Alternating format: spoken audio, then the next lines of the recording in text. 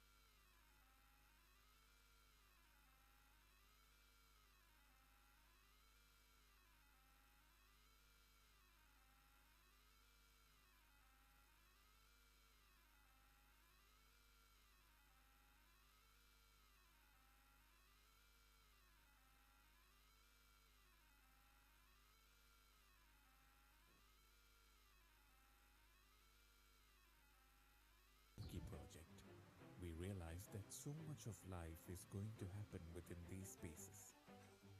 There'll be celebrations, for instance. Students will pass exams. There'll be new additions to families. Romances will be written. Promotions and business goals will be achieved. Memories will be written. Friendships will be made. This is exactly why we put so much more into each of our projects. Whether it's technology or thought, vision or wisdom, more facilities, more luxuries. We build smart and with all our heart. Ramki Estates, spaces for life.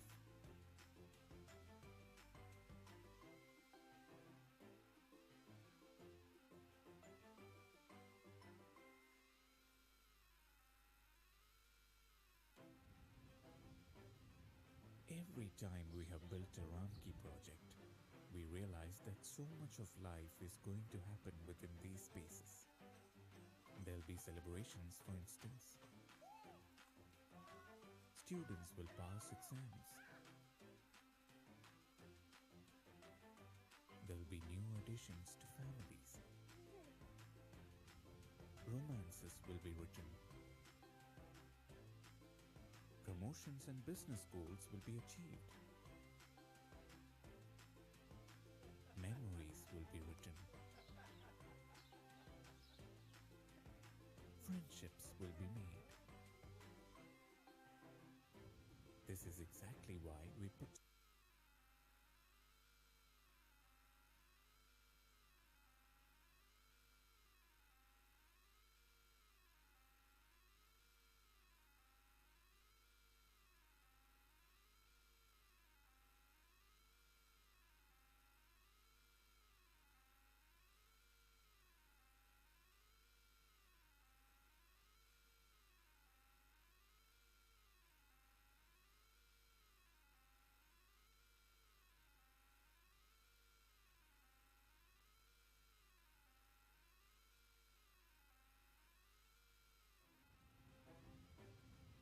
Every time we have built a Ramki project, we realize that so much of life is going to happen within these spaces. There'll be celebrations, for instance. Students will pass exams. There'll be new additions to families. Romances will be written. Promotions and business goals will be achieved.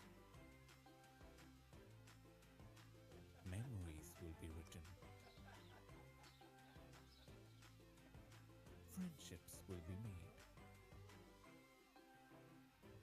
This is exactly why we put so much more into each of our projects. Whether it's technology or thought, vision or wisdom, more facilities, more luxuries. We build smart and with all our heart. Ramki Estates, spaces for life.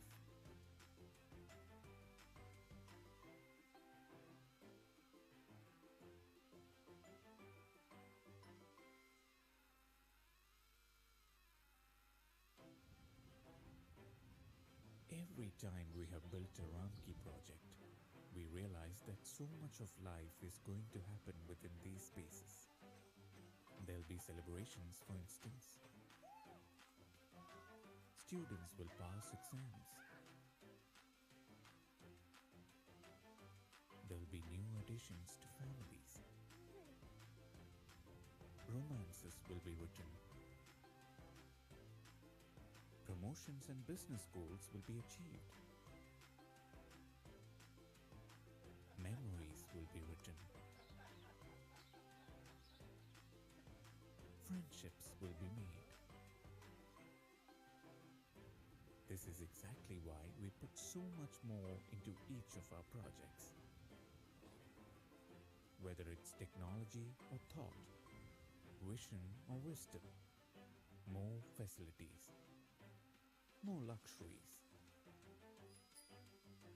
We build smart and with all our heart. Ramki Estates, spaces for life.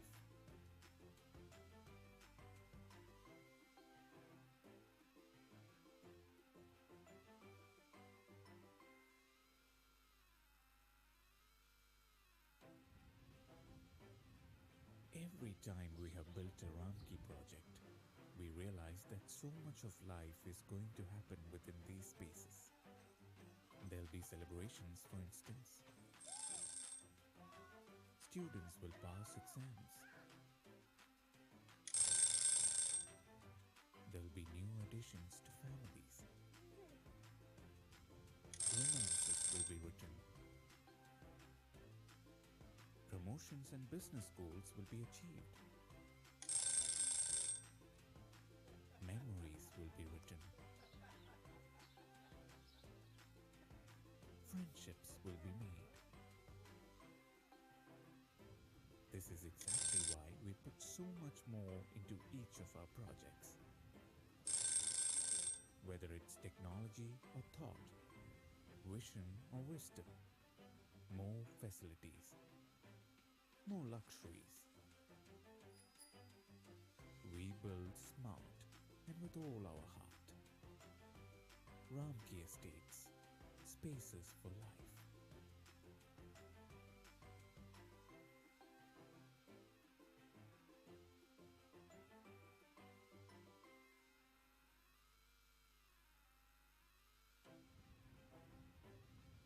Every time we have built a Ramki project, we realize that so much of life is going to happen within these spaces. There'll be celebrations, for instance. Students will pass exams. There'll be new additions to families. Romances will be written.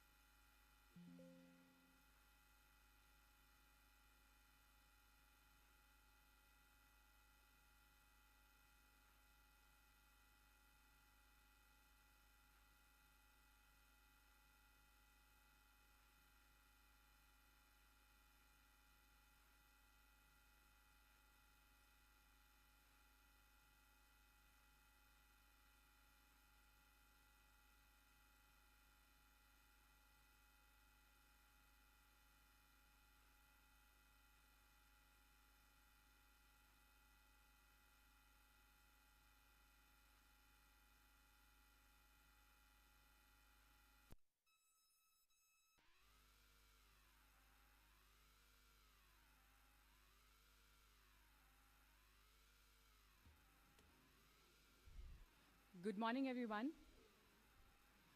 I would like to request everybody who is waiting outside to please come in and take your seats because we're going to begin with the talk and with this summit in a couple of minutes. Thank you.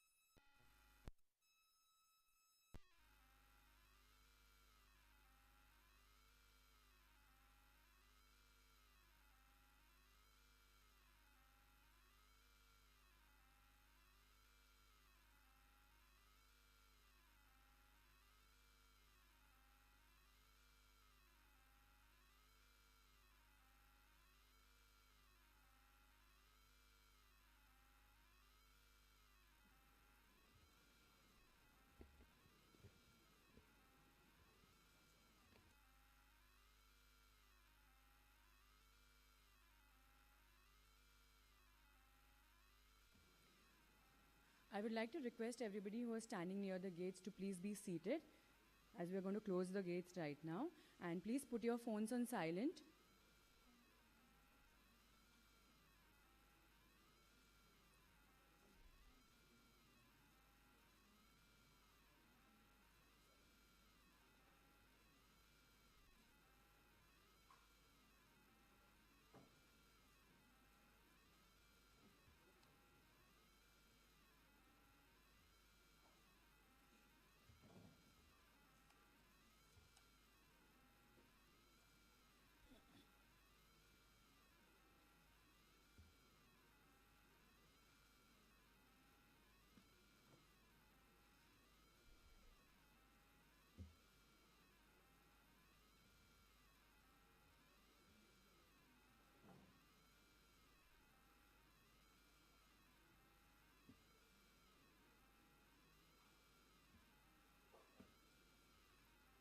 Good morning, everyone. Welcome to the second edition of the Hyderabad Annual Cybersecurity Knowledge Summit, H.A.C.K 2.0. Before we begin today's program, let me ask you one thing. Are we ready? Okay, it's just the first hour in the morning. So I'll ask you once again. Are we ready? Yes. Very good. Once again. Are we ready? Yes. Great, great. Thank you for the response, and big round of applause for all of you to be here. It's a true pleasure to be here with all of you at this event. I am Akanksha, and I have the honor of being here, your MC here today, for a day that promises to bring you a lot of insight, inspiration, and an impactful dialogue. The theme that we're embracing today is From Awareness to Action, Shaping a Secure Digital Future. In a world where digital innovation is moving at lightning speed, the importance of this theme couldn't be more timely. We are here to dive deep into the challenges, opportunities, and responsibilities that come with securing our digital landscape. As we all know, awareness is where it starts. Understanding the risks, identifying the vulnerabilities, and staying informed. But awareness is just the first step. Today's summit is about bridging the gap and moving into action, where solutions are designed, collaborations are formed, and proactive measures take shape. This year's summit, titled H.A.C.K 2.0, represents not only an evolution, but a reaffirmed commitment to our mission. H.A.C.K 2.0 is more than just a gathering. It is a movement. It builds on the successes of last year's inaugural event and sets the stage for an ongoing legacy of innovation, collaboration, and proactive solutions in digital security. Thank you all for being a vital part of H.A.C.K 2.0, and we look forward to welcoming you all year after year as we continue this journey to secure our shared digital future. So, due to a slight delay in the presentation of our chief guest because of some official work, we are having a slight change of program, and we are going to begin with the presentation first. So for that, I would like to introduce to you a trailblazing personality that we have along with us over here, in whose session we are about to gain critical insights in one of the most pressing issues facing our region, which is the evolving cyber threat landscape in Telangana. So our presentation will shed light on the current challenges, trends, and strategies to safeguard against emerging digital threats unique to this area. And it is my pleasure to introduce Srimati H.A.C.K Goyal ma'am, IPS DGP CID Telangana, Director TG Cybersecurity Bureau. Ma'am serves as the DGP CID Telangana, also holding roles as FAC, Director of the Cybersecurity Bureau, In-Charge Director of FSL, and In-Charge DG of the Women's Safety Wing. Her distinguished career includes serving in key roles such as Additional Director General of Police, CID, Telangana, Director of the Anti-Corruption Bureau, Telangana State, and Additional Commissioner of Police for Crimes and SIT in Hyderabad City. She has also worked as Inspector General in the CISF headquarters, New Delhi. Ma'am has received numerous awards, including the President's Police Medal for Meritorious Service in 2011, the DG's commendation disc and certificates in 2016, 2013, 2017, the President's Police Medal for Distinguished Service in 2021, and the Ati Utkrisht Seva Padak in 2023. With over 29 years in the police service, ma'am has tackled terrorism, Naxalism, and factionism, led community police programs, and enhanced women's safety through initiatives like She Team and the Bharosa Center. As Director of the Cybersecurity Bureau, she focuses on strengthening cybersecurity enforcements, coordinating intelligence operations, and fostering public safety across Telangana. Please join me in welcoming ma'am for this important presentation, everyone.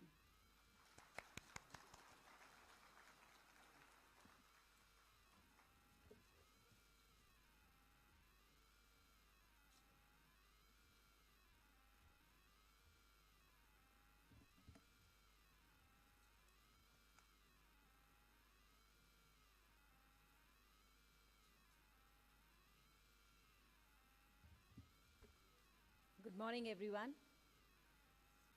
It's a little difficult to start the first session in a day, right in the morning, but I'll try to see that most of you find it useful.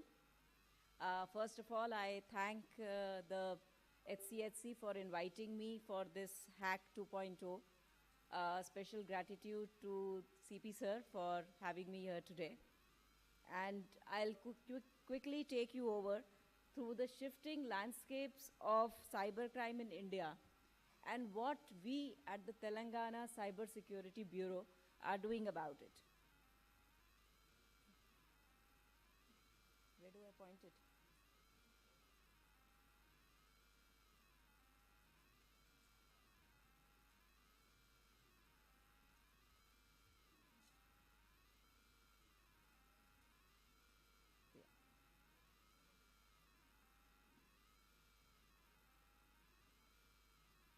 So when the history of cybersecurity shall be documented, I'm sure that 2024 will have the dubious distinction of one update by one service provider of a software behemoth bringing down the world.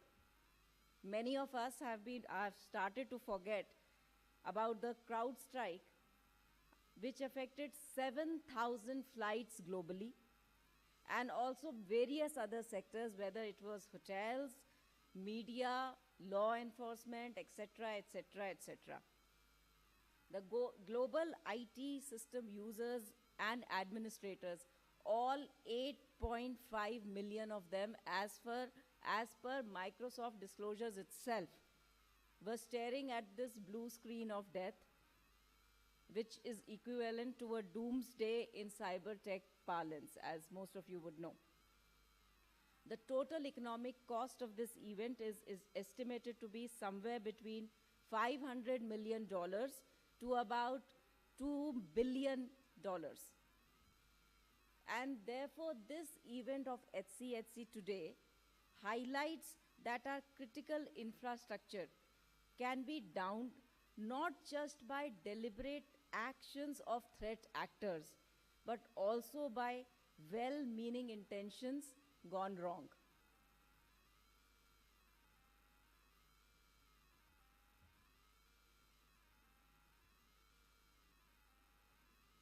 I think you'll have to change from there only. Yeah, next slide, please. Of the 8 billion plus population in the world, almost 66% have access to internet. Now, be it computer terminals, be it mobile devices, be it OTT content on television sets, everything and almost everyone is connected. The major utilities such as power, railways, airlines, hospitals, emergency services are all deeply dependent on internet for connectivity and seamless operations. As per Microsoft's own admission, which is quoted there, this incident demonstrated the interconnected nature of our broad ecosystems. The global cloud providers, the software platforms, the security vendors, and other software vendors, and all the customers. And that is how important cybersecurity is.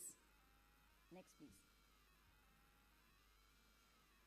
Such is the magnitude of loss in cyber crimes that it is estimated that by 2035, the loss by cyber crimes would be somewhere around $10.5 trillion, making it the third largest economy if it was a country after US and China.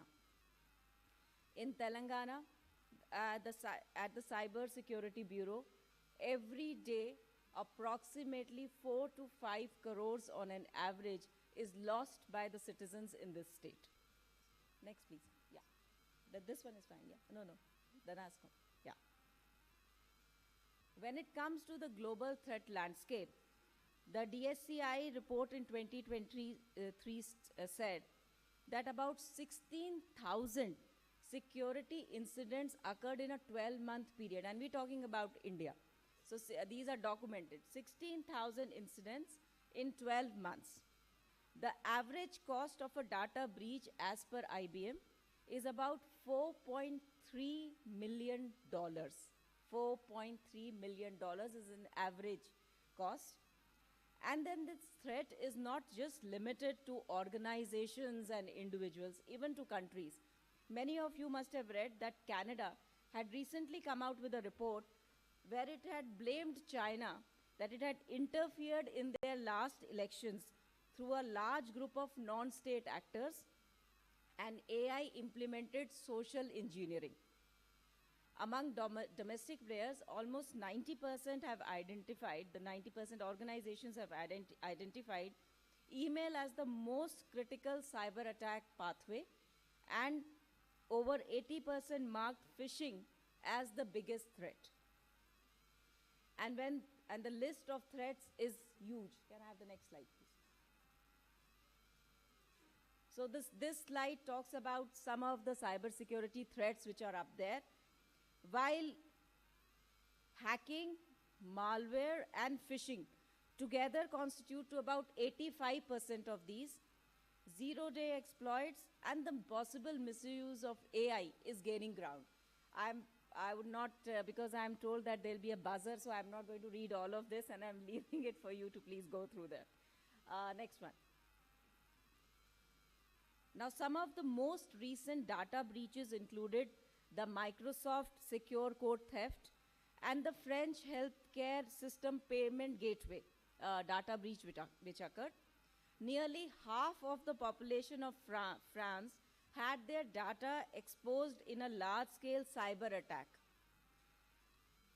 The updated ROCU 2024 posting has about 10 billion unique passwords outside. They're posted for any of us to use. And we were just talking in the room about how our data is out and how the criminal gets it.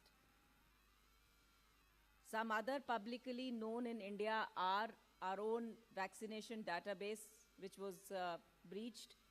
The Aadhaar database, again, suffered breaches. And if any of you has at any point of time been treated at AIIMS in Delhi, it is quite possible that your health file is outside for somebody to buy. Next, please. So the need for having a strong and a well-established SOC, which has well-documented processes and which is manned by skilled people who are capable of handling cybersecurity, is the need of the hour for any organization, whether it is in the private or whether it is in the government sector. Next. Now, I just spoke about AIIMS, so I'll just tell a little about this. So in 2022, about 40 million health records of AIIMS Delhi were leaked in a data breach. And why did this data breach happen and how? It was due to an improper network segmentation and non-functionality of critical application. Nothing, no rocket science needed here. And similarly, in 2019, both AP and Telangana state power utilities servers were affected by a ransomware attack. How? Because one gullible employee clicked on an email which actually had some virus in it. So most of these major events across the world, when they're analyzed, we realize that there is always a Vibhishan who opens the door of the Lanka Nagari, whether it is an unprotected port, whether it is an outdated firewall, or whether it is just a small click on an unsuspecting email by an employee. So nothing very complex. Basically, where basic cyber hygiene is not followed in the organization. Incidentally, 96% of all breaches occur due to human error, and 44% are through employee emails. Next. Now, as the state nodal agency, the Cybersecurity Bureau, we are implementing various things both for the Bureau as well as for the police organizations, whether it is establishing a S.A.C.K, whether doing penetration testing. In fact, cyber hygiene guidelines have been circulated to all the police units, and they have submitted reports. And just 2 days back, we have completed our first cyber hygiene audit of the Hyderabad Commissionerate, which has thrown up some really enlightening insights which has given. And yesterday there was a presentation in the DGP office about what we have come to know and how to strengthen our systems. Next, please. So as organizations who are custodians of data of millions of users, it is our moral and ethical responsibility to ensure that the data is safe. The Government of India passed the DPDP Act in 2023. We are still waiting for the rules to be framed. And once these rules are framed, this will ensure that the organizations play important role and invest in cybersecurity. The issue is that investment in cybersecurity always takes a backseat, or it's very low in priority for whether the private or the government sector. And probably this might ensure that we start taking the privacy of the data of the customers a little bit more seriously. Next, please. I'll slightly shift my gear now from cyber security to the cyber crime aspect, which affects the aam aadmi, the common man, the millions of people living. So cyber crime, as we all know, is the fastest growing crime across the world, and we are not isolated from that. Although states like UP and Maharashtra report more number of incidents, the number of cases which are registered in Telangana, that is the conversion into FIR, is largest.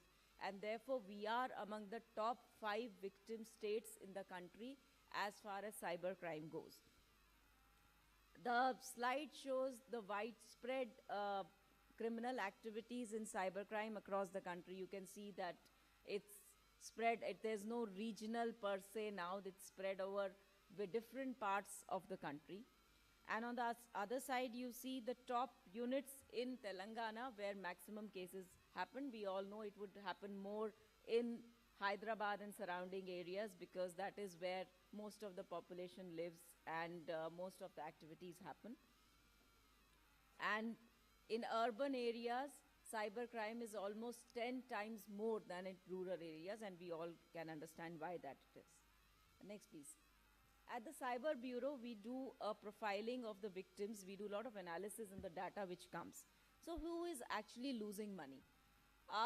There's a general misconception that it is the uninformed people who don't know anything about cyber, who are digitally not very active or are novice in this platform, are the ones who are affected by cybercrime.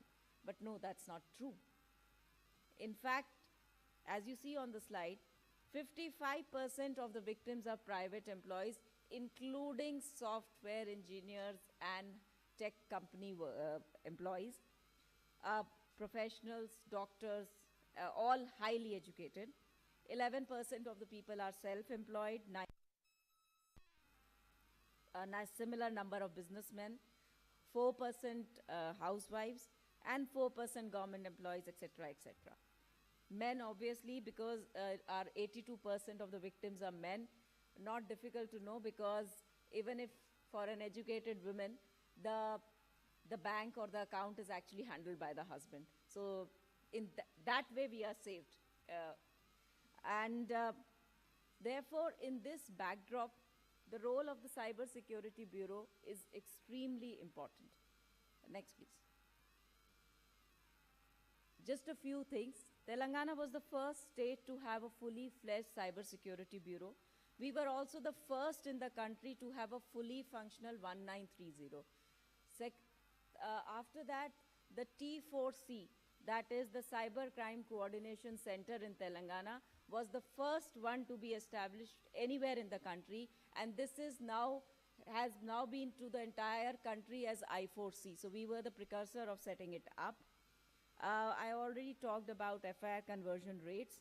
The number of complaints which we receive is already also there. One important thing which we have started is return of the money which is saved of the public through the Lok Adalat mechanism. And I am happy to share here that during this year, the Bureau has returned, as on yesterday, 137 crores to the victims of cybercrime in Telangana. Nowhere in the country that kind of an amount is returned. Last year, since the Bureau was formed, we had only returned about 9 crores. So with the collaboration with judiciary, we were able to take this step for giving relief to the public. Next, please. During this year, we were able to operationalize 7 cybercrime police stations across the state, and these have started registering cases. We use high technology in assisting our IOs and establishing most high-tech whatever is possible, although technology keeps changing every 6 months.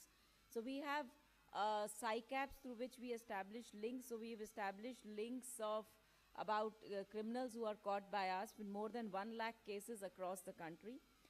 In fact, the government of India recently recognized and awarded Telangana for this initiative, and the Union Home Minister gave us acknowledged this. And the H.A.C.K is now being integrated at the MHA level. So they have requested, and we are integrating it for use for other states in the country. Lok Adalat I have already talked about. And we have frozen about 1.7 lakh bank accounts. And I'm talking about this year.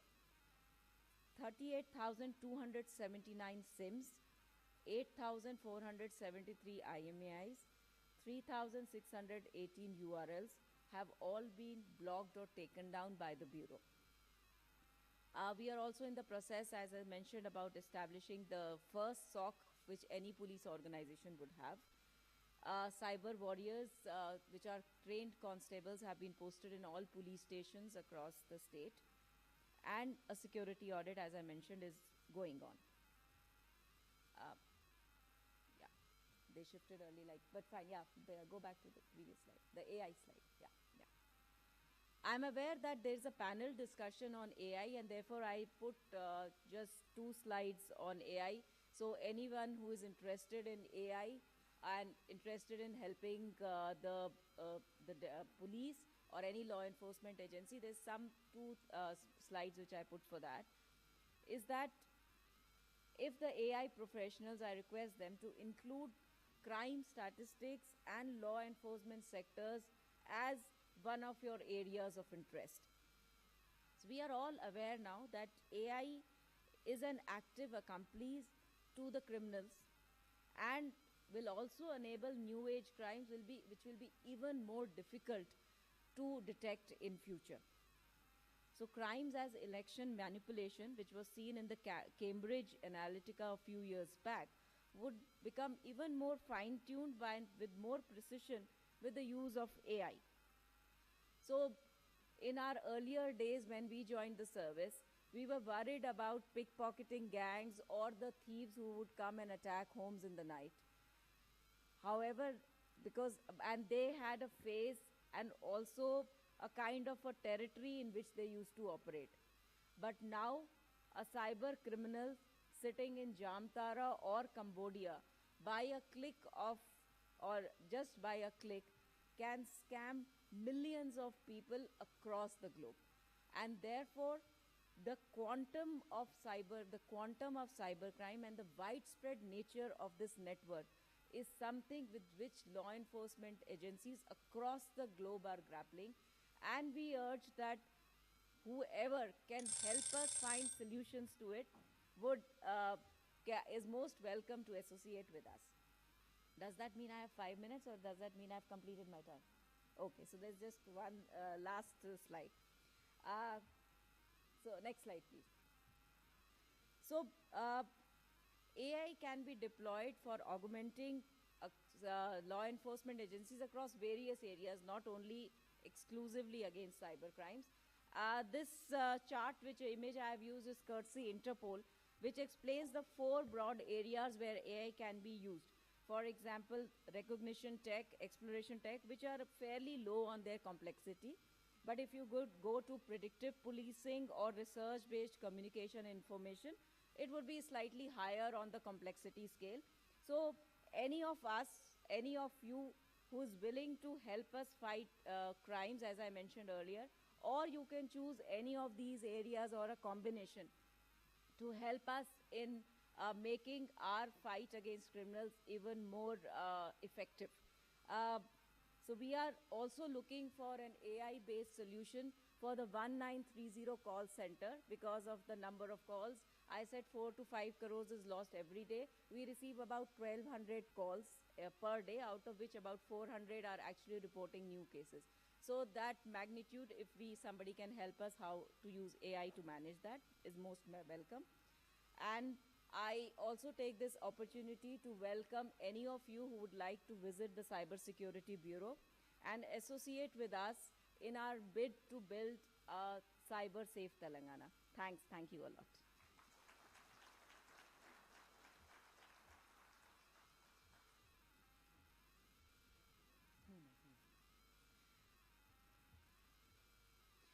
Thank you, ma'am, for the insightful presentation on the cyber threat landscape in Telangana. Now, for the panel discussion, I would like to invite on stage the panel moderator, Sri Krishna Shastri Pendyala, Partner Cybersecurity Consulting, EY, to join us on stage. Sir's accolades include the Union Home Minister Award and several commendations for promoting forensic science technologies. He co-authored a book on cybercrimes and continues to contribute as a committee member on cybersecurity for India's financial regulators. Next, I would like to invite the panel members, Sri Ishwara Sai Prasad Chunduru, Senior Managing Consultant, IBM Cybersecurity Forensics Incident Response. With a career spanning 25 years, he has been instrumental in establishing major cyber forensic infrastructures in India and abroad, such as the National Cyber Forensic Laboratories for evidentiary purpose in Hyderabad and the Indira Gandhi H.A.C.K Forensic Laboratories in Vietnam. Next, I would like to call on stage Professor Sri Krishna Deva. His contributions to criminal justice education earned him the Kumarappa Reckless Award from the Indian Society of Criminology in 2020. Professor Rao was part of the Indian delegation that presented the Universal Periodic Report on Human Rights at the UN Human Rights Council in Geneva in 2022.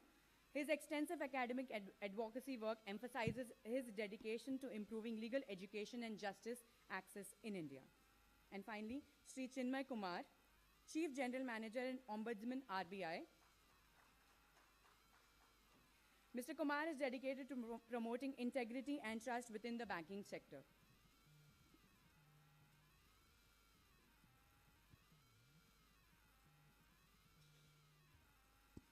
So the panel discussion is about cyber threats landscape in India, trends, strategies, and evolving legal framework. Very good morning to netizens and citizens. I'd like to thank H.A.C.K Madam for laid a very big foundation and a very good platform for the further discussion as a part of the panel. And everyone sitting here must admit and will agree with me,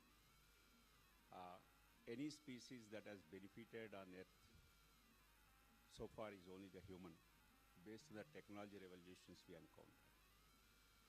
And since many of us was born in 1960s and later, you should admit, remember, we have seen the agricultural revolution, then we have seen the industrial revolutions in the 70s, 80s we have seen something called computer revolution, 90s is internet revolution, 2000 mobile revolution, 2010 onwards we went into IoT revolution, and 2020 onwards we are experiencing the AI and ML capabilities. This is how the technological revolution has benefited all of us, and we are all getting benefited today. We can't live without technology, that's a fact. And again, I'm fortunate enough, like many of you, I've seen the barter system in 60s, then I've seen the markets, then I've seen the e-commerce, then we went for something called virtual markets. 2G to 3G to 4G, 5G, we did a very good transition. And we have also seen, remember, a lot of things like barter to physical currencies to electronic currencies to virtual to CBDCs. That's where my banking regulator will agree further. But one thing is true, it has made our life as very easy, healthy, and joyful. But remember, technology is a double-edged weapon. We have a lot of advantages, but at the same time, we are experiencing a lot of disadvantages. I'm going to give you some of the figures what we are experiencing it. Today, the global cost of cybercrime has become $5 trillion US, and as per the World Economic Forum, it is going to reach by 2026 January something $10 trillion US.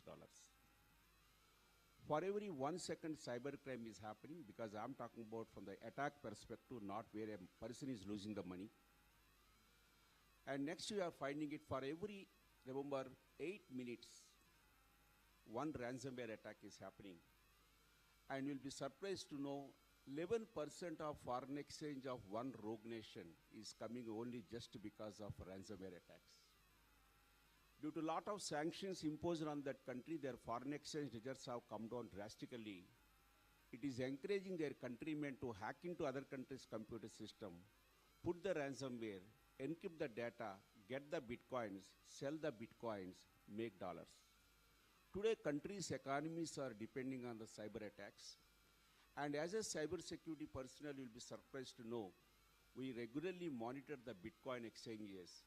Anytime increase of Bitcoin price is an indication of a cyber attack. That's where you can have a big correlation. That's exactly what is happening. As Madam has already mentioned about, the average time the attackers are spending in the organization's network is 186 days. You implement any antivirus, or we call it as in the technological terms, endpoint detection response, extended detection response and all, but still we are unable to stop the attack. The reason is per day 9 million viruses are coming to the market, out of which 2% of the malwares, how they are going to behave, no one knows about it. Like a coronavirus, somebody has to get victimized, collect the virus, do the genome sequence, develop the vaccine. In the same manner, somebody should get victimized with that virus, identify that, analyze that, how it behaves, and based on that, develop the antivirus. We call it the signature of the antivirus. So that is what the current scenario today we are facing it is. And number of viruses, the threat actors are increasing. Gone are the days where from the script kiddies, today we are experiencing something called as APT attacks with a very good nation's involvement. And proving that involvement is also a very tough task, because earlier we used to say, the attack has come from China, the attack has come from Russia. Today it's next to impossible to correlate any attack to any country. The reason is hackers will never use their traditional IP addresses. They are going to use the VPNs, they are going to use the proxies. So it is not possible to correlate which country was really present behind it. And the most important, we are facing it as a nation, if you look at it. Our operating systems, we have no idea. Our hardwares, we have no control. Softwares, we have no control. What was written behind it, no one knows about it. That's where we are finding it is something called supply chain risk. And Since I work very closely with the banking industry as a standing committee member of Reserve Bank of India, we are finding it very difficult.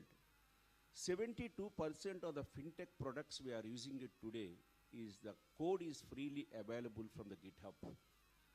And this younger generation of, remember, software coders are coming with a new theme, something called low code, no code. They don't require to develop any code, drag an application, your product is going to be. But in that product, is the DLL or the library file that is available, is it really part of, remember, any of the enemy nation developer? We have no idea about it. That's where Madam has mentioned about a very beautiful presentation there. I found it something called Move It Vulnerability. And we have no control, and recently we have seen the CrowdStrike and Microsoft issue that has happened, how the supply chain attacks are going to cost. So please remember, it is not the individuals who are getting compromised or losing the money. Is the nation is at a bigger risk today. The cyber attacks are increasing. And every sector you think that got benefited with the technology, but today what we are observing it is, look at the last 5 months, what we are finding it is, lot of aircrafts are losing control with the GPS. So GPS jamming has become one of the biggest problem today are facing it. Please remember, another point we are facing is the GPS spoofing. Aircrafts are losing control in which direction they are moving it is. Assume I hired a driverless car, sit inside, and I said, I want to go towards Lakdika Pool. We know 64% of the automated cars today are hackable. If somebody did the GPS, remember, spoofing and change the latitude, longitudes, I may go towards, remember, Secunderabad side. This is what really currently happening. Just go to, remember, internet and see. Medical devices are getting. Look at very popular company in the world has come out with something called insulin pump. Just via the insulin pump, it identifies how much insulin you require to the body and pushes the insulin. Hackers hacked into that and pushed more insulin into the body, the person passed away.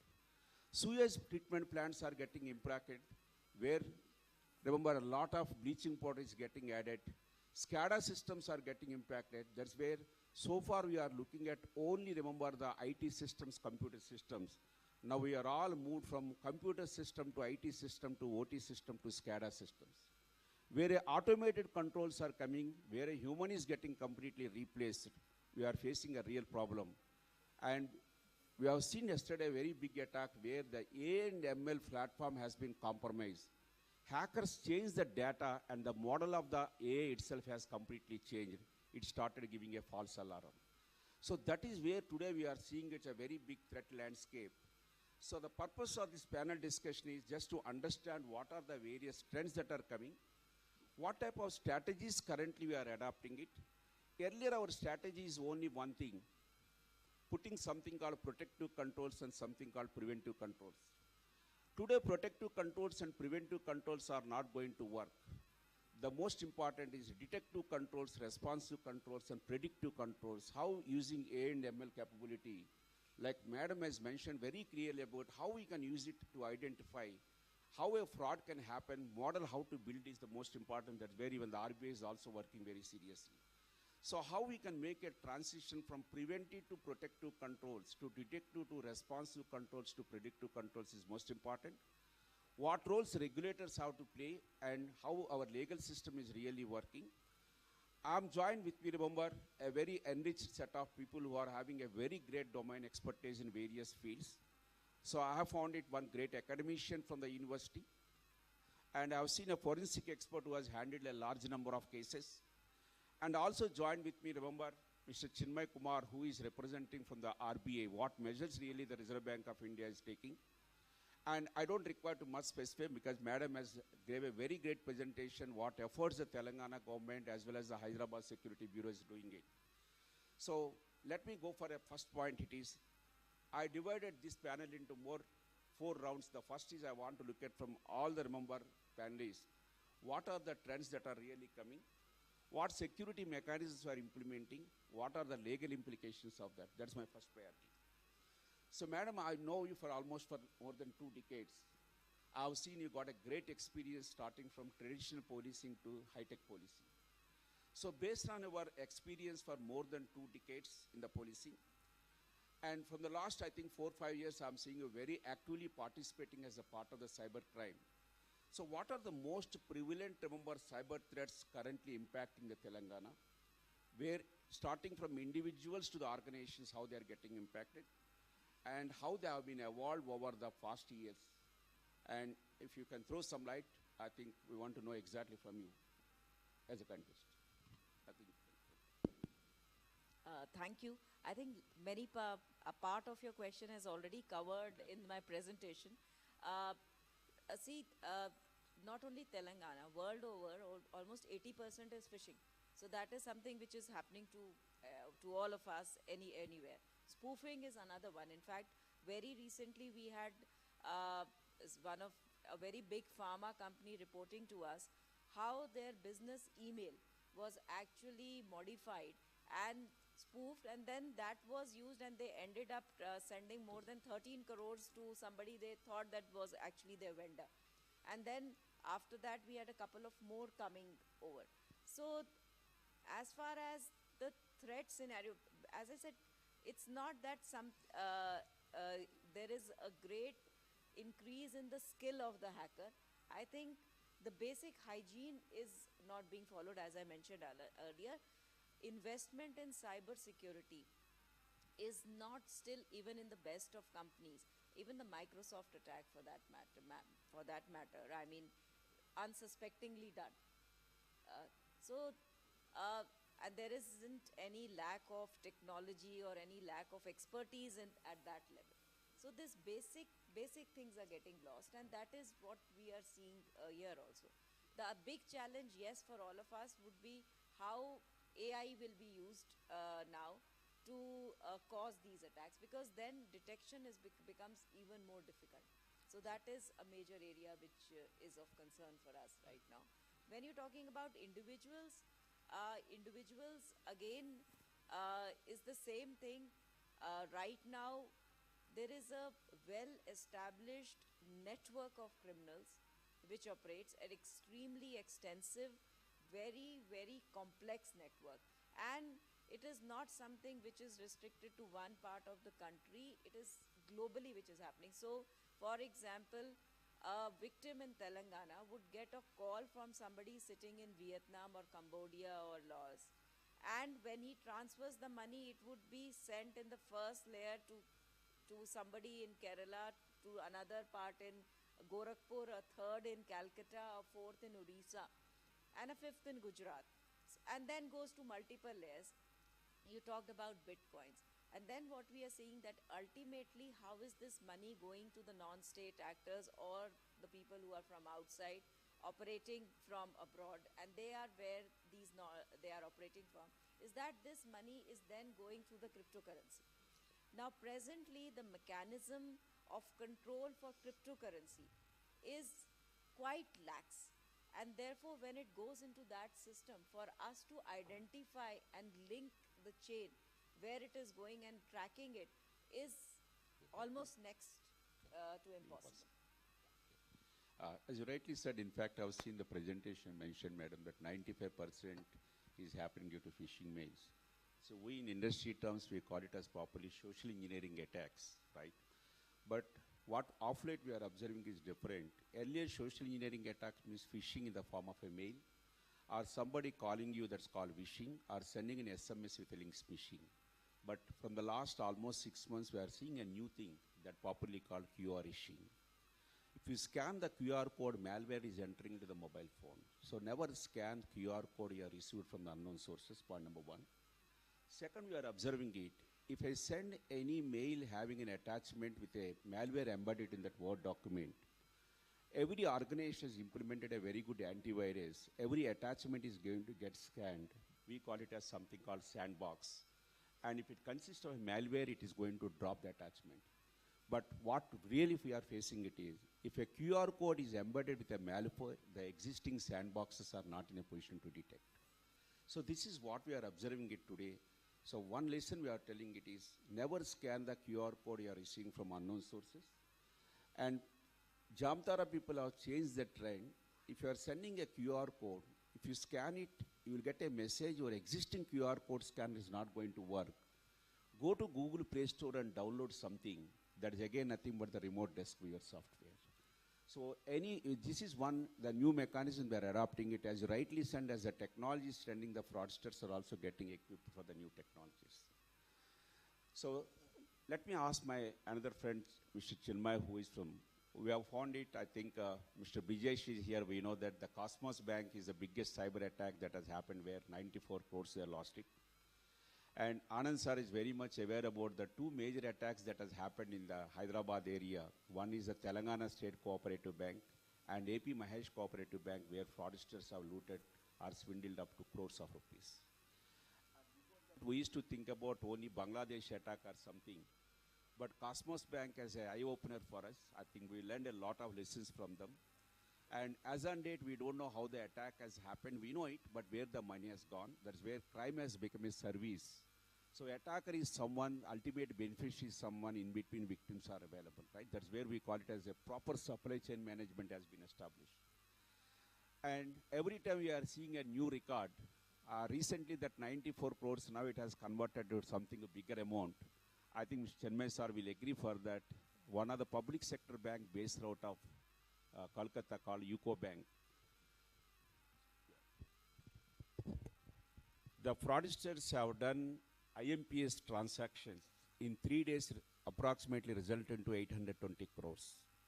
That is because I think, the software is not properly tested before it was pushed into production.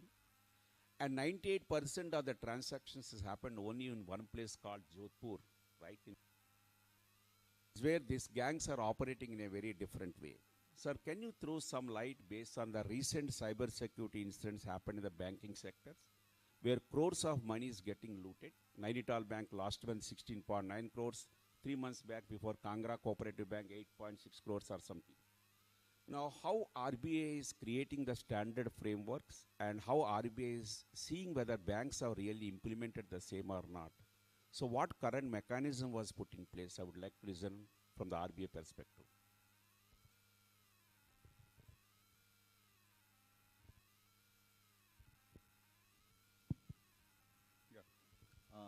So you have already named a few banks who have fallen prey to these cyber attacks and they have lost money. In fact, if you see in case of the two banks which are headquartered in this part of the country, in fact, after these attacks happened, or there were actions which were initiated by RBI. In fact, there were penalties which were imposed on these two banks.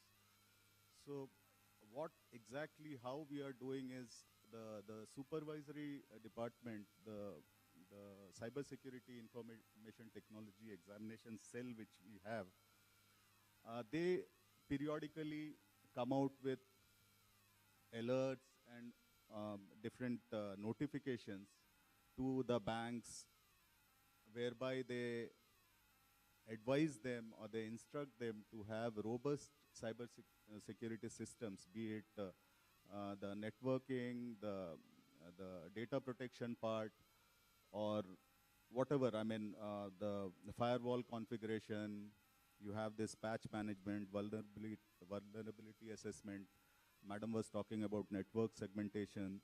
So regarding all these critical areas, the C-site has been actively, while it has been conducting inspection and supervision, and at the same time, based on its experience, they have been coming out with notification and these alerts.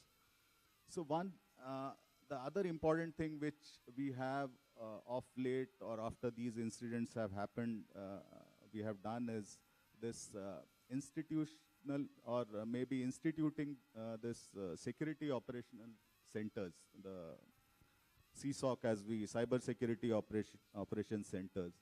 So here we have been insisting, at least for the banks, the larger banks, and in fact the banks which are having network and which are participating in the various transaction networks like IMPS, RTGS and stuff like that. So the SOC has become a very important kind of a department for each of the banks, where on a real-time basis, 24/7, they are supposed to basically track what all kinds of cyber attacks are hitting them, what kind of high value transactions are flowing through their systems. So this has become a very important area for the banks through which they can basically find out and assess how vulnerable their systems are.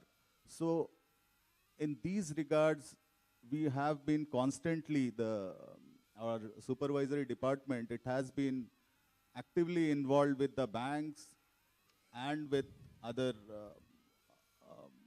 even the IT industries and other stakeholders, and they have been ensuring that the banks, they are up to date. You see, it's an ongoing thing. I mean, you do something and next day you come to know that this is not adequate. So on a real-time basis, the banks have been upgrading themselves, but yes, there is still scope for much more to be done. Thank you. Thank you, sir, because since I work with RBI, we know very well the standards in the framework that as time to time RBI is developing, yet making the banks to implement the same. I know, Mr. Prasad, we are colleagues for almost for 2 decades working in central laboratories. Sai Prasad has handled, I know, more than 1,000+ cases referred by the various law enforcement agencies. He made a very good transition from government to the corporate. Sai, based on that 20 years of experience in investigating the cases and analyzing the electronic evidence submitted by the various law enforcement agencies, what are the trends you have observed as far as the electronic evidence is concerned? Remember, in 1990s, law enforcement used to refer a hard drive, a mobile phone to retrieve the data. But today, they may be referring a new things because, as Madam has mentioned about the attacks are completely getting changed. So what are the various types of new electronic evidence that is getting referred to the forensic laboratories for the purpose of examination? Thank you, sir. And thank you for inviting me to this summit.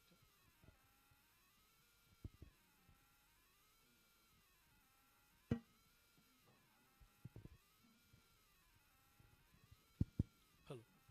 Good morning, everybody. And I first of all thank H.A.C.K for inviting me to this summit.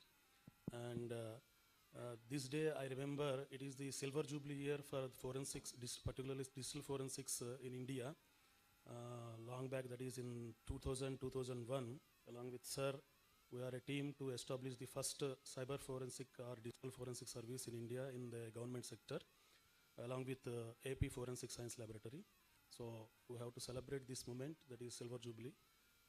Apart from that, coming to the trends in the electronic evidences that were referred to the forensic science laboratories, as Sir was mentioning, the age-old hard disks and mobile phones, nowadays the same situation is still existing, with addition to new technology-related electronic exhibits, that is firmwares, chips, and then the GPS-related devices, and then satellite phones, and then to the cloud-related instances and IoT-related instances.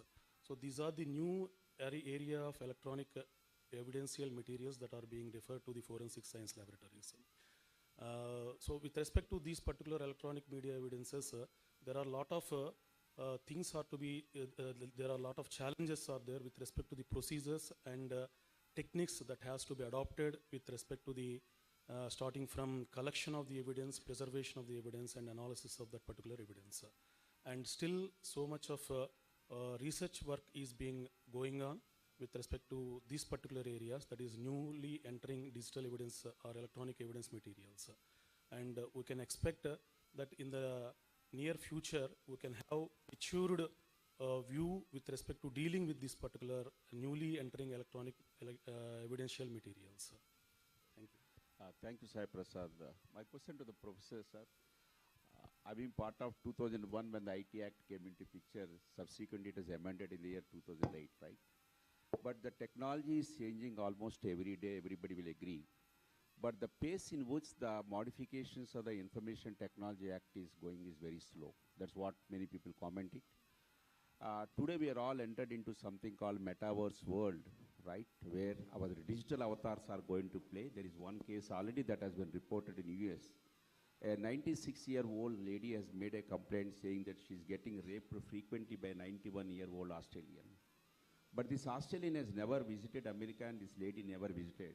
The complaint clearly says, my avatar is getting raped. So that's where the physical evidences are getting converted into something called virtual evidences. That's where when everybody is having a new avatar and where you are giving A and ML, today everybody says use A and ML very judiciously. So in the rapid pace of development of technologies are happening, do we think, remember, our legal system is able to cope up and adopt the new technologies so that we are able to amend our laws very?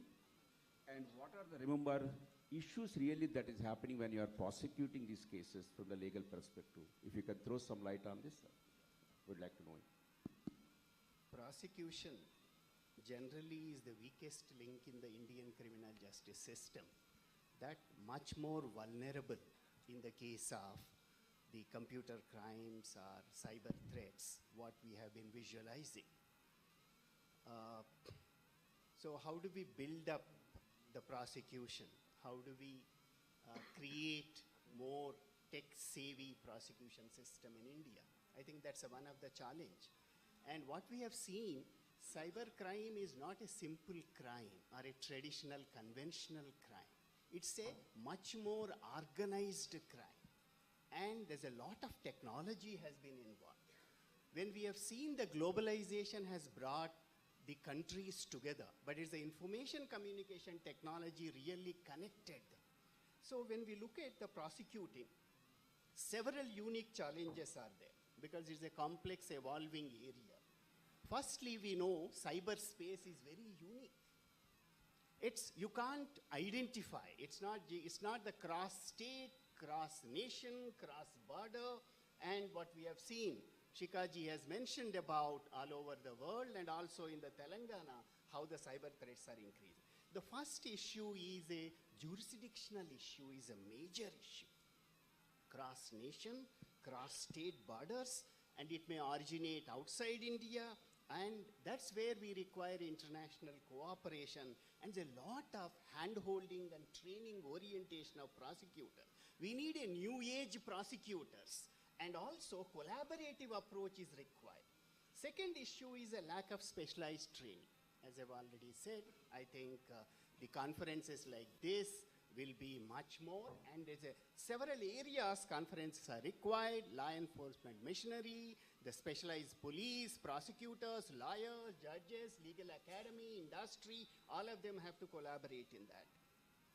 Third is, I think my friend has mentioned about difficulties in digital evidence collection and preservation. Fortunately, the Bharatiya Saksha Adhiniyam, the new Indian Evidence Act, first time has brought digital evidence. But there are some limitations and other, so we need to prepare them. The major issue in the cybercrime is collection of the digital evidence, preservation of the digital evidence, because ultimately in the court, admissibility, reliability, and that's an important issue. And lastly, in fact, long ago, 2018, the Department of Justice, Government of India has constituted a committee. Justice Jagannath Rao headed this committee. And what they visualize like American system, there's a judicial impact assessment needs to be done. Before government, central or state government passes any legislation, they need to first develop an infrastructure. Which are the critical infrastructure which is necessary, whether a forensic science, cyber forensic, digital forensic, training and other. That's a part of the American justice system. Before they pass any laws, they will look at, audit the legislation, create an infrastructure. But anyhow, the new criminal laws have come. We have three major criminal legislation. Of course, Information Technology Act 2000, and we have a 2008 amendments and other, 3 new criminal laws, and the DP, the new data protection law. This is that, but it requires a lot of orientation. That's where industry, academia, all of us have to come together and create that machinery, which particularly the prosecution is important in this. Thank you for this question. Thank you very much, sir, for your views. Let me tell about, we know, I think Madam has given a presentation there, 96% is due to human error, right? Today, please remember, everywhere it's a common problem. Every cyber attack, it is due to human error, it's happening. That is where people say the weakest link in the cyber security is nothing but the human being. And the trends are also going from reactive to proactive to predictive. So proactively, what measures we can take it. So I would like to listen from Chicago Madam. Public awareness and education is going to play a very important role in really reducing the number of cyber crimes where people will not get victimized. So what measures proactively Telangana government has taken and how you are bringing awareness to the public, what programs has been rolled out so that people will not get victimized for the cyber crimes?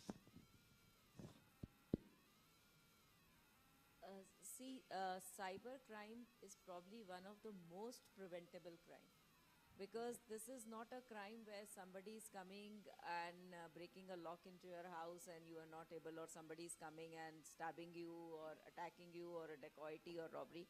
This is some crime where you yourself are sharing your details. I'm talking about the crime which is happening in the personal sphere. So the individual himself or herself shares their detail, and they share transfer amount, all of which is going through the digital. So this is a very preventable crime if people know, follow those basic do's and don'ts. So that therefore awareness plays a huge role. As far as the government is concerned or the police is concerned, we, as I said, we do profiling, and based on that, there are even targeted awareness campaigns on the people who are the community or the people or the type of people who are likely to get affected. In fact, today we are having the Cyber Bureau throughout the state is today having exclusive programs only for the elderly. So we are dedicating every month, first Wednesday, we dedicate to awareness. And today it is for the elderly that we are doing it today. And every unit, big Hyderabad, Cyberabad, and every district is on their own doing. Also, the IT department is also creating a lot of awareness. The Cyber Bureau directly is sending emails to 100+ companies on the trending crimes which are happening. We are also collaborating with industry bodies, for example, the CIA, the H.A.C.K, so that we can educate them and then they can pass on the message. However, awareness has to be taken like a mission, in the mission mode, especially in cyber crimes. And there is the need for collaboration from all sectors. So whether it is the education sector, whether it is the women and child, whether it is the IT, whether it is NGOs, whether it is professionals, we need a greater collaboration, because what we are seeing is that every agency, even every stakeholder in the cyber ecosystem itself, all of them are having some awareness. For example, banks are doing some awareness. You will find, so you have messages coming from the bank creating some awareness. You will have the telecom services also doing some awareness. You have NASCOM, MATI, everybody are doing their awareness bit. Somehow, unless and until we collaborate and coordinate our efforts, the impact will not be seen. So all of us are working in some way in silos. Exactly. Trying to do awareness, everybody want to do their bit, but the impact is not showing. Probably will show if we collaborate. So my appeal from this forum is that let us collaborate hugely in the field of awareness. And if we all combine our efforts, I'm sure with the same thing which we are doing, but with collaborate, we'll have much more better impact. Thanks, Madam, for that. I appreciate the efforts made by Telangana Police, especially in this area. As you rightly said, we have to do it in a mission mode. That is very important. Identifying the right stakeholders and coordination of the various stakeholders are going to play a very important role. That's where I think in US and all, people say that cyber awareness should not be done as a project, it should be done as a program. That is very important. conduct as a program regularly to see that how much awareness you can bring it. As you rightly said, cyber crimes can be stopped completely if people are having a very good awareness. That's very, very important. So my, my question to Chinmay sir. So I would like to know, lot of, remember, people, once they got victim of any cyber crime where they lose the money, the next point is, sir, can RBI can help you to recover back my money? So as an ombudsman, what are the various types of complaints you are receiving from the customers and how you are resolving and what type of mechanism has been established by the Reserve Bank of India?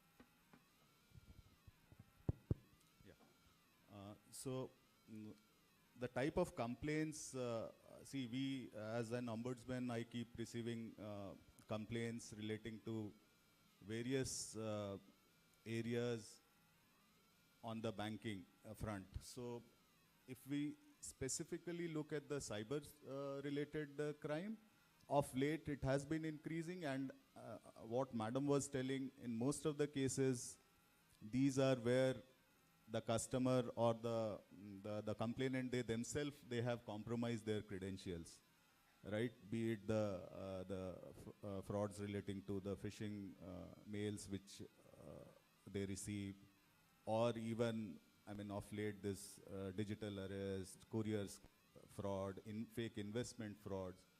Everywhere, either out of fear, out of greed, somehow or the other, they have been compromising their key details. So in such cases, when we take the inputs from the banks, we take the log details, whether the banks, they have shared the, whether they have sent the OTPs and the SMS alerts. And then we find that very often the complainants, they themselves either knowingly, unknowingly, wittingly, unwittingly, whatever it is, they have shared their credentials with the fraudsters, and because of that, they have lost money from their bank account. Nevertheless, when we get a complaint, we also then try to find out whether if there has been any deficiency on the part of the bank. For instance, like if we find that within a span of 2-3 minutes, a spate of transactions have happened, okay, then we get back to the bank and we ask what kind of velocity check you have done. How is it that, okay, so maybe you could not detect the first, second, third fraudulent transaction, but what happened after that? Why that system has not been put in place? So then we enforce, or we ask the bank to reverse those transactions which happened, let's say, after the third one, right? So this is one way how we resolve. The other is, let's say, when the complainant has gone to his bank and lodged a complaint, then we find out whether the bank has in turn raised a chargeback with the other bank, okay? And then when the bank raised the chargeback, what did the other beneficiary bank do? Did it act, okay, or whether it was keeping quiet? What kind of, the money which went to the beneficiary account, what kind of account is it? Whether it is properly KYC'd or not.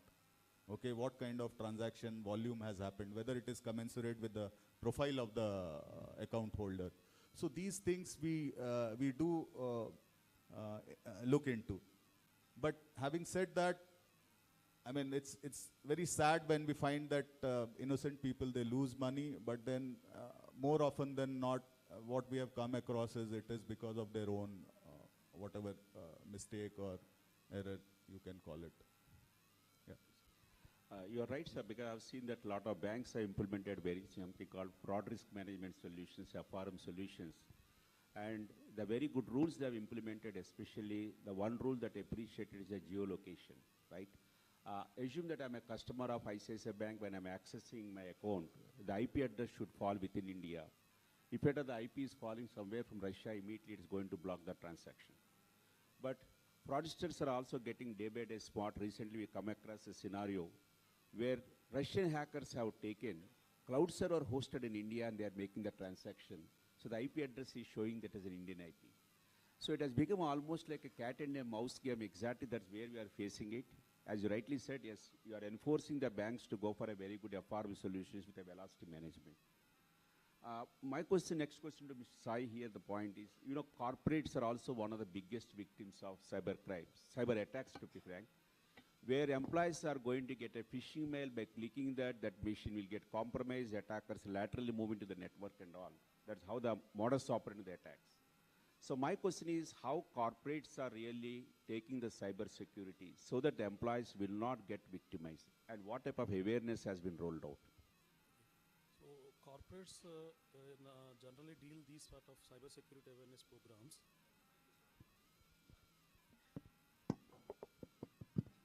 These sort of security awareness programs, corporate deal with, broadly speaking, two ways. That is general employee awareness, one thing.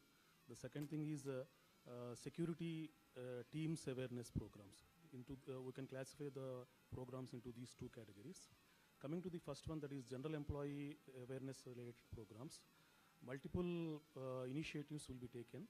The first thing is cyber drills. Every year, once or twice, as per the policies of the corporates, they will be conducting a cyber drill across all the employees. And as part of that particular cyber drill, they will be asked for the asking the employees to go for some sort of a cyber security awareness training sessions. And if they complete that particular sessions, they will be awarded with some blue points or some sort of awarding points, so that those can be used for some offline purchases or something by the employees. That is one initiative. The second thing is, as Sir was mentioning, with respect to phishing attacks, which are contributing major to the cyber incidents, the corporates, what they will be doing is, they will be checking their employees' awareness with respect to these phishing emails. They will constitute some sort of an external set of team, and they will be sending emails with some sort of links. And they will check whether any employee is clicking the link or otherwise. If any otherwise, they are reporting that particular suspicious mail, external mail, wherein the link is there to click to the security teams. That sort of mechanism they will devise, and then they will check the employee's awareness. If any employee clicks the email, the link in the email, then they will be given some sort of negative points in their annual performance appraisal. If they are reporting that particular instance to security teams, they will be given some positive points. These are some sort of initiatives. And then coming to the second category, that is security awareness for the specific to the IT teams or the security teams.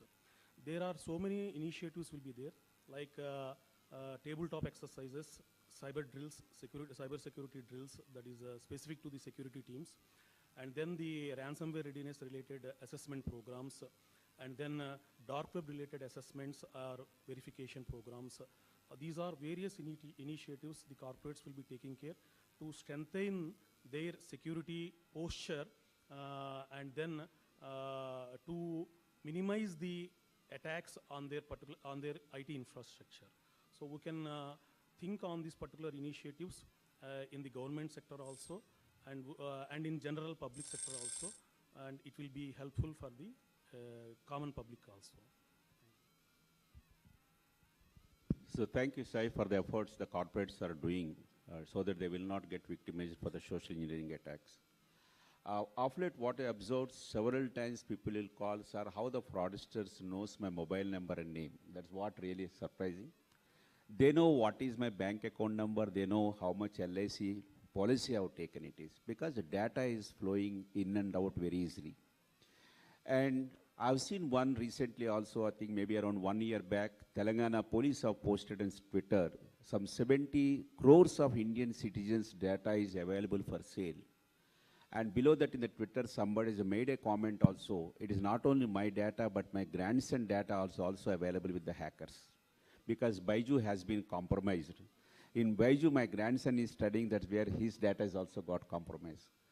Now, question is here it is, data has become very, very important, and we don't have something called data privacy culture with us.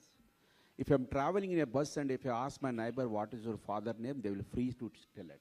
You go to Europe, the first question is going to ask, even if you ask that gentleman what is your name, he will never reveal it. But we tell our forefathers' names, grandfathers' names, everyone, including the family, entire lineage. Now, in this context, I would like to ask the H.A.C.K madam. So what measures, remember, the Telangana police are taking to protect the citizens so that their digital data will not get leaked? So how you are, because India got a DPDP Act, have you made any efforts to educate the citizens not to reveal their data to unauthorized parties? So that's where how you are trying to implement the DPDP Act.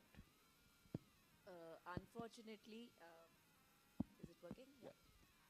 Unfortunately, although the DPDP Act came in 2023, the rules for the Act have still not been framed, and therefore practically it is not cannot be implemented. So, so we are waiting for the rules to be framed and come, and once they come, only after that I think we can do something. The general awareness which we do carry about in that, you know, that is the basic thing which we tell is that, you know, just like you lock your home, same time similarly you lock everything in the digital space also. And just like when we used to go out and our mothers used to tell, don't talk to strangers, don't tell things to strangers, same type of hygiene you follow on this, in this space also.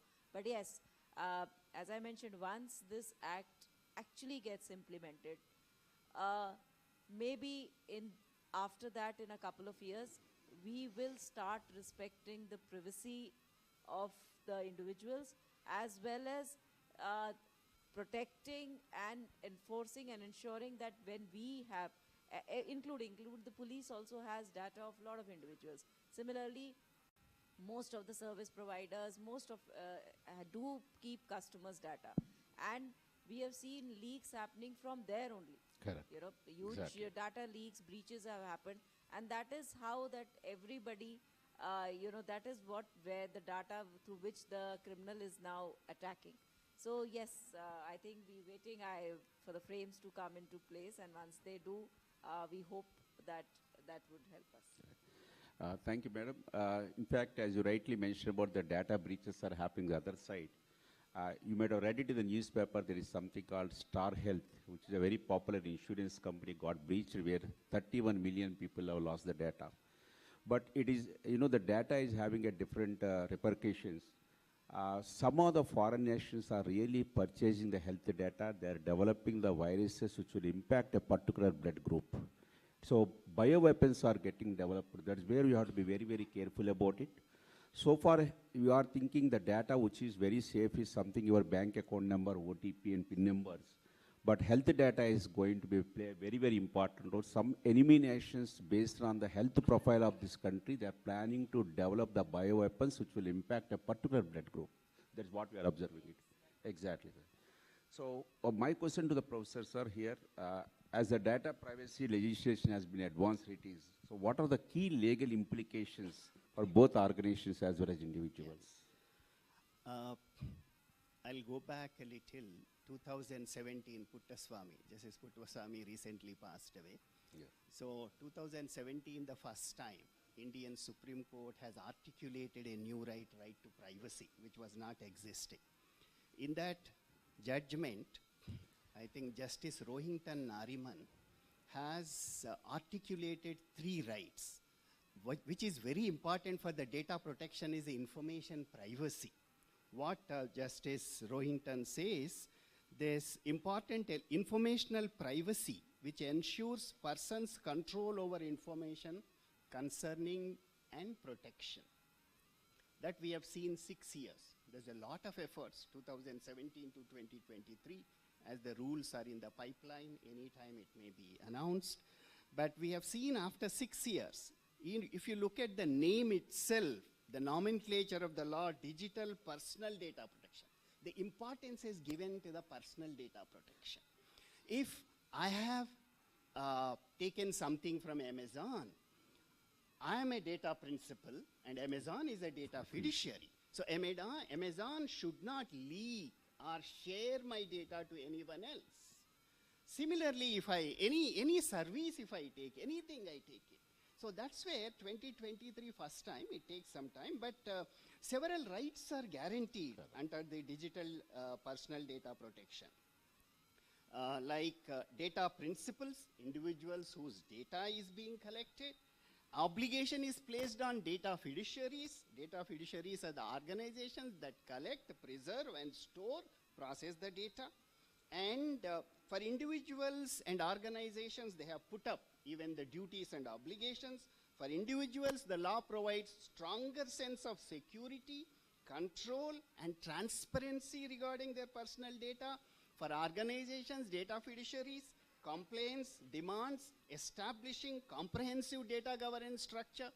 Data boards have to come, and people, analysis of the data, audit of the data, several other. So comprehensive data governance structure is outlined in the DPDP Act, and adopting data practicing procedures, protocols, and a regular rigorous scrutiny. But of course, we are awaiting for that. But I would see this is a much more progressive which is required in the Indian context. But hope when passing of the law is not, first is awareness, then implementation, then it requires all the stakeholders have to collaborate and work together, then only the law will be implemented. Correct, absolutely. So my account to question to Chinmay sir, a lot of people are telling, sir, somebody transferred some money to my account, 5,000 rupees. But the police have completely freezed my entire account, not just the 5,000 rupees. They will bring an order saying that my account was completely blocked, I am unable to make any transactions. So you might have received a lot of complaints in this. So what is RBI view on this? Is the only that money should be blocked, or the whole account should be blocked? What remedial measures the customers are having? Yes, I mean, again, this is not working. Yeah, yes. Yeah. Okay. So we have been receiving such type of complaints where the customers, they are saying that my account has been frozen by the police, kindly do something. But see, as an ombudsman, I do not have any power, to either to freeze or unfreeze any bank account. For RBI also, there is very limited scope under the section 35 of BR Act, where after inspection, or only when they see that it is actually detrimental to the depositor's interest, and that too on a broad based level, not at an individual level. So account freezing, again, it is the prerogative of the police. Maybe the income tax authorities can do under the act, or under PMLA, maybe enforcement directorate, they can do. But then for me, it is, we cannot freeze or unfreeze those accounts. But here I have an issue, or maybe I have a request to, because the police fraternity is present here. I think what we have come across is that there has to be some kind of coordination amongst the various state police. So I'll give you an example. You see, just few days back, we got a complaint from a doctor couple. The husband, he fell trapped to this digital arrest, and his account was, he lost some 5 lakh rupees. He went and lodged a complaint with the cybercrime. So they, what they did is they caught hold of the beneficiary somewhere in Tamil Nadu, and then they froze his account, right? Then after that, this gentleman, he went to the court, got a court order, and through using that court order, he was able to get his money back. So maybe on presentation, the bank in Tamil Nadu, they reversed his amount. Maybe some amount was lying in the fraudster's account, so that money got reversed to his account. Now, at the very same moment, one more lady in somewhere in Tamil Nadu, she also lodged a complaint saying that the same fraudster has taken his money. So then when she went to the Tamil Nadu police, and when they tracked the account, they found that the money has come from that fraudster's account to this doctor couple account. So they froze this doctor's account also here in Hyderabad.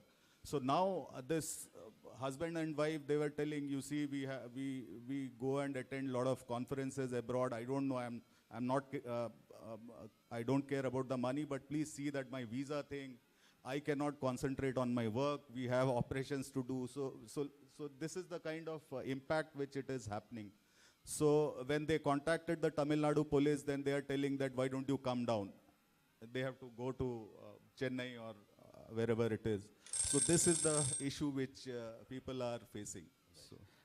Do you suggest any good coordination between, remember, the banks with the police, judiciary, and setting up a separate team to resolve this problem? Because coordination is very, very key. Correct. I mean, I think that there has to be, coordination, and that too, a very prompt kind of timely coordination is needed. Maybe this is my personal. Can I interject, because it is the police which has come to focus in this. See, there is all freezing of accounts is happening through the 1930 portal, as you are all aware. So whenever, and which is nationwide functioning right now, all the banks are on that portal, and also the telecom service providers. So it's a coordinated portal on which the 1930 linked to the CFRMS portal on which all this happens. Now we have to understand that the same criminal and also the same bank account may be used in multiple offenses across the country with multiple victims. So at the first stage where any victim is complaining at 1930, it is a very time-sensitive thing. At that time, it is not possible if we start verifying and not go through this process that immediately, as soon as it is complained, immediately whatever is there and wherever it is frozen. So it is very difficult at that point to start. If we start verifying, then the time is lost, and within minutes the money gets transferred to multiple accounts and even gets withdrawn or is transferred to cryptocurrency. So this is something which everybody needs to understand, that is why the system is put in place. Now, as far as unfreezing is concerned, and therefore there are instances where the victims itself is getting frozen because there is some transaction. Initially the accused will say, you give me 100 rupees, you will earn 150. So he'll transfer 150 rupees back. So in fact, at times, and then the victim sends more. So sometimes the victim account also gets frozen because the system is not having any human intervention per se. And for unfreezing, therefore, we've also now introduced the Unicross system, so that uniformly from a single email only the banks are asked, which IOs have shared, that account can be refrozen only when request goes through Unicross. At least in Telangana, we've started that system. These also where, as I said, multiple, on the same account, suppose 5 lakh is remaining and that is frozen. So that may be of a victim who belongs to Telangana. That may also be because Tamil Nadu victim has, and therefore this mechanism is to be worked out, that who will get that 5 lakh back. So that is where the confusion is arising in this particular, in many other cases. So these are baby steps. I'm sure we are also working on with the I4C, and we are trying to work on with the banks how to resolve this issue. But yes, if a fraudster has taken 20 lakh from 20 people and we have 10 lakhs frozen which belong to all those 20, who will get and how the pie has to be shared is something which has to be seen. As you rightly said, just Madam, 1 second, yeah, but I wanted to share. I think this is a complex issue, but when we speak about freezing, we should also think about defreezing. That's what the Madras High Court, in I think 2024 in Muhammad Saifullah versus Reserve Bank of India, also said this is a case related to suspicion of involving cryptocurrency dealings. The amount is 2.4 lakhs, but they have seized the entire 9.4 and 9.8 lakhs. So that causes an inconvenience. Of course, as I give it an example, as a cognizable offense, police has to arrest without a warrant, but there is a judicial oversight. Inform and defreeze the amount. I think that's the best policy. Exactly. Of course, after the Madras High Court, maybe other guidelines may also come up. That will be very useful. Exactly. I know it's a difficult, delicate task. You have to immediately freeze. Yeah. But you can defreeze after that, looking at the facts and circumstances. Yeah. Thank you very much, sir. As you rightly said, very good cooperation between various stakeholders is important. Second, use of AI and ML on this particular transaction monitoring to see whether any clustering and linkages of the various groups is important. So based on that, you can identify that known fraudsters and unknown. That is very, very important, right? So I would like to thank all my panelists for sharing their thoughts, their ideas, and I think I don't know whether organizers will have 10 minutes time to Q&A. If you don't have, we are ready to sign out. You have 10 minutes time for it? No. Okay. Right. Thank you very much. Thanks for sharing your thoughts, madam, and all the participants. Thank you very much.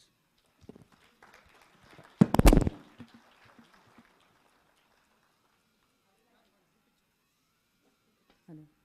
Yeah, I would like to thank the esteemed panelists for their valuable insights.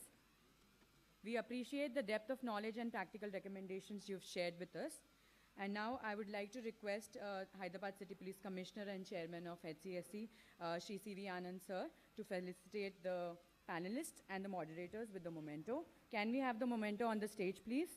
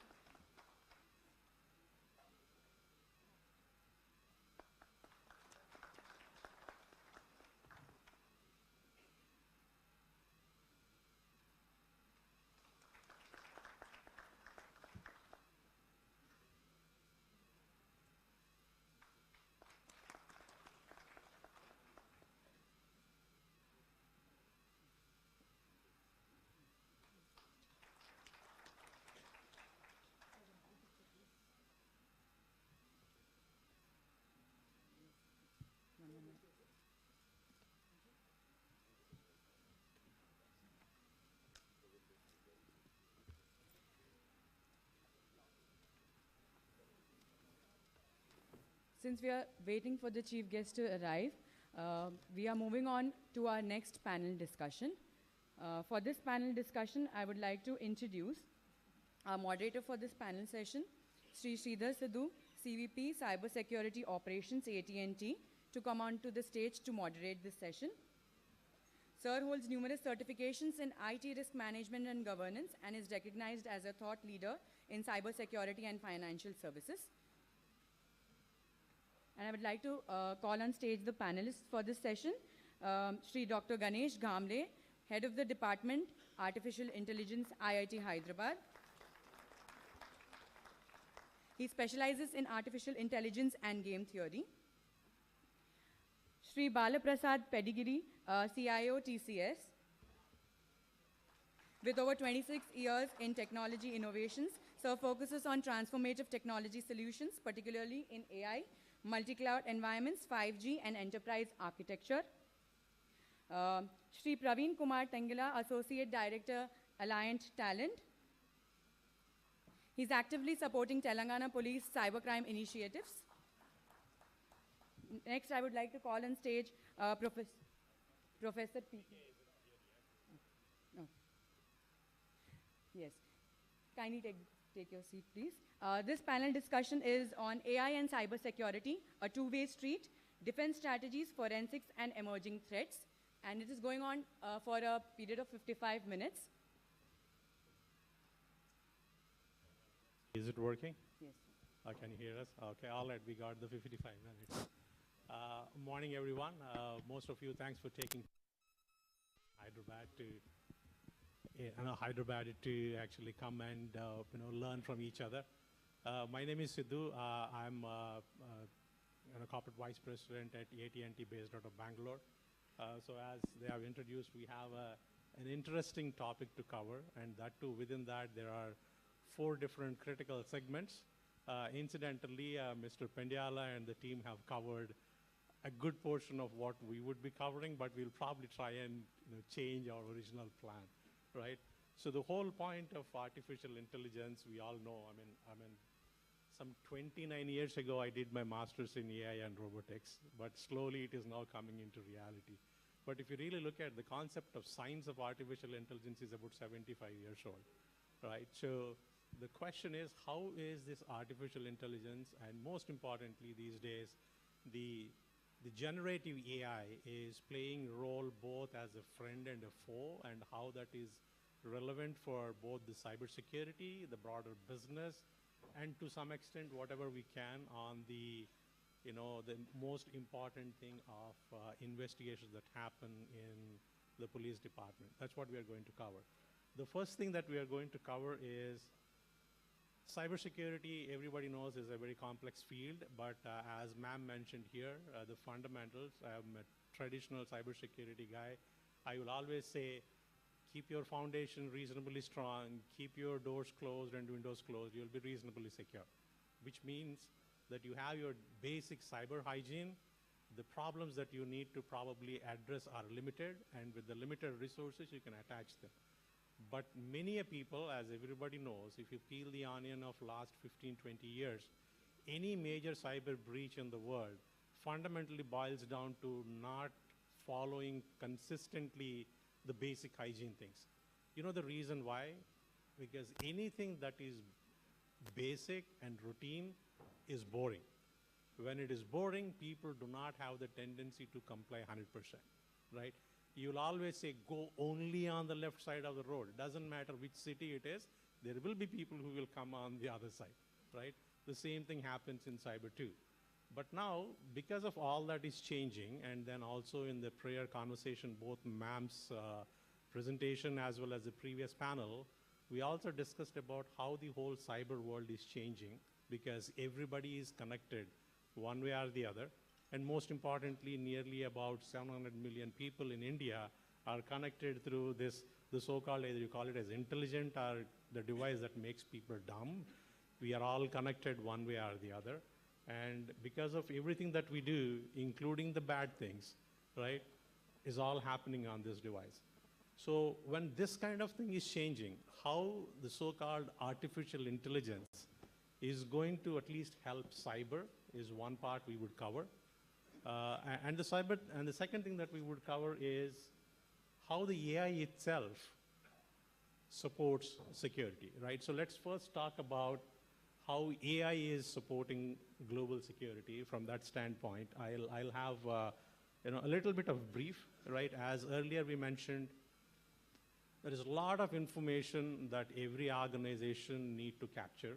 We are talking about from the standpoint of businesses. We will come to the customers or consumers or individual standpoint a little later. Every organization is on very connected base. Even if it is a small artisan coming out of probably Rajasthan who probably have their own artistic work they probably sell on, whether it is Amazon or Flipkart or any other things, they are also literally connected to the network, right? So every organization is either on the cloud or their own large data centers, and then the so-called other third-party service providers and extended services. From that standpoint, if you need to be very diligent on your cybersecurity, as earlier panel mentioned, keep your house clean, but at the same time, look for what is coming from outside. And the amount of things coming from outside is significantly increasing by the minute, by the day, right? Which makes it extremely critical for both the technology and security people to keep track of what is happening. I'm not even talking about the so-called nation-state actors which are coming to different countries, right? We have our own adversarial nation-state actors, and if you take another country, they have their own, right? So taking probably the nation-state actors aside, only what is happening because of those so-called cyber criminals, right?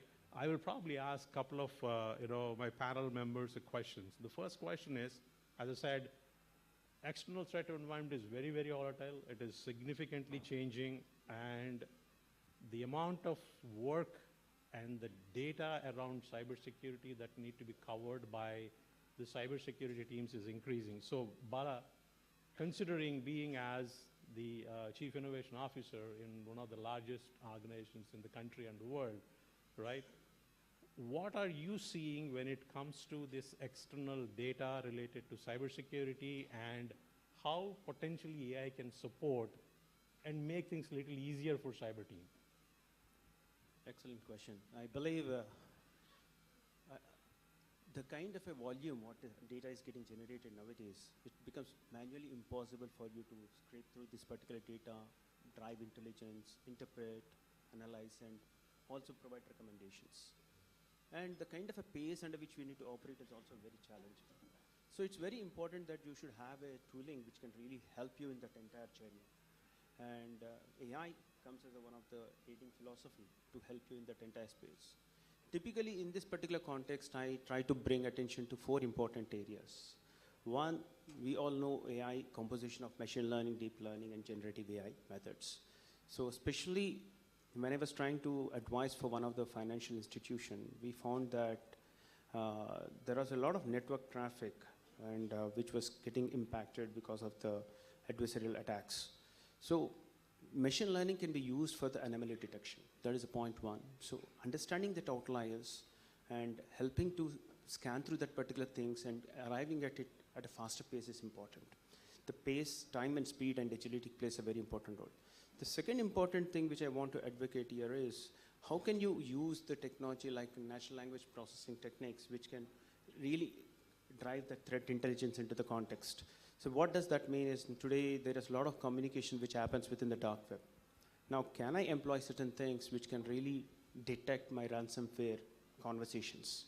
That really plays a very important aid for us to discover the things and mitigate the things much in advance. Third important area, especially within the production space where we are trying to deploy our solutions, we found that establishing a security operations center plays a very important role because whenever we have the monitoring mechanism in place, we get a lot of alerts. But out of the alerts, 80-85% of the alerts are the false alerts. Detecting that false positives are very important so that you are investing your strengths on the right places. Now you know that in the recent past, there are so many hoax calls came for the bomb threats for the airlines industry. How do you detect whether it is an hoax? However, you cannot take it very lightly, but it requires for you to put down your measures in place so that you will be able to detect whether it is a hoax or not. That false positive is very important thing so that you are not wasting your time on the unnecessary things. But AI can play a role to determine and give that kind of a probability factor, whether it's 90% or 80% or 100%, time tells, but that can be used as an aid for the decision making. The fourth important area, especially in the organizations, what we are trying to see is, within the TCS, we try to also look at the employee activities. That's a behavioral analytics. So we normally track what is the behavior of the individuals and if there is any unusual patterns of downloading anything under odd hours, working hours, that gets immediate alert goes to him and his boss also. So that mechanisms can play a very important role to spot those things and help in that entire journey. And AI plays a very important role to fix these areas proactively. Thanks, Bala. So Ganesh, you have a prestigious position at IIT in the field of artificial intelligence. I do understand that you don't necessarily every day of your living don't do cybersecurity, but broad spectrum, the usage of AI to make anything easier in the context of cybersecurity. Definitely. I mean, there are, as we covered, several different ways in which AI can help in cybersecurity. Let me add a few more to the list. The fifth one could be behavioral analysis. Right? The sources of the threats, analyzing the sources as well as analyzing the intent of the attacker and so on. The other, maybe the sixth point here, is also streamlining the SOC process, that is security operations process. A lot of time, at least those who are in corporates know level 1, level 2 security teams work on things that can be automated very easily, right? At least most part of it can be automated. I forgot the number, I think it's the 7th, is also that can we do something predictive, right? So before the threat comes, can we identify something based on the data that we have? So the way we see this, the entire situation is as a game, right? So think of a game between two players, attacker and a defender. It's essentially a game of, it's called a 2-player zero-sum game where players are engaged with each other over time, right? So it's a 2-player zero-sum repeated game. Now, from the defender perspective, defender wants to know what leverage he has on the attacker. Now, the attackers, so first point here is, one, we need to, the way this game can be analyzed is in two different ways, right? So let's analyze this game from the first thing is predictive analysis. That is, who wins the game, right? And how much leverage each player has, how much benefit or whatever gain that the player gets. The second thing is more of a prescriptive analysis. That is, what each player should do, okay? And what are the strategies available to each of the players. Now, think of this from a game perspective. One, the best leverage that, the most important leverage that organizations have, like maybe banking organization or government organization and so on, is data, right? An organized data that is collected over multiple years and so on, and they can use this data or weaponize this to create strategies that they can use against the attackers, right? So the future attacks, they can maybe predict future attacks to a reasonable degree of accuracy and so on, and act against them. Also find vulnerabilities in their own systems, right? So this can also be used, the data can also be used to see what are the most vulnerable components in your either piece of software or hardware and so on. Yeah, so there are several ways in which AI can be really helpful. And in fact, I would say not only helpful, but a deciding factor in this game. Thank you. No, maybe what I could add to is that what we have done within our organization, without getting into details, if you look at any global organization and you look at, understand how many security policies and what they mean, it is like a large sea of data, right? Sometimes it is becoming extremely difficult. We also talked in the earlier panel about security awareness for people. So what we did within our organization is we used Gen AI and then created what we call as Ask CISO. So anybody within the organization can ask any question, right, as to, hey, this is my problem, what should I do, right? That bot will go back and look at all the relevant policies and gives in a summary, hey, for this, these are the few minimal things to do. If you have further information, this is the person you can speak to. Otherwise, they will have to go through maybe about 600 policies within the organization. At least that makes things a little easier. And it is not a complex thing to do. I mean, the so-called generative AI-based chatbot can be used for any purposes, and all it requires is go back and look and crawl the data and provide. And that can be developed and put in place in a couple of weeks if you have a right kind of talent in everybody. PK, we started without you, but let me tell you, I think you have some interesting poll that you want to do to make people a little more interested. You want to do that for a moment? And let's see, I don't know whether that's working. Good morning. Good morning. Okay, good afternoon. Bara baj gaya? Baj gaya, baja nahi hai. Right, okay. So I was supposed to be here only at 12:20. I don't know what happened. For some reason, I think it got ahead. Sorry for being late, if at all, if that is called late. But I had some tasks to all of you to do. Can you open your phone? How many of you have WhatsApp? Okay, can you open your phone and do a task for me? Can you search for, please go to the search on top bar. It'll say you Meta AI or something. Search for picture of a doctor. Please ask for a picture of a doctor. Okay, you haven't told that earlier. I'm also going to do Yeah, that. it's for everybody. I can also do it for you. I can also do it with you, so I will also know what is going on. If you got, please raise your phone and tell me something about the picture. Picture of a doctor. I can do it and then I can tell you. You have to press the Meta button on the top, yes, right? please go to the search bar on the top. It will say you ask Meta or search. Please say picture of a doctor. Oh, WhatsApp or on. Got it? Okay, please explain to me the picture. Say something. Demographics, male, female, white, male, white, on a microscope. Describe the hospital, very expensive, mediocre looking. Okay, okay. So how many of you got male? You know, probably. How many of you got female? Okay, can you just change the request to picture of a nurse? Just delete the doctor and say nurse.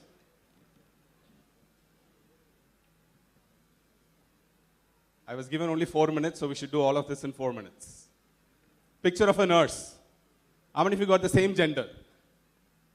Opposite gender? How many of you got female?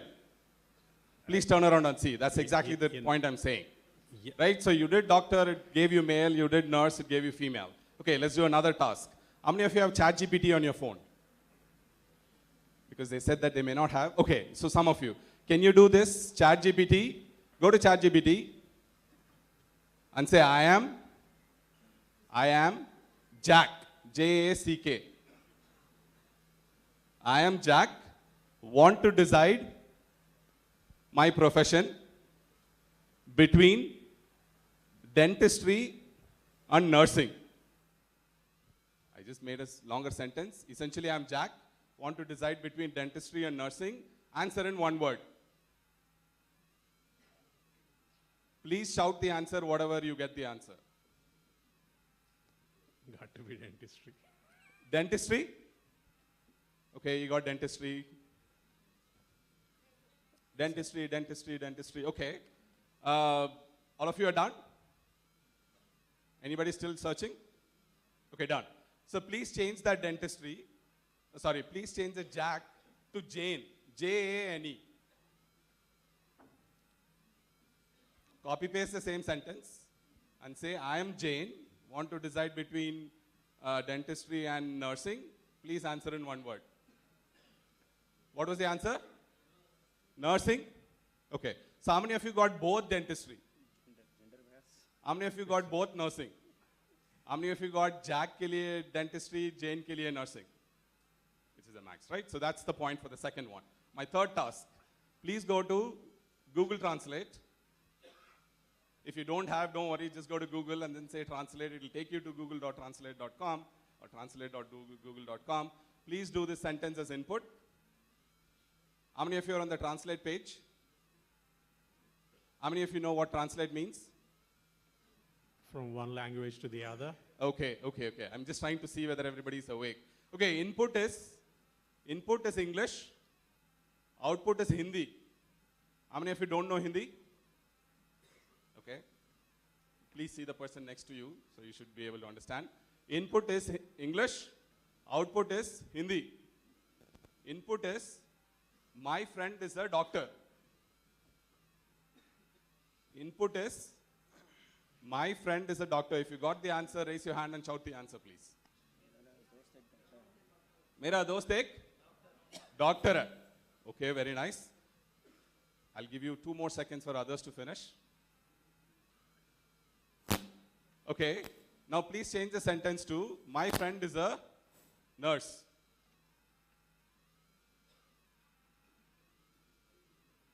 क्या हुआ? मेरा क्या हो गया? मेरी हो गया. Okay, good. Put your phone down. That's it. 3 tasks, right? 3 platforms. Reverse order, Google Translate, ChatGPT, and Meta AI, which is Llama 3. Supposedly the best languages, best programs that we can use, influential platforms that all of us use. I just showed you some simple examples where these kind of biases exist. Meaning, in an abstract way, you can call this as bias, stereotypes. There are many, many words you can put it. In the last year and a half, I'm super excited, sometimes worried, but I spend a lot of time on these kind of problems. This is what I thought I'll talk about. Get you at least understand all of these. AI for cybersecurity, cybersecurity for AI is all there. But I feel like some of these technologies are so much, don't understand many things simply that we can understand very easily. So I thought I'll give you this task, but I think there are some questions planned for me also. I'll sit and answer there, but my 4 minutes is done.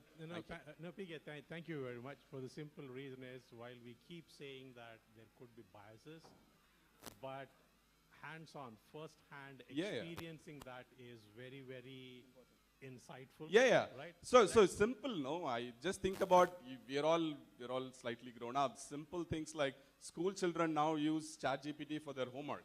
Imagine if they go do this. The teacher gave them a sentence as, my friend is a doctor, my friend is an engineer, my friend is an astronaut, my friend is a chef. Like this 10 sentence to translate and bring it to the next class. And then the student translates. And student comes and asks, how many of you have kids? How many of you have kids?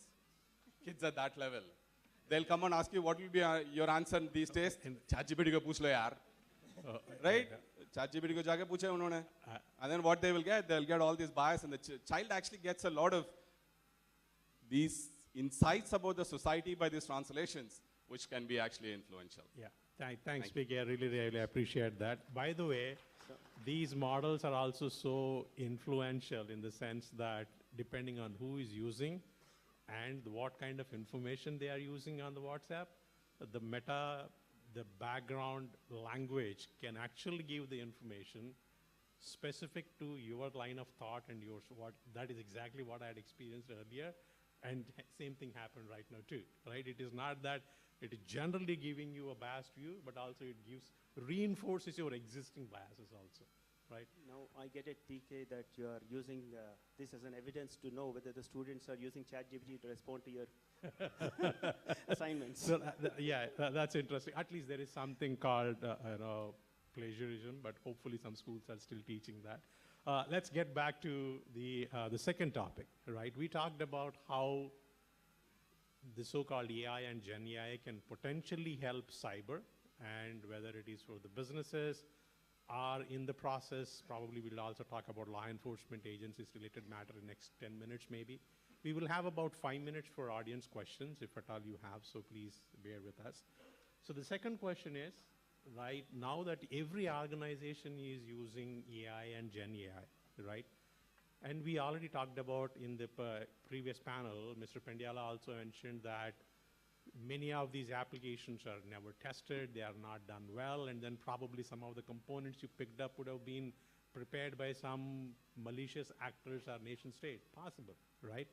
So now with the amount of things happening and everybody wants to be agile, they want to go online within 2 weeks, right? You want to change the feature which will be used by, for example, not to give the name of the company, but one of the largest telecom companies in India. They have about 400 million customers, and they want to make change of one feature, and they want to go live in 2 weeks or maybe 1 week. The amount of effort and then something that can go wrong will literally impact 400 million people, right?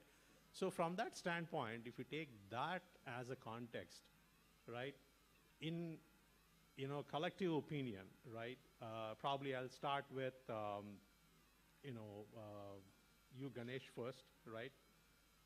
How do we think that AI can, the cybersecurity can help AI things not to go wrong? Because you do day in and day out AI related, and you probably see some of the things that are not going well, like just now PK has alluded to and experienced. How cybersecurity you think can help address some of those things? There are several ways. I think I'll point out to two, and maybe PK can also add to this. One being, cybersecurity or security in general and privacy being very, go hand in hand. One being research in a privacy domain, right? So there are advances in the differential privacy and things like these. Can really help, get the information that is needed, however, protect individuals' data, right, at the same time, and so on.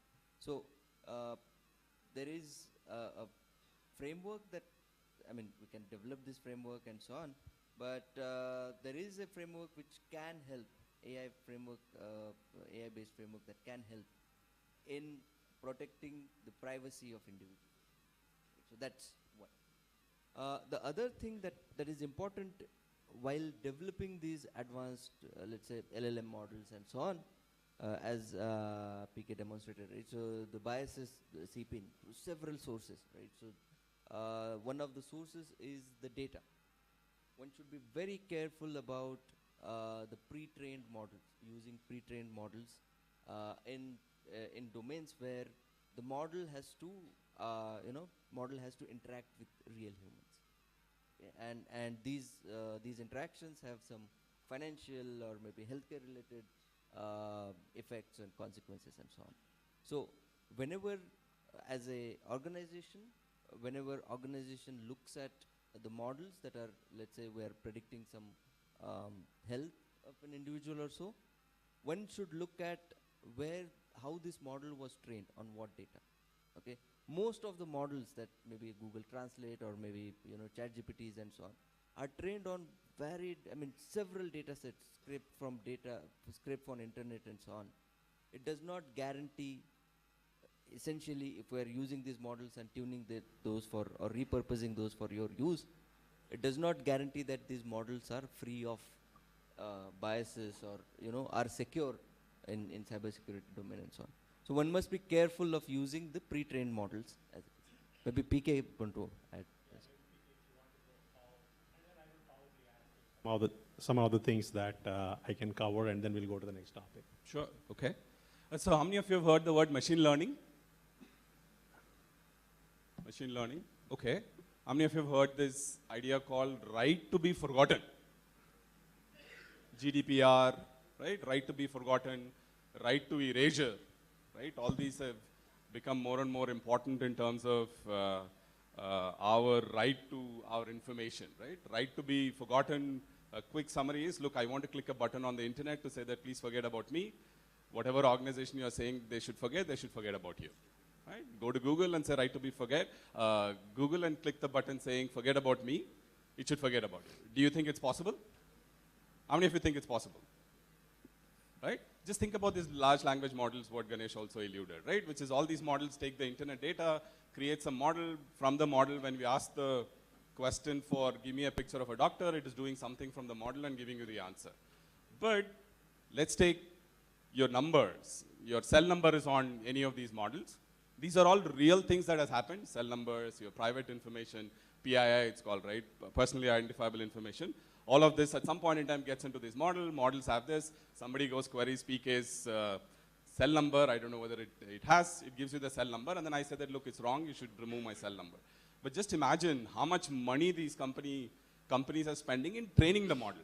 They're not going to remove because he said that, look, my cell number is there, remove it. So that the companies are not going to spend hundreds of millions of dollars to actually remove his cell number. Is that fair? Is the context clear? This is where the idea of right to erasure, right to be forgotten is getting implemented. But it's very, very hard, extremely, extremely hard to train again these models for time, for compute, whatever. So the idea, the reason why I asked how many of you know machine learning is that there's a new, at least about a year and a half, there's an idea called machine unlearning. How many of you have heard that? Machine unlearning. The so to say problem statement is, look, somebody wants to forget the information, or there could be stale information, right? So I see officer sitting here, your position last year was different, today is different, your affiliation last year was different, the affiliations have to change. Many things change in some time, right? So those changes also have to be taken care of. Sometimes there is toxic. He mentioned about, oh, it's taking the data from internet. How many of you know Reddit? What is, right? Reddit has its own, so to say, flavor of content that it is generating on the internet.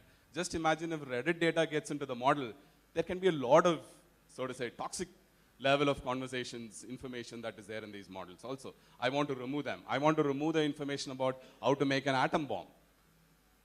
Right? All of this, right to be forgotten is one, but there is stale, there is actually PII, there is actually information that you don't want these two models at. So the idea is called machine learning. How can you actually not spend the money of hundreds of millions of dollars to retrain the model, but do some tricks in between so that the model is actually forgetting let's take private information or information that it should not have. I think this is one of the big problems that people are working on right now in terms of addressing the motivation for all of this came from privacy, which is the GDPR requirement. I'll stop here. You know, PK, one thing I always learned is it is extremely difficult to let a professor sit and talk. They just have to stand up all the time. I was more being polite to people there. They should also see me, right? That's the reason. Right. I completely. I was trying to just cut a joke on that. All right. So we talked about how cybersecurity can help the broader business side of the house, right? So one example I can take practically is, how many of you by any chance are from software industry here, by show of hands? If you develop applications, I know I studied maybe 27, 28 years ago, right? So even today, most of the applications, when they're developed, there is a very simple and noticeable flaw that we call as SQL injection, which means that you ask for some information, and if that control is not there in the code, it throws out everything that you ask for. Similarly, if you're actually today using a Gen AI application, what you do for Gen AI is you give some prompt, you give a question. And based on the question, it goes back and looks at all the information, whatever the model can share, and it shares the information. Now, what as a cybersecurity professional we need to do is, what kind of prompting am I letting an application to receive and respond? Like, for example, the erstwhile SQL injection not to share everything. Similarly, if it is asking for some sensitive information, right, and that can potentially go outside my network, the application should not let that information to come to the requester. So that is one thing that you could look at. The other one we also look at is what we call as the weightage model. Depending on what parameter of a given behavior, you will give the weightages. If you change the weightage of that, the answer can completely go wrong. You are trying to probably evaluate whether based on certain, I'm just giving an example, certain data of how you see an individual's eye and the data, and then you can predict at what time the person can have a cataract. And if you change the weightage of it, it can completely change it too. So those are the areas where potentially cyber can help as well. Now, see, this is it. This is definitely a spam. Somebody from Brisbane, Australia is calling at this point in time.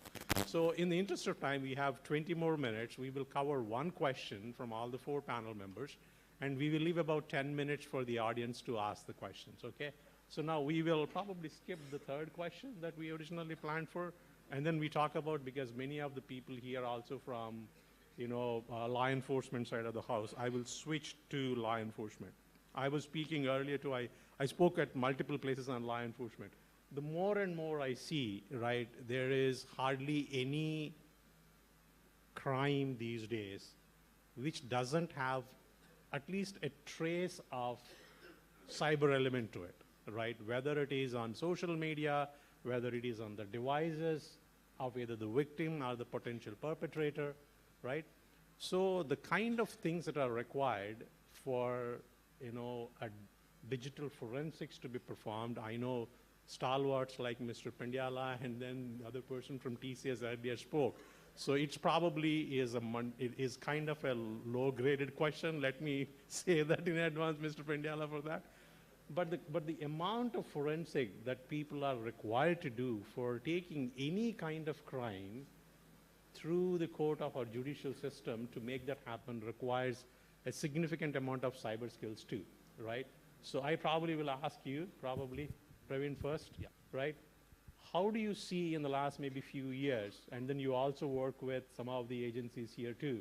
So talk to me about how things are changing, and what, also as Madam mentioned earlier, how the public-private partnership in terms of building the digital forensic skill set to the broader spectrum. Absolutely.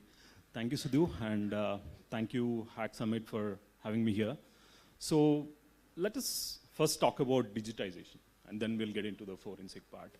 So we proudly, or the government proudly says that, okay, we have so many billions of UPI transactions, and we are digitally on top of the world. So on the other side, I mean, the heights of digitization is also here, where I traveled to Tamil Nadu, a remote place in Tamil Nadu last year, and I was amazed to see a 65 or 70 years old granny using a Snapchat filter. Isn't that the peaks of digitization, where someone who is sitting in a remote village, she knows what a Snapchat is and how the filters can be used. So coming back again, the filters from Snapchat, I mean, there is again debate on It's good, bad, not safe, safe. Let us also talk about maybe the other aspect of digitization, where the content. So my mom, who is just a 6th class pass, she sits and watches Korean drama. Is it? Who doesn't these days? I don't understand that for sure. So the language, I mean, like ma'am was talking about, there are interstate, intercontinental, or what you call country-based issues. So again, even the content for that matter has also evolved in the same way. People, we are watching some content created somewhere in Africa, so it's happening. So similarly, even the crime for that matter is very universal today. So there are offices which are running in a very sophisticated buildings in Cambodia or Rajasthan, which are operating crimes. Again, coming back to how the law enforcement can use forensics, we have a lot of government-run organizations which are deeply working on research of forensics, but are we still there? I mean, again, this forensic analysis is more of an evolving subject. I don't think we are still not there to really say that, okay, these are the artifacts that are required to actually solve this case or get to the hold of the case. Again, to start with that and to contain the evidence. So how much efforts are we putting really to contain the evidence that we are collecting? And how much the collected evidence is being used, and how much collected evidence is being really accepted at the court. So there are a lot of factors and there is a lot of disconnect here. So I think there is a strong need for all the parties coming together. I mean, in the last panel discussion, I think the professor or someone representing RBI, I think ma'am was asking how can we all collaborate and bring this together to ensure the citizen safety is taken care. I think the collaboration is there, and we have the CISO Council and we have Bureau, and a lot of public-private partnership is going on. But I think there is a strong need for more collaboration. For example, let us say in one of the slide that Mad mentioned, I think there were about 30,000 SIMs that were blocked. I think we should start doing a profiling of that, where someone with this Aadhaar card should not be given a SIM card again. So I think this data that the 30,000 SIM cards that are blocked should go to try, and try should never assign a SIM card to that individual again. So I think these are the steps that we will have. That's probably a wishful thinking. I'm sure there are a lot of legal luminaries here who would say what is possible under the rule of law, whether we call Bharatiya Nyaya Samhita or the Indian Criminal Act earlier. There are a lot many focused things. So let me, if you don't mind, let me switch to, because we want to give some of the audience some questions. So in terms of collaboration, right, for example, there are a lot of global and Indian organizations in India who are actually building that kind of capabilities, and we just heard somebody from TCS also do that. And then there are central laboratories as well. And also there are global digital forensic product companies in India, right? I mean, the entire engineering development happens. Right. So what are your initial thoughts, being from this part of the country and this city in particular, right? How do you see this potential collaboration with law enforcement can be made feasible? So this is something that at judicial level law enforcement has been defined, but at a citizen level, if it need to reach, then it need to be inducted as part of the skilling program. There should be something Cybersecurity program in collaboration with industry, academia and government agencies together. We need to drive that kind of a campaigns. That is one way to enrich that entire learning. Awareness, whatever we say, we need to drive it with the certification programs or the awareness programs or training programs which can make a big difference.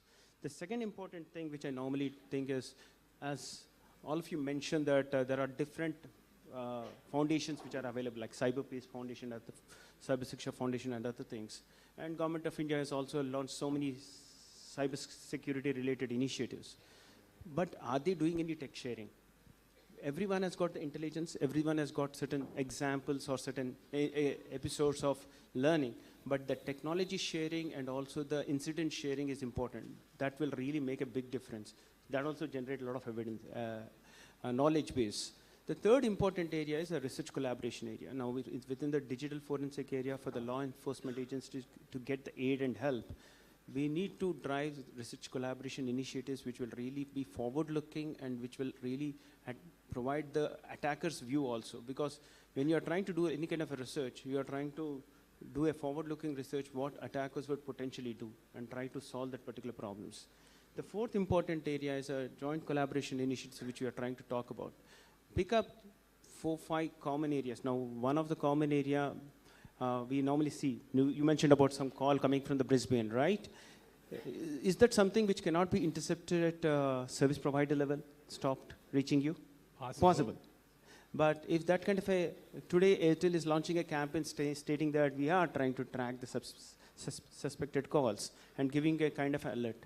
So if there is a suspected scam calls are coming, instead of alert, they can even block it. So we need to take that kind of measures which can really empower the agencies to be more proactively support citizens to fall into such kind of traps. I mean, technology is always there. Only thing is that unless some regulations come into place, there is no an incentive for people, because the recent one that is coming up as a potential scam is because the government regulated that you should try and give that. And that's where the Bharatiya Nyaya Samhita need to really relook at bringing the potential collaboration of these entities to drive that policy making. Now, H.A.C.K ma'am was saying that we are not able to progress because the policy is not yet drafted properly. Can we all come together to draft that policy and submit the paper in such a way that it can be used as an evidence which can empower certain things and ensure the safety of the citizens? Thank you very much. I think we have about 12 minutes, so we can probably take 2 or 3 questions depending on what the question is and the length of the answers from the panel members. So does anybody, I see some hands raising. I don't know whether somebody can take the phone to them, sorry, the mic to them.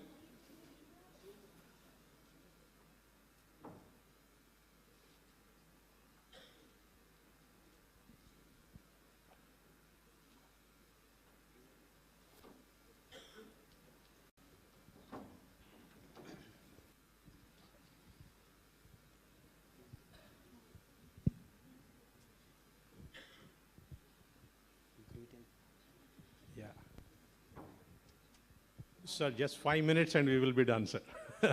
Yeah, there is one, if you could give the mic to those people for answering the question. And by the way, sir, I met Mr. Kharge, I advise also Karnataka, and he had a special message to me to tell you for about 30 seconds. Yeah, I don't know whether you're getting your mic or not, but otherwise if you can probably say a louder letter we can hear, or yeah, come forward. Please come forward, that would help.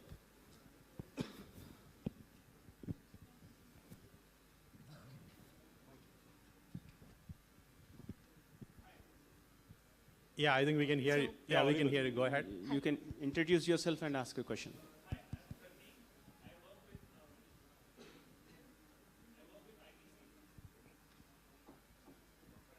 Yeah, please. Please come.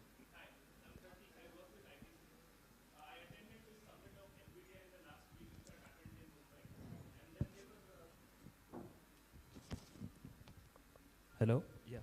Yeah, so I attended this summit of NVIDIA in the last week where they had mentioned about training their own data sets for the members of the particular community. Like for example, if we take example of a ChatGPT, it is trained on a model based in US or California. So my question is, when I was in my engineering in 2018, I had developed a model in which you can track if a rider is wearing a helmet. And if he's not wearing a helmet, I used to track his number plate. So this model was done 6 years ago. And now if you look at the Hyderabad city police, they do a very great job. They click photos of people not wearing a helmet. So there are initiatives which were developed in the past with maybe like students like me, but we did not have a data set back then. So my question exactly is this. If we have data sets, how can we make it available to people, of course, ethically, so that we can make... I got the question. In the interest of Sir's time, let me tell you this. I also work with some of the organizations here. There are agencies in Hyderabad itself, right? If you want to go, there is a T-Hub there. Go and talk to them. They, you know, if people like you wanted to do something good for yourself as well as for the country, there are a lot of agencies available to support that kind of an initiative, because everything requires some kind of a clearance in terms of what you are trying to gather, right? What kind of information that you are trying to gather and how much of that will be permissible under the rule of law. All those things need to be baked in. But there is nothing wrong. Earlier, when I was studying, I didn't even have internet, let me tell you, right? We all studied IEEE journals and learned from that. If you want to write somebody, a professor sitting in University of California, they don't even respond those emails, because emails were also very, I'm talking about 28 years ago, right? So people like you, if you have ideas, please reach out. LinkedIn is the best option. Reach out. I do also for Karnataka startup ecosystem. Reach out to me if I can connect to people. There are a lot many agencies here. So you don't have to feel that you have a great idea, you have the technology to do it, but you don't know where to go to. I'm not speaking on behalf of the government here, but I'm telling you, there are ecosystems that can definitely do that for you. Hope that answers your question. But I would like and we want to, next question please is to the panel, because there are other people who can answer right kind of questions too. And Sir is here, I'm sure he will have some Q&A session as well. So just want to help you understand there is a public data sets available. National Data Hub is available to reveal a lot of Indian related data sets. Similarly, Hugging Face is there for providing a lot of data sets across the globe. Similarly, medical data sets are available. So domain-specific data sets, country-specific data sets are available in place which you can consume. One last question, 3 minutes, and then we will wrap up. We will go ahead 5 minutes ahead of our time plan, so go ahead. Yeah, this is Bhargavi. I have a question. Hi, Bhargavi. Hi. So AI or Gen AI is being seen as a tool that can simplify and speed up things. And industry has made a lot of investments and so far. Now came a time to pause and think whether the investments that they have made, especially with respect to security or biases, as P.K. mentioned or demonstrated some time back, and pose this question, which is the investments that they are making, will it continue or analyze on returns that it is giving? I got the essence. It's $1 trillion question. I'll take the first stab at it, right? If you really look at globally, the 5G infrastructure investment is over $1.9 trillion. Did any country in any part of the world realize the return on the investment yet? No. There are a lot of underlying reasons why that could not be. Because whosoever is the ecosystem player, they need to come together to realize the benefit. Unfortunately, the Indian or the international organizations are so isolated that they want to get more customer view than coming together and then make things better for both the customer as for themselves. So same thing is for Gen AI too. Maybe I would let PK answer that question. No, I'm not going to answer. I'm actually going to pose more questions. That's typical professor I of said the PK. provocative questions, right? Provocative questions. So how many of you are from industry? How many are from academia? How many of you don't know where you're from? No, I did not have a raise of hands, so I don't know. Government. Okay, sorry. How many of you are from government? Okay. So my question to you is, some of the, I really wanted to take this, I told them what my provocative questions are. So for those of you who are from industry or government, anywhere you're from, except for Ganesh and I, is there anybody from academia here? Okay, so few of us. How many of you have gone to academia, any institute, in the last 5 years, 10 years, sharing with them what you're doing in your current profession? Very few. Second, how many of you from the industry have gone to academia to evaluate or to look at the projects that they are doing? First question is what you are doing to them. Second is to look at what they are doing. How many of you have done that? Very few, right? Third, how many of you have had government or industry have an academic professor come to your organization and see what you're doing? We do. One. We do encourage. Right? Right? So look at that, meaning we are trying to solve the problem, meaning I told them also earlier that these are questions that need to be asked, and the answer is very clear, right? We want to solve the problem, we want to do all the industry, academia, collaboration, PPP model, all that, but it doesn't look like it's happening, no? Okay? That's from my, the that's my question sample, to you. maybe not. From the sample of these No, people, but that's maybe the, not, that's the but point, right? The sample is what is going to Yeah. define a lot of things. But in any case, I know that it's happening also, but my interest is always to ask this question. I've been asking this question for the last 20 years, so don't worry. Right? To get people to think, please think about going talking to a professor, getting a professor to your organization, you going and telling what you're doing, evaluate their thesis in the campus, evaluate their work, give feedback. I think when we do that, somebody asked a question, right, project, all that would happen naturally, right? Okay, I'll stop. Thanks, PK. I'll Thank try and you. summarize in 30 seconds.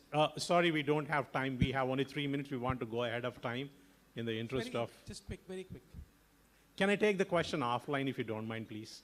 We just want to be mindful of minister's time here. He's been here, right? We will take your question definitely offsite, okay?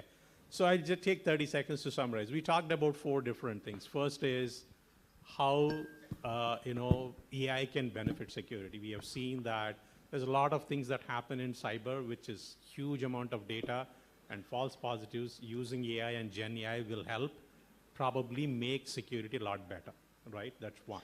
And we also talked about how security itself can help the Gen AI implementations in the organizations by making sure that those Gen AI applications or AI applications don't misbehave like the examples that PK had shown each one of us. The third one we did not comment basically was about how the rest of the things can come together and work. And fourth one, this being predominantly driven through the, the organization here. So we briefly at a rudimentary level, we talked about some of the investment and investigations related work and how AI can help. So thanks for patient listening. I know we have a few questions. Sorry for not taking them. But we are here for some more time, and you can reach out offline with that. I'll turn it back to the, the organizing committee.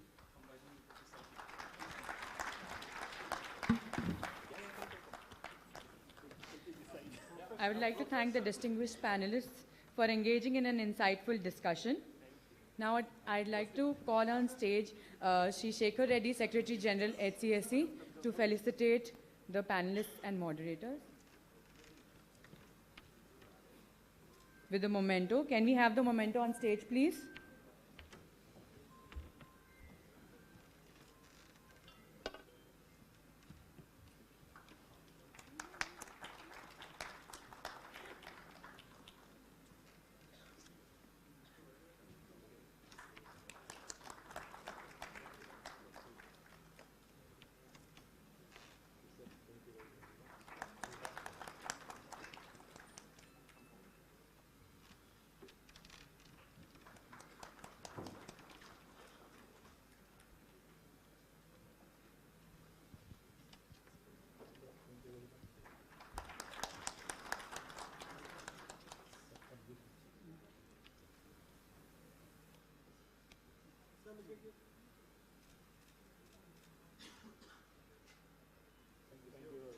Thank you.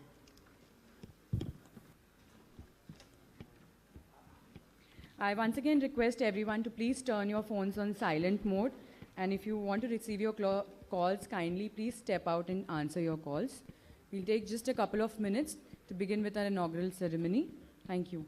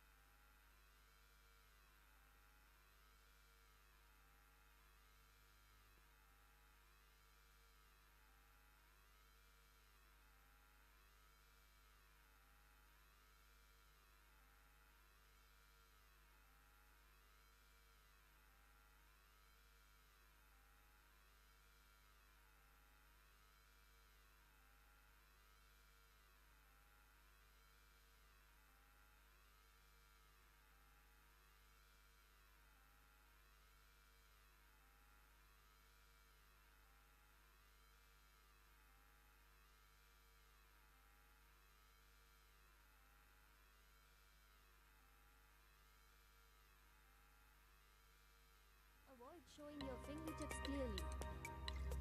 Use filters to blur out sensitive areas in your photos. Be cautious and stay safe.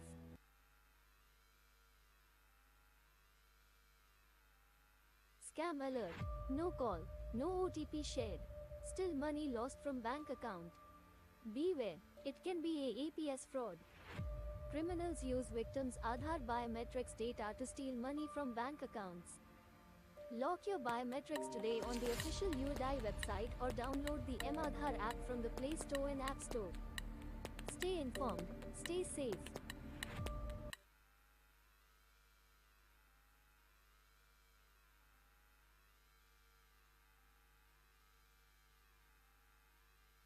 Do you know, hackers are getting smarter? How long has it been since you last changed your password? Do you use the same password for more than one website or profile? How complex or simple is your password? Is it more than 8 characters? Does your password use special characters? Give the hackers a hard time. Always use strong passwords to shield your system. Use numbers, letters, and special characters. Combine upper and lower case letters. Never use a sequence of numbers or letters like 1 2 3 4 5 6 or ABC 1 2 3. Never use a sequence of keyboard keys like QWERTY or ASTFG. Strengthen your password to shield your digital identity.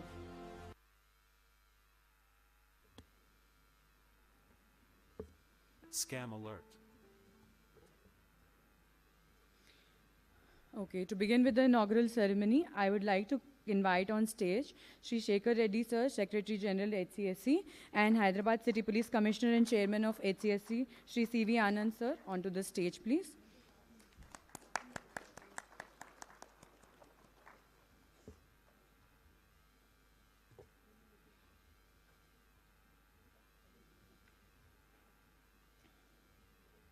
Can we have the saplings on stage for welcoming the dignitaries? Yeah. We would like to call on stage our chief guest for the day, Shri D. Sridhar Babu, Minister for Information Technology, Telangana, on the stage, please.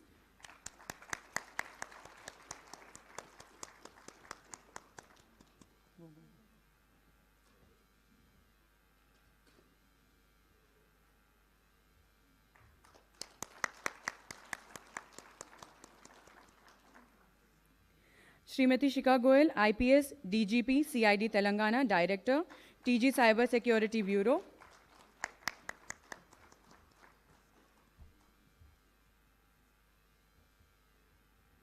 Shri Brijesh Singh, IPS, Additional DGP, Government of Maharashtra.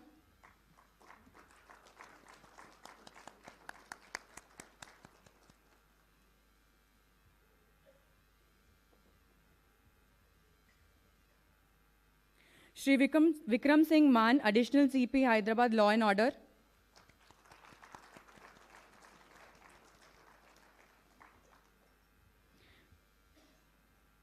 Shri Bharani Kumar Arol, Founding Member and Chief Advisor, HCSC.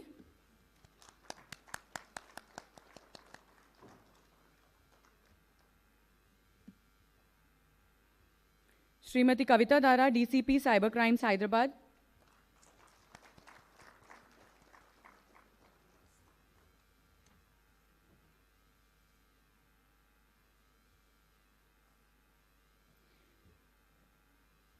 Shri Santosh Kaveti, CEO and Founder, ProArc, Joint Secretary, Cyber Forum, HCSC.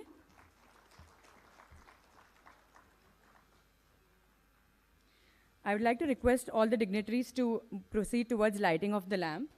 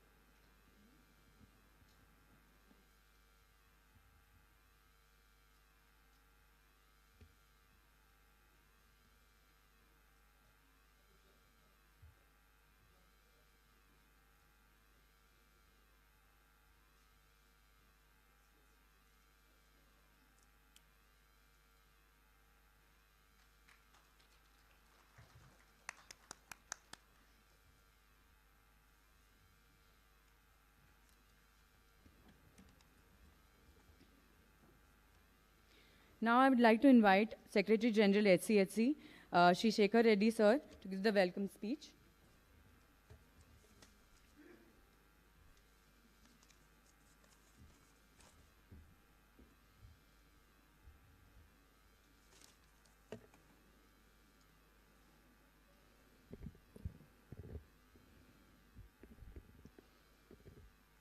Respected D. Sridhar Babu Garu, Honorable Minister for Industries, IT and Legislative Affairs, Government of Telangana, Sri Brijesh Singh Ji, IPS, Additional DGP, Government of Maharashtra, Sri C.V. Anand, IPS, DG and Commissioner of Police, Hyderabad City, and also the Chairman of the H.A.C.K, Srimati H.A.C.K Garu, DGP CID Telangana and Director of TG Cybersecurity Bureau, Sri Vikram Singh Man, IPS Additional CP, Law and Order, Srimati Kavita Dara, DCP Cyber Crimes and Cybercrime Hyderabad, Bharani Kumar Arol, Garu Advisor H.C.K, Santosh Kaveti, our Joint Secretary H.C.K,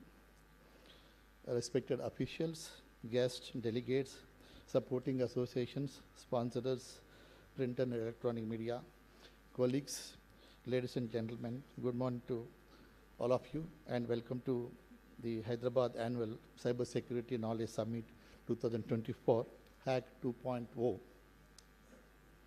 The theme of this year's summit is From Awareness to Action, Shaping a Secure Digital Future.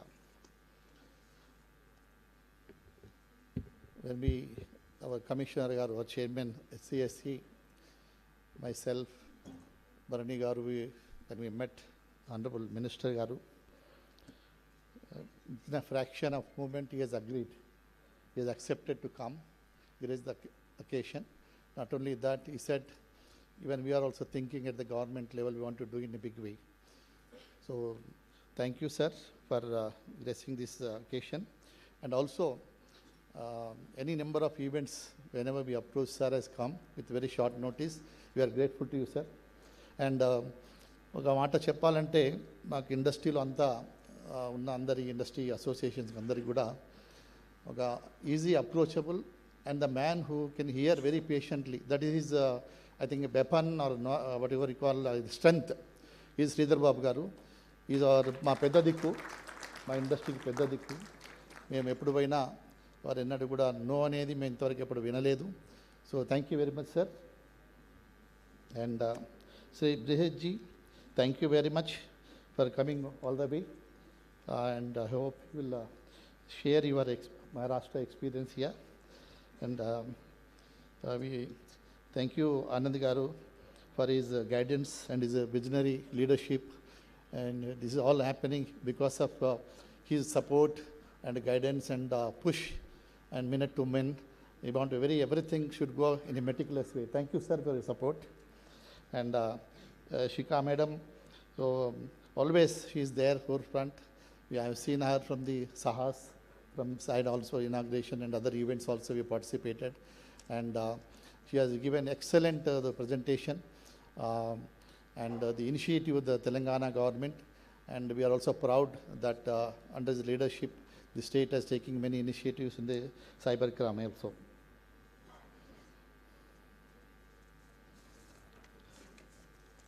For the benefit of all of you, in H.A.C, Hyderabad City Security Council, is a PPP model, public-private participation. It's a society. We generally work for the safety and security of the citizens, and we are 5-6 verticals. One vertical is the Women's Forum. We do the Posh and the Street Summit regularly. This is our annual event is also pending.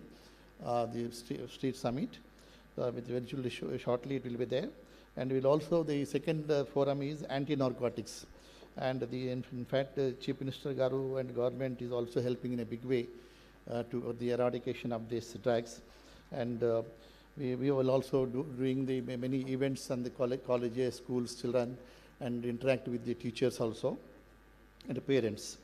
The third one is the traffic forum. Our traffic forum promotes road safety and responsible behavior through initiatives like the Traffic Farishteh program. We aim to make Hyderabad roads safer for everyone, empowering citizens to play their part in reducing accidents and ensuring orderly transportation. Very shortly, today annual event we are going to organize under the leadership of our CP Garu. And the fourth one is the Physical Security Forum. The Physical Security Forum provides critical training and awareness on the safety practices such as fire safety, emergency preparedness, and crime prevention. This forum plays an essential role in helping the residents and business implement proactive measures. The fifth one is CSR Forum. The CSR Forum extends H.A.C.K's mission beyond security to include social welfare and community building, from health camps to relief efforts. The CSR Forum exemplifies our commitment to the society, supporting and uplifting the Hyderabad people. The sixth one, which is important for today, the Cyber Forum. Our Cyber Forum, led by Joint Secretary Sri Santosh Kaveti Garu and convener Sri Dara Kavita Garu, DCP Women and Cyber Crime, is dedicated to making Hyderabad a model for digital responsibility. Initiatives like the Cyber Smart program are educating citizens, business and families on safe online practices, cybersecurity awarenesses, and risk prevention, ensuring Hyderabad youth and workforce are well prepared for the digital world. And the initiative is today's initiative, that H.A.C.K 2.0, is by this forum. And definitely they have put up, all the entire team also put up, and even our secretariat and our sponsors, everybody, the supporting associations also come forward first time. Thank you very much. And we want to be from H.A.C.K, from the H.A.C.K, and also I'm also from the industry. I'm representing various organizations. Definitely, in fact, other day when I was speaking to one of the big boss of IT, so he was saying, Shekhar, everybody across the globe looking at Hyderabad, they want to come and invest here. Everybody, feeling we should start something here. So that is the global perception about Hyderabad. And our Honorable Chief Minister, along with the IT Minister, are also went to Davos, from there to again US and Korea, other countries also. And they have generated huge investments, and many people are coming, many people are expanding their the industry in Hyderabad. And the government, headed by Revanth Reddy Garu, also focusing more on the infrastructure. And with a very huge investment they have provided in the budget also. And basically, first I can say the Musi River development, I think, is a unique one. I think what my vision, I've been telling sir also in many occasions, I think people, after the development of the Musi, people should forget for next 20 years about the Singapore, other countries. They should visit, such type of landmark should come on the either side of the Musi. That will definitely increase the tourism and also industry, in the local industry also. And the extension of the metro, second phase, is also a welcome step. It is going to have a very, very big impact on the industry and the expansion of the city also, surrounding a peripheral area also. And I feel, as the last 30, 40 years, I am in the industry. My friends are here, representing various associations here. And the fourth city and also RRR, Regional Ring Road, will have a huge impact. I think I can visualize, sir. It is going to be Asia's biggest industrial corridor. I can visualize with my own experience, and the government is also putting all efforts in that direction. And Hyderabad is known for the talent pool. But with the Revanth Reddy Garu and the team, the government headed by entire cabinet, now more and more focusing on the skills, I think, which is important. The CM garu ఏమన్నారంటే నైపుణ్యత ఉండాలా, అతను ఎక్కడన్నా పోయి బతకండి ప్రపంచంలో, మన నైపుణ్యత ఉన్ననే విద్యని ఇద్దాము. So our entire citizens, our youth, should have on-hands experience during the skill training. I think that is what is aim, and is supporting in a big way the skill in the university. I hope this will also bring more and more investments, because across the globe investors also look for where the skill is available, talented skill. Because if you see the already other components of the brand Hyderabad is existing here, which is attracting many people, as the cost of living is also low. And the initiatives taken up by the HCSC, we will definitely have a secure future, a peaceful city. That will give the livability index of a city will go up under the able leadership of Revanth Reddy Garu and the team, and particularly Sridhar Babu Garu and our CP Garu. Sir, we assure you, sir, we will work whatever is possible from our side. Industry is also coming forward to support any of CSR activities also. Definitely, in future also, we will play a big role, and HCSC being a neutral body, I think definitely whatever genuine things the citizens want, we can take it up to the government and see that they are implemented for ease of doing business and for the peace of the city. And today many experts already spoken. There are many experts are there in line. And post lunch also we have a fireside chat with a celebrity. Please stay back. And also street play is there, live video is there. So once again I thank you, all of you, particularly Sridhar Babu Garu and all the speakers. With a very short span of time, everybody accepted our invitation, they come here, and sir, so much of interest, sir, in cyber security. See the strength of the. In fact, 2 days back we have stopped the registration side. So that is how the people are reacting to the, to know more and more about the cyber fraud. So with this, thank you very much. Thank you.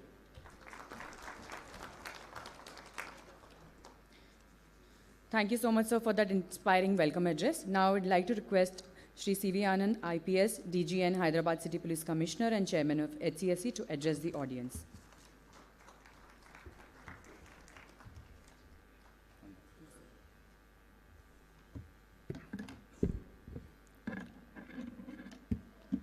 Good afternoon, everyone. Respected Chief Guest of today's summit, Sridhar Babu Garu, Minister of IT and Industry, Government of Telangana, whose presence here today indicates the commitment of the state government to provide a secure and progressive digital landscape. Keynote speaker for today, Mr. Brijesh Singh, Additional DG Maharashtra and now presently with the CM's office, who despite his very busy schedule accepted our invitation and has come here and is present. His work in the realm of cybersecurity is an inspiration to learn from his expertise. We are eager to learn from his expertise, and he has inspired many across the country. Secretary General of H.A.C.K, H.A.C.K Reddy Garu has just spoken. As a past national president of CREDAI and other positions he has occupied, he is taking a lot of interest to take H.A.C.K to a new level. We are all with you, H.A.C.K Reddy Garu, and we'll all together make a real impact as we have done today. Mr. Bharani Garu, who has always been the backbone of the HCSC activities in Cyberabad and now in Hyderabad, he continues to coordinate with us and collaborate and guide us. Mr. Santosh, Joint Secretary of Cybersecurity Forum, and who has been pivotal in organizing this for the second time, H.A.C.K 202. My colleague, Police Officer Shikha Goel, who has already given her presentation and who's heading the Cybersecurity Bureau of the state. Vikram, the Additional CP Law and Order, and also the convener of HCSC, and Kavita, who is the convener of the Cybersecurity Forum. And all of you in the audience, the delegates, business leaders, panelists, moderators, police and government officials, and media. As chairman of HCSC, I welcome you once again, though it's a little late in the day, to this H.A.C.K summit. And I was amazed at the first two panels and the level at which they have spoken about the topic. Hats off to you, and we are thankful that you are present today. As the Secretary General has just said, the HCSC is a public-private sector model, a PPP model, which brings government and private industry onto one platform and acts as an excellent forum for knowledge sharing, resource sharing, and other interactions. Now, many have got confused. In fact, my own officers in the morning were saying there's a hackathon today, but it's not a hackathon. We have just named it H.A.C.K. It is Hyderabad Annual Cybersecurity Knowledge Summit. Hackathon is something which is different. So this is one of the signature events we want to continue in the city of Hyderabad. Basically, HCSC is planning to increase its membership base so that we have enough resources to conduct 5 signature events every year. One is the Cybersecurity Summit. The second is the Women's Safety Summit, which we call the 3 Summit. Then the Narcotics Summit, Anti-Narcotics Summit, Traffic Summit, and Security Summit. So these are the 5 signature events we want to conduct every year. And I request the HCHC Secretariat to be strengthened so that it is officer-free. Even if the Commissioner of Police, as chairman, doesn't take interest, the HCHC should be in a position to carry it on. Coming to the topic today of cybercrime, there is no doubt that this is the biggest threat to governments, to businesses, and to individuals, as you have all just outlined. Hackers can take anyone to ransom and hold them hostage, as has been just outlined. Organizations can be hijacked. They can be brought down to their knees through ransomware and other tactics. And we saw very recently Telangana police websites also being hacked into, and what trouble it created. Cyber bullies can intrude into our private lives and make life miserable. We've heard of so many suicides following the loan frauds and the other sextortions which have been taking place. Now, what is the root cause of all this? It is this, our cell phones. They have become a nuisance, in fact. It is something which we can't live without, but it is also threatening our existence. Because maybe times will come when we will go back to those old Dabba phones, Nokia ones, where we'll say, okay, at least we are able to speak to each other but not get threatened. Is the day coming? AI experts? That's why she's safe. But let me tell you, we in the police force, earlier in the 90s, 80s, 90s, early 2000, we used to have our weapons with us because we were facing the Naxal issue, and we just, even under the pillow, our revolvers and pistols used to be kept. Now they are all gone. Now it is this. Without this, I am a failure as an officer. Because if I don't pick up the phone of the Honorable Chief Minister or the Honorable IT Minister, then he feels that I'm not very responsive. Similarly, I would treat my officers the same way. The only thing I've said, please answer your phone, even at the dead of night, because I won't call you just like that. So this has become a necessary evil, and we need to live with it. Crime data of the country shows a 24% increase in cybercrime in 1 year, in 2023. Which compared to economic offenses, which increased only by 11%, crime against women increased by only 4%, you see this substantial jump. This is a figure which I don't really trust, because in our investigations, we have seen many cases in especially northern Indian states are never even registered. People go to the station and they give a complaint, and if it's a cybercrime, they just keep the paper with them because they don't even understand what it means. They don't have the software nor the tools which many of the southern states and other progressive states are having. So this, I would say this is not 24%, but it must be 50%. Then we have 36 types of modus operandi, types of cybercrimes, and 25 of them are frequently repeated. You must have heard of data frauds, dating frauds, custom frauds, investment frauds, gaming frauds, honey traps, extortions, loan frauds, lottery frauds, OTP, SIM swapping, trading, visa and job frauds, and whatnot. These are only increasing by the day. The latest one is the digital arrest. In fact, the Honorable Prime Minister spoke about it just last week, and I must tell you, people who heard that were able to prevent their own digital arrest. I know of a doctor couple who lost 3 crores 20 lakhs just last week. Both of them highly educated, highly qualified, working in a big hospital here. But the poor lady was threatened to such an extent that she believed what was happening was true. And later, when by the time the husband interfered, and they had already lost 3 crores.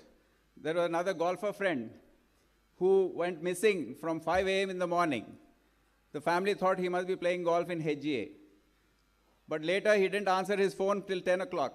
And they got worried, they started calling me. And they got really worried, they went onto the roads, I had to alert the concerned police station. Finally, he called them back at 10:30 saying, I'm okay. It's just that someone threatened me and I transferred so much of money. Later, when they came to the cybercrime PS, realized it was a case of digital arrest. So these are highly educated, qualified, successful businessmen and IT professionals who are getting trapped in this. So what is the issue here? It is not about education. It is not about, it is just about awareness and how to tackle the situation. I have some figures for you. The teams which went to Rajasthan recently caught 28 of cyber criminals in a operation which lasted about 15 days. Now, out of those, they had 243 cases all over India, 28 in Telangana and 15 in Hyderabad city. Another operation was conducted in Gujarat, and 36 of them were arrested. They had 983 cases all over India, 20 in Hyderabad city. Now, one must realize the difficulties which the police faces in investigating these crimes. It was just discussed in the panel, but I would like to go into a little depth of that. First of all, these crimes are committed from remote locations. I just said remote areas of Rajasthan, remote areas of Gujarat, and there our teams leave, they get some digital prints, they get some evidence, they get the locations, and then they leave. But once they are there, they are faced with the entire village coming on to them. These guys are locked up in those villages, in those houses, and once they know that a police party has come from Telangana, all of them gang up, the ladies are put in front, and then just to arrest one cyber criminal, it takes so much of effort. In fact, in the last raid party which went to Gujarat, I had to speak to the IG and the concerned SPs. The DCP crime had to speak to the concerned SPs to get this arrest done. Because there are huge crowds there attacking our officers. Then there is local opposition from the leaders, the politicians. They have nothing to do with Telangana. They say, these are our voters, you please don't touch them. We have to produce them in the local courts. Then we have to take care of them. There should be no death in our custody. There should be nothing happening. They have to be brought all the way from Jaipur and Jodhpur, all the way back to Hyderabad. That PT warrants have to be taken. They have to be produced in the court here. Then they have to be remanded. They come out in a few days, and then we don't know where they go. So that is the true story of what is happening. So we don't see the logical conclusion. Unless the other state, we inform the states where the cases are there. If they are interested, they come, they take them on PT warrants and go back. So these are the difficulties. I would like all of you to appreciate the difficulty and why we are not able to control this and why it is exponentially increasing, this crime of cybercrime. Because it has become so safe and easy to do. The Hyderabad City Police has been able to freeze 73 crores and refund 38.5 crore in this year alone. Now, interrogating these criminals, one thing has come forth, and this is point to ponder.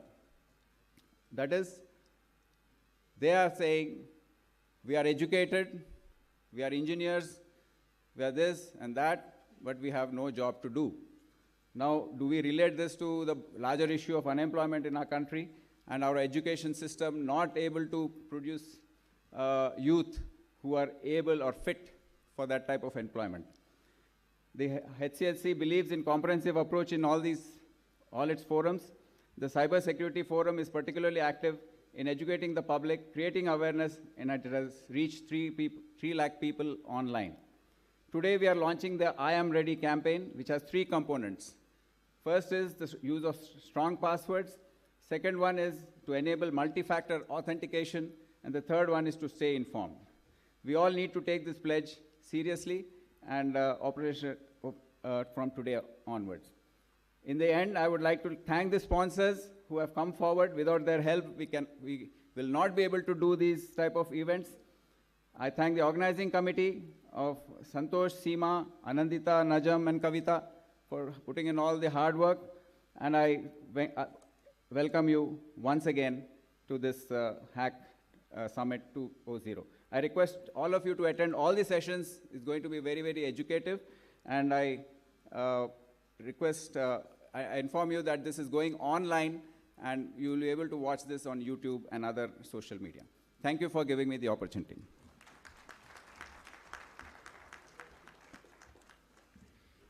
Thank you, sir, for that insightful and motivating address. Now I would like to invite on stage our keynote speaker, Shri Brijesh Singh, IPS Additional DGP, Government of Maharashtra, to address the audience.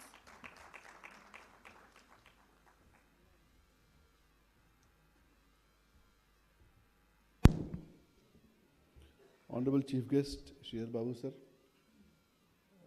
Commissioner of Police Anand sir, H.A.C.K madam, Vikram, colleagues and friends. Times have really changed. Somebody came to my office the other day and he said that he met a beggar on the street. And the beggar asked him for some money. And this person said that I don't have money. He says, wait, I have a solution. Precisely for people like you, I have a QR code. Now listen, this is enablement. This is enablement which has gone even to the level of beggars. And how has society changed? Now in this huge enablement, in the last 10 years, everything has been either decentralized, dematerialized or digitized. So your identity, your location, your money, everything is just digital today. Now this has, while it has given rise to this huge enablement, it has also created a huge cybercrime ecosystem. H.A.C.K madam in her presentation told that the cybercrime economy across the world is getting to $10 trillion. That is, double of India's GDP. That is the third largest economy GDP in the world. Now, crime has never been so successful in the history of humanity. And this is a time when we need to seriously sit down and tackle this menace. There are various problems. There is jurisdictional arbitrage. A crime is happening at many places. Money flits from various accounts. And that kind of coordination between good people doesn't happen. So bad people can coordinate in real time. But good people, if you want to get any information from any social media platform, try it. Every day I get calls from some other state police. Do you know this nodal? Can you put in a word? Why do you need to put in a word? If, for investigation, for a sovereign function of the state, certain information is required, it should be the bounden duty of that platform to give that information.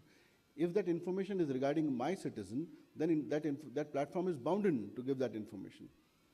Now, these are the things which need to be fixed. The governance of internet is broken.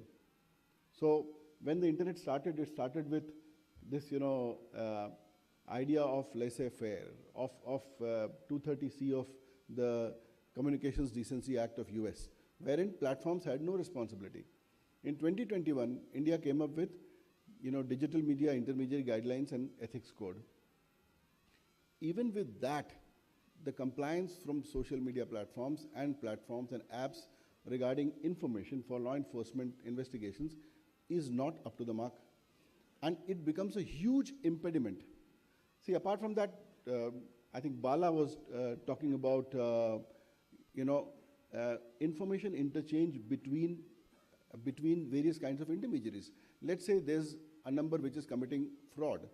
So if that number is instantly shared across all wallets, all platforms, everybody, then they would be able to stop payments. See, 1930 is doing a wonderful job. But there are things to solve there also, because accounts are frozen. Then to defreeze, you have to come up with a particular mechanism wherein people are not affected. So today is a time when we are facing a pandemic which is much larger than COVID, and that pandemic is of cybercrime. As this digital enablement grows, this Samudra Manthan is going to happen, attackers versus defenders. That while Amrit is going to come out, the poison is also going to come out.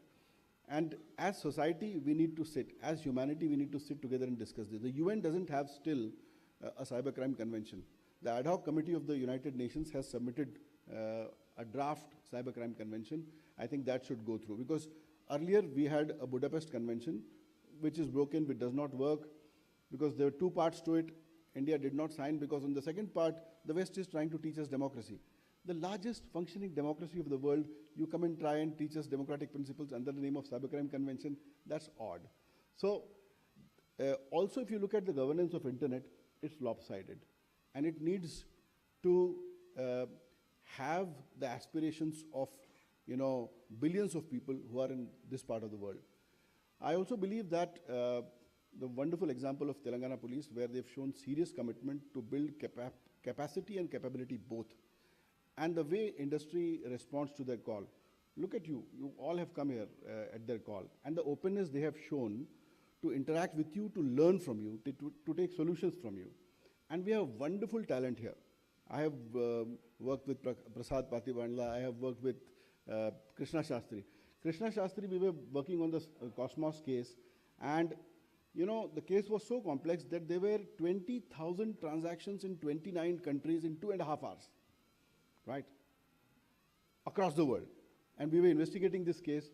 The attacker was so smart that he had taken away all, he or she, PK would, not agree to bias here. And the attacker was so smart that he was sitting on the system for months and he had cleaned out everything when he went back. But Shastri was able to pull out the binary from the memory and recreate it. So it was an amazing piece of investigation. And it's really world-class investigation. So our capabilities, our capacities are amazing. It's that we should collaborate. Professor PK was saying about academia. I think this needs to be formalized now. That there has to be a formal aspect that wherein law enforcement, industry can go to academia and tell them that, hey, look, we have this serious problem. Because as technology increases, everything is going to change. See, there's a variable called Strava, which gave away the location of secret CIA bases because the data was breached. See, I'm wearing this, health ring. It has so many sensors, there's so much data about me. Now, tomorrow, if the data is breached, somebody would know everything about me, my health status, my heartbeat for every minute for the last 1 month. So it's dangerous. It's getting into real serious territory. The Data Protection Act, which India has enacted, is a good, serious step towards that. The implementation of that really needs to be seen. That what was talked about as a culture of privacy, that should be built by default. I also believe that government has its role, and people have their role too. So by being cyber aware, by practicing proper cyber hygiene, you can literally be protected from 70 to 80% of the cyber threats. If you just follow basic cyber hygiene. The government will do its own, police will do its own, but the first job for you is to be aware and to protect yourselves. I am really thankful that I was called for this wonderful program. Thank you, sir. Have a good day. Thank you so much, sir, for such a thought-provoking address. Now, I'd like to call on stage and request our Honorable Minister, Shri D. Sridhar Babu, sir, to facilitate the speaker with a memento. Can we have the memento on stage, please?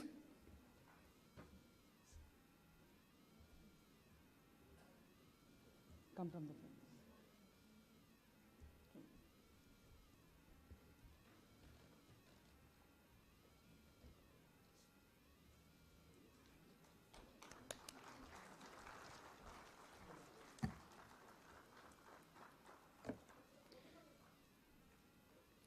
I would like to request our chief guest, sir, to launch the videos.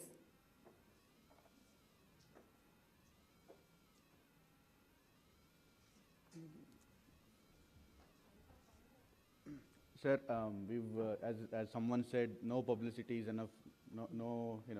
We cannot do enough awareness programs. We've created a couple of videos that we would like for you to launch virtually. There is no gesture here other than, we'll imagine that you're doing something virtual here. It's a virtual launch. So if you don't mind, can you please play the videos, please?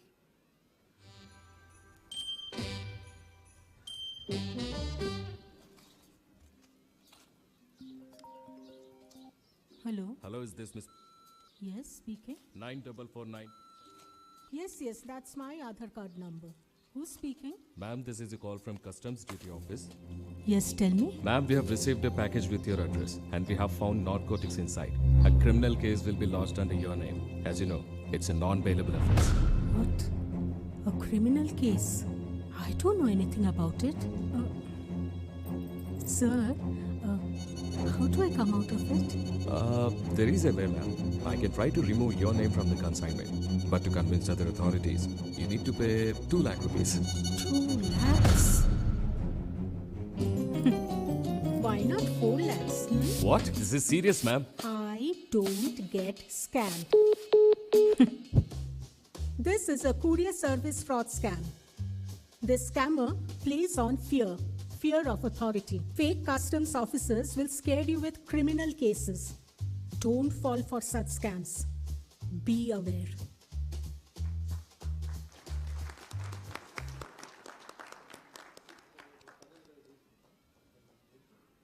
దన్ను ఒక 4 డేస్లో 10 lakhs ఏమన్నా arrange చేయగలవా? కొంచెం urgent. ఎందుకే? మా అమ్మ వాళ్ళకి కావాలి దన్ను. పెళ్ళైన గంచిపోయిందే కానీ వచ్చింది లేదు. ఏమైందన్ను? ఏం లేదులే, లైట్ తీసుకో. మొన్న ఏదో ఇన్స్టాంట్ లోన్ అని మెసేజ్ వచ్చింది కదా, అరగంటలో అమౌంట్ అకౌంట్లోకి వచ్చేస్తాయా? నేను గౌతమ్ని ఇన్స్టాంట్ లోన్ యాప్ నుంచి మాట్లాడుతున్నాను. మీ లోన్ అప్రూవ్ అయింది. ఓకే. చిన్న ఫార్మాలిటీస్ పూర్తవగానే ప్రాసెసింగ్ ఫీజ్ 50,000 పే చేయాలి. పేమెంట్ లింక్ పంపిస్తున్నాను. Processing fee 50,000? మేడం, మీకు కావాలంటే తక్కువ ప్రాసెసింగ్ ఫీజ్ కూడా ఉంది, కానీ లోన్ అప్రూవల్ కి 2 months టైం పడుతుంది. వద్దులేండి, ఇదే కానివ్వండి. మీ లోన్ అప్లికేషన్ 50% కంప్లీట్ అయింది. Okay. ఆర్బీఐ గైడ్ లైన్స్ ప్రకారం రిఫండబుల్ అమౌంట్ 30,000 డిపాజిట్ చేయాలి. మీరు కట్టే ఈ 30,000 ఆర్బీఐ నుంచి మళ్ళీ మీకు రిఫండబుల్ అవుతాయి. 10 నిమిషాల్లో మీకు కన్ఫర్మేషన్ వస్తుంది. ఆ తర్వాత మీ అకౌంట్ లో 10 లక్షలు డిపాజిట్ అవుతాయి. ఇది మీలాంటి ఐటీ ఎంప్లాయీస్ కి మాత్రమే. It's a legal process madam. Non stop call waiting ఏంటి? ఇన్స్టాంట్ లోన్ యాప్ వాళ్ళతో మాట్లాడుతున్న దాన్ని 50,000 పే చేసిన. ఇంకో రిఫండబుల్ అమౌంట్ 30,000 పే చేసిన అనుకో, 10 నిమిషాల్లో 10 లక్షలు మన అకౌంట్ లోకి డిపాజిట్ అవుతాయి. ఏంది 10 నిమిషాల్లో 10 లక్షలా? ఒకసారి ఫోన్ ఏంటి? Hello hello, phone switch off వస్తుంది. స్విచ్ ఆఫా? Phone switch off. Instant loan అంటూ మన ఆర్థిక అవసరాలను ఆసరగా చేసుకొని ఆకర్షణీయమైన ఆఫర్ల పేరిట తక్కువ వడ్డీకే ఎక్కువ రుణం మరియు నో డాక్యుమెంటేషన్ అంటూ స్వాతి లాంటి ఎంతో మంది అమాయకులను సైబర్ కేటుగాళ్లు మోసం చేస్తున్నారు. సైబర్ క్రిమినల్స్ ఎన్ని దారుల్లో మోసాలకు పాల్పడినా వాటన్నింటినీ తిప్పికొట్టే దీటైన బ్రహ్మాస్త్రం 1930. గుర్తుంచుకోండి, toll free number dial 1930.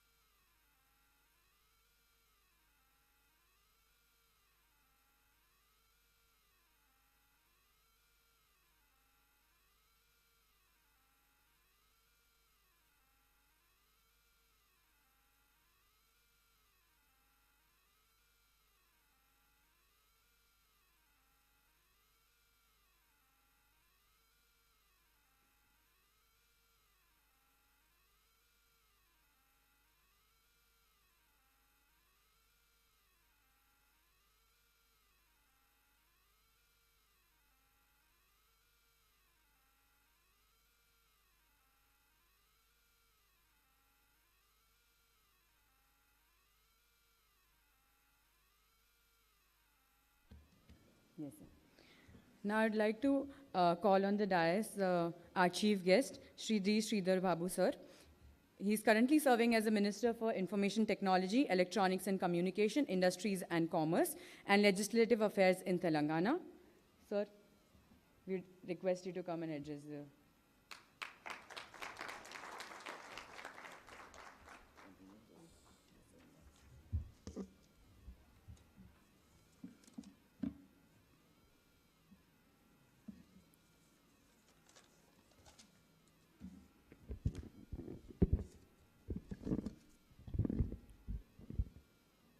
very good afternoon to all. I was supposed to say good morning to everybody, and I would like to apologize for the delay. I was stuck in some other government meeting. So very good afternoon to all, and I feel it is a privilege to be here in this H.A.C.K 2.0 summit. You know, I consider it as a landmark event, you know, which is bringing a very strong community of leaders, experts, practitioners, the men from academia, and the students who are interested in this cybersecurity. And I would like to congratulate the team, especially the Cybersecurity Council, headed by our dear good friend, Mr. H.A.C.K, and also the keen initiative taken by my good friend and the Commissioner of Police, Sri C.V. Anand.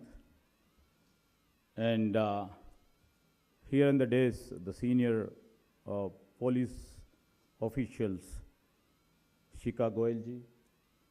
I just heard Mr. Vijay Singh, who is supposed to be a cyber expert. That's what I was told by. And senior officer, Mr. Vikram Singh, Santosh ji, and Kavita ji, and also a good friend, Mr. Barini Garu, who is also a very great expert in the cyber security. I can see many people from the academia, the Vice Chancellor of the Nalsar University, Krishna Devarai Garu, and good friends from different states who are here, who have come here to share their ideas, their suggestions, and their experiences, to see that we shall come out and make a cyber-secured nation, and well as your suggestions, your experiences will make our state to shield ourselves from the cyber attacks. And we all see now, right now, cyber security is a buzzword.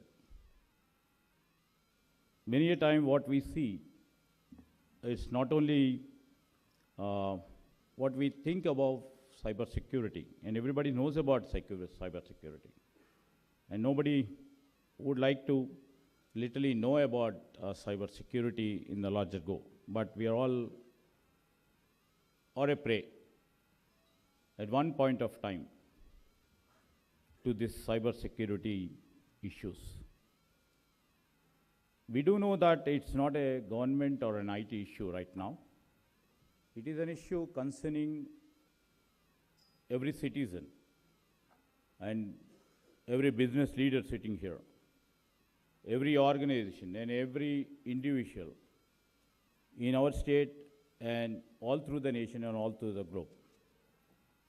And as a minister for IT, as a minister for industry, as a minister from our government, you know, we are here to see and to know what you people speak, what you people indicate us, and over a period of time, how do we emerge as a best state in creating a safe, inclusive, progressive, and digital ecosystem in times to come.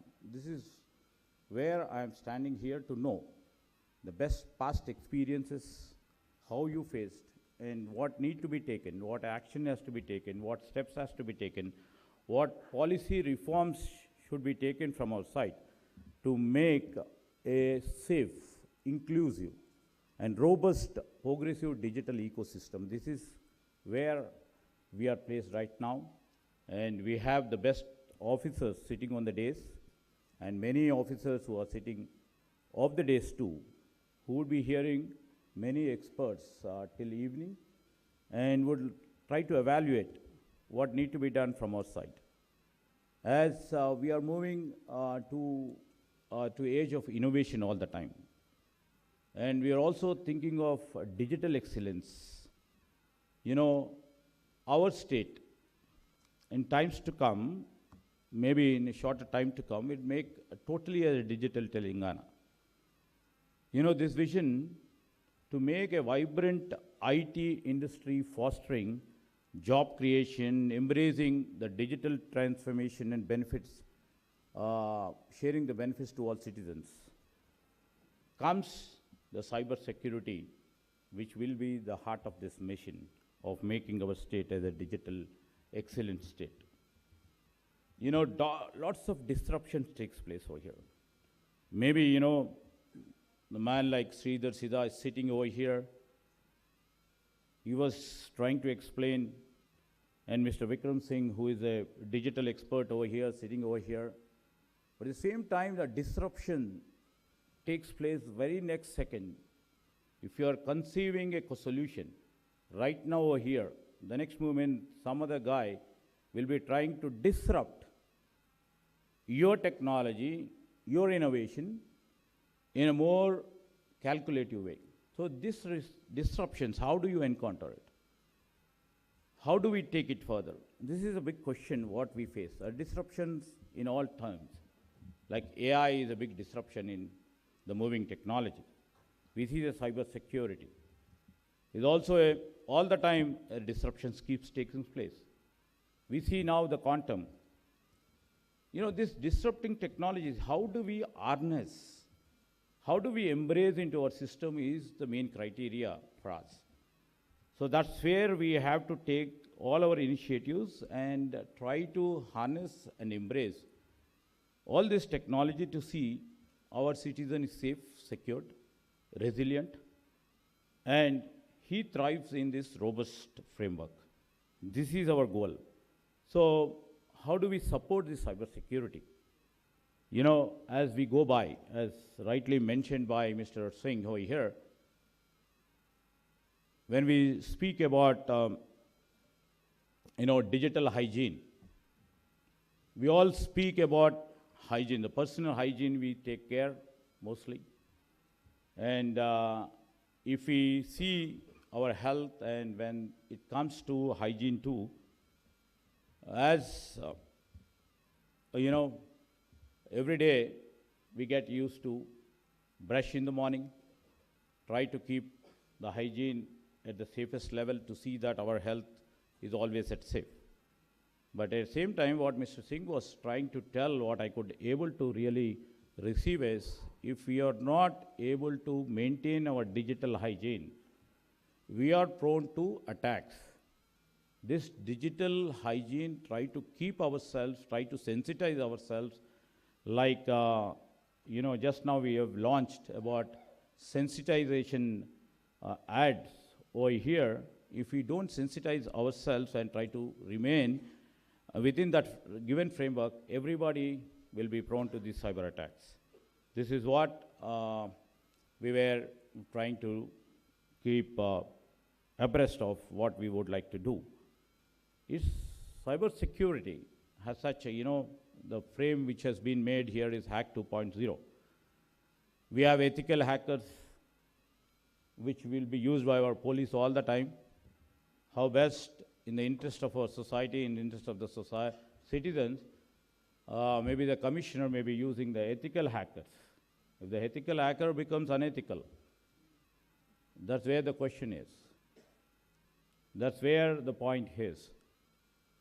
And the hacking as such, because I had encounter while I was doing my graduation, a guy who didn't even pass +2. He was doing all the hacking, and he was mentioning that he was doing ethical hacking. So I was just telling him, why don't you finish your +2? And why don't you do your engineering? And he said he is not interested. After a couple of years, after 4 or 5 years or 6 years, most probably after I finished my post-graduation, I met him en route back to Hyderabad from Delhi. I was asking him, what are you doing? Sir, I didn't complete my graduation, but I'm working for a multinational organization in Singapore and earning about 1.5 lakh per month.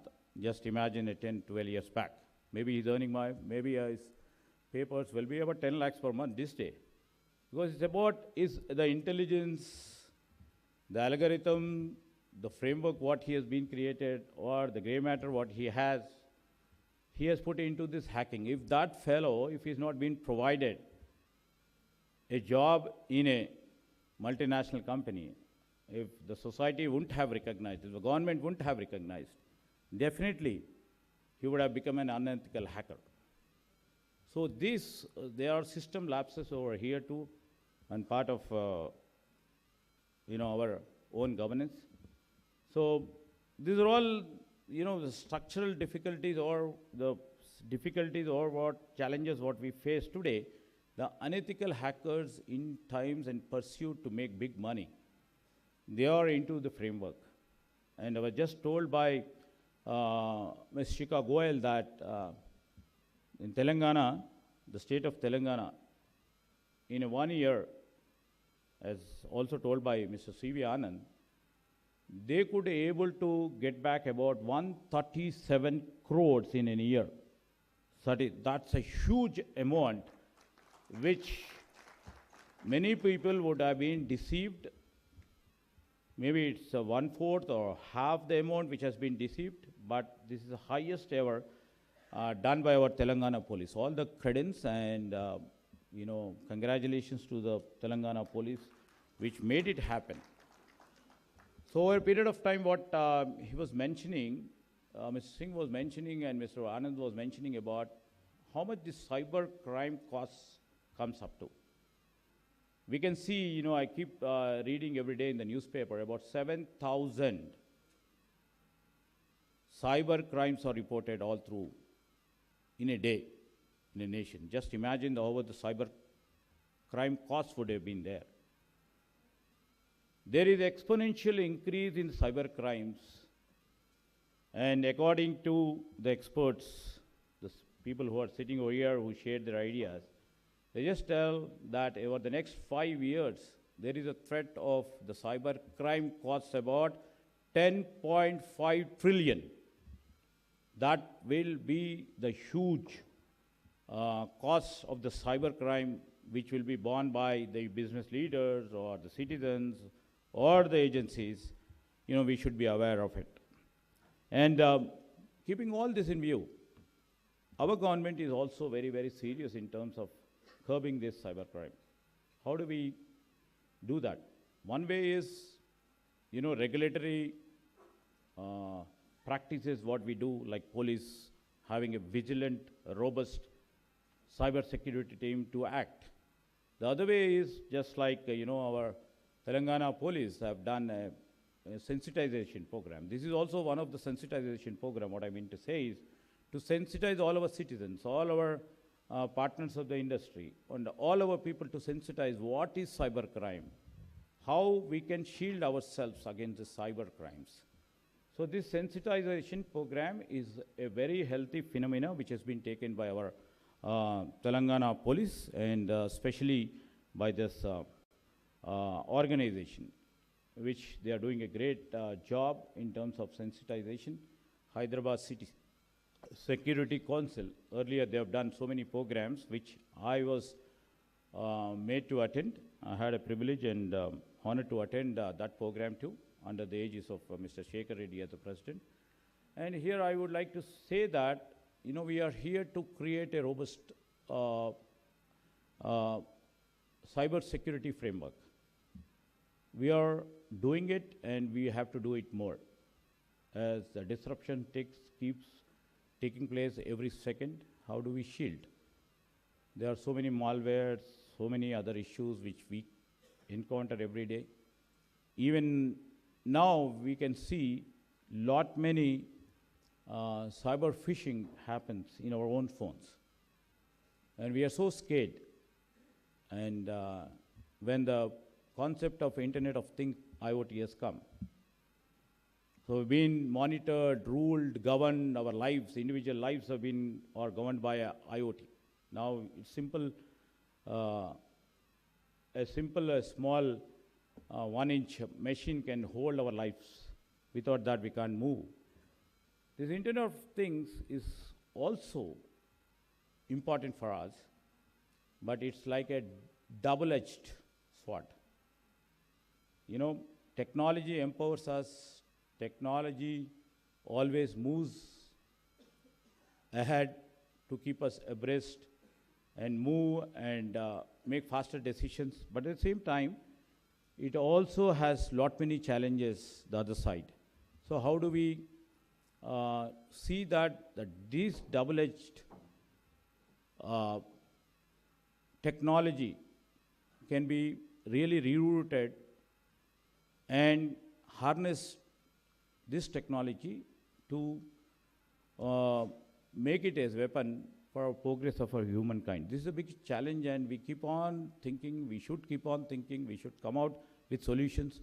And I was just, in the last debate, what I was seeing from the academia professor, that academia should be infused with the industry as well as the government, as well as with the agencies. I do agree.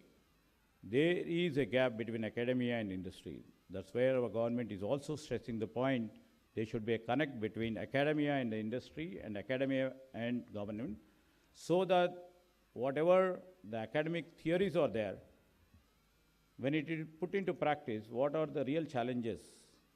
And when the industry leaders or the governance require some sort of a solutions, when the academia can't provide, there comes interactions and the actions will evolve, and we will try to find a solution. Definitely, I take it very positive what the professor was enunciating about it.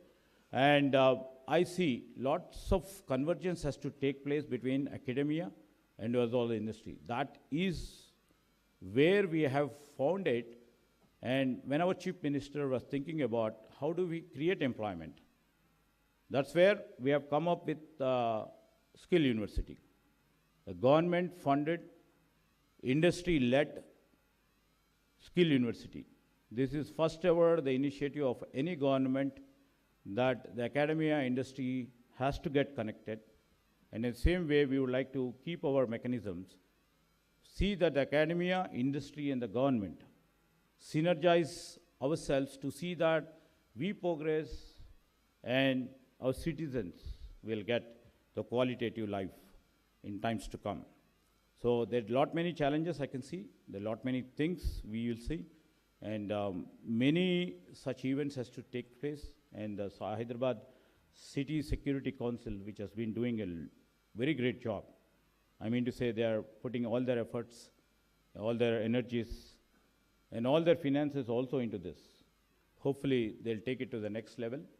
And I request all the experts who are sitting here, and all the academia professors or the vice chancellors who have come here to take part in this forum, let's come out with some solution for the Telangana state. As such, Telangana police, I being the minister for state, I'm not boasting about our Telangana police, but they've done a great job in terms of controlling crime, controlling menace, and also in terms of the cyber security, they are ahead in when I compare with, the other parts of our nation. I wish to see, because there are efforts, what Mr. C.V. Anand was just telling about the efforts they take in curbing this menace of cybercrime and going to different states and also facing lots of threats, and some point of time the gunshots have also been fired to catch the criminal.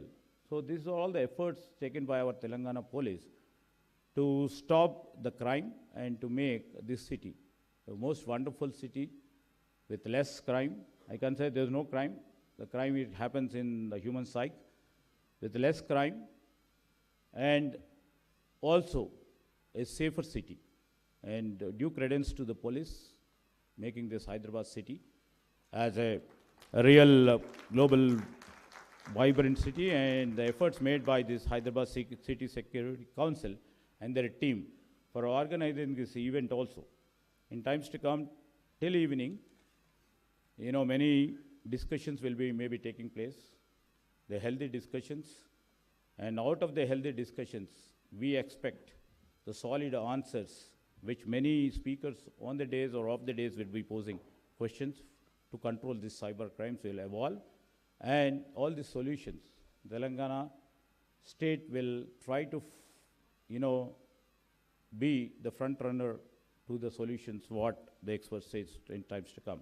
Once again, I thank Hyderabad City Security Council, team Mr. Shekhar Reddy, and especially to the Commissioner C.V. Anand for inviting me over here and to be in midst of the experts, the industry leaders, and the academia. Thank you, one and all. Thank you.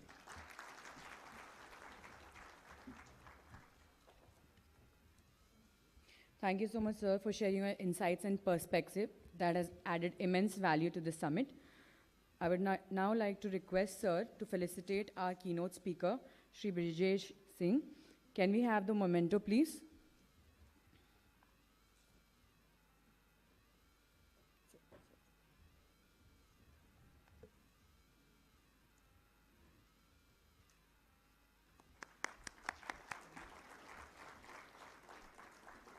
Now we move on to the felicitation of our sponsors. For Ramki Group, Bobby Venna.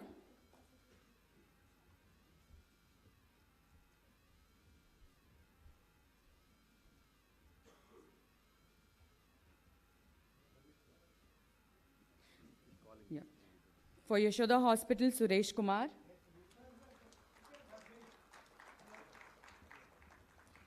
Our street play sponsor, Anil Agarwal.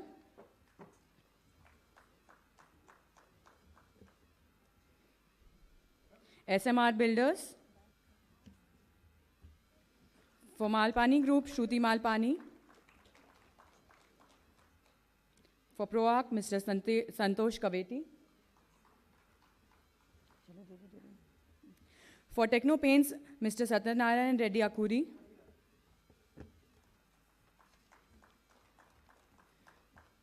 For Surya Industries, Mr. Kiran. For Sri Sampada Homes, Mr. Nishant Bojja. For Narayanamma Institute, on behalf of Sri Vidya Reddy, Dr. Shashwat Pathak.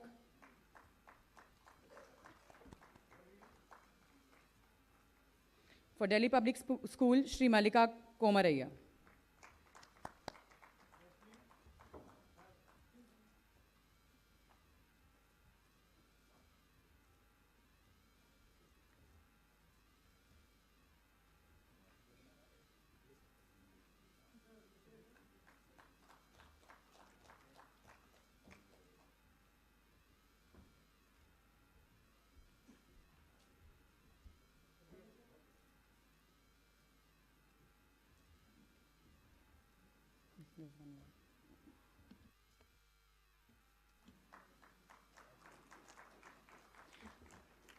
Now I'd like to request Sri C.V. Anand sir to felicitate our chief guest with a memento. Can we have the memento, please?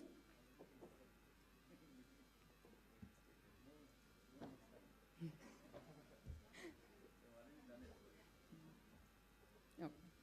So I would like to thank all the dignitaries for giving your valuable time and insights for this summit.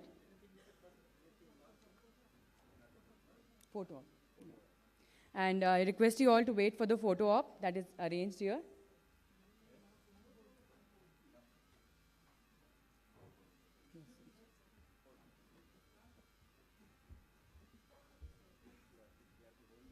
Yes, yes.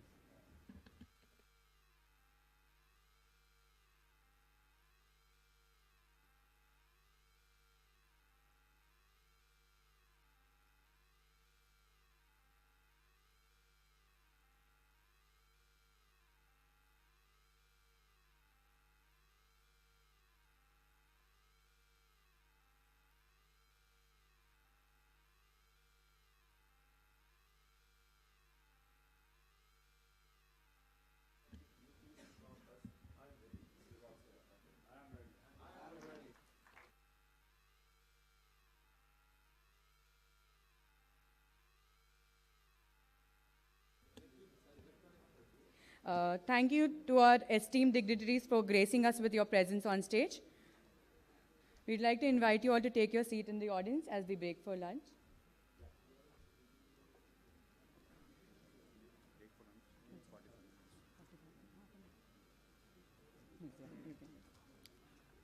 We'll break for lunch, everyone. We have a packed agenda in the afternoon as well. As you know, there is a celebrity coming in, but it's only 45 minutes. For moderators, speakers, and panelists, lunch is served on the 8th floor.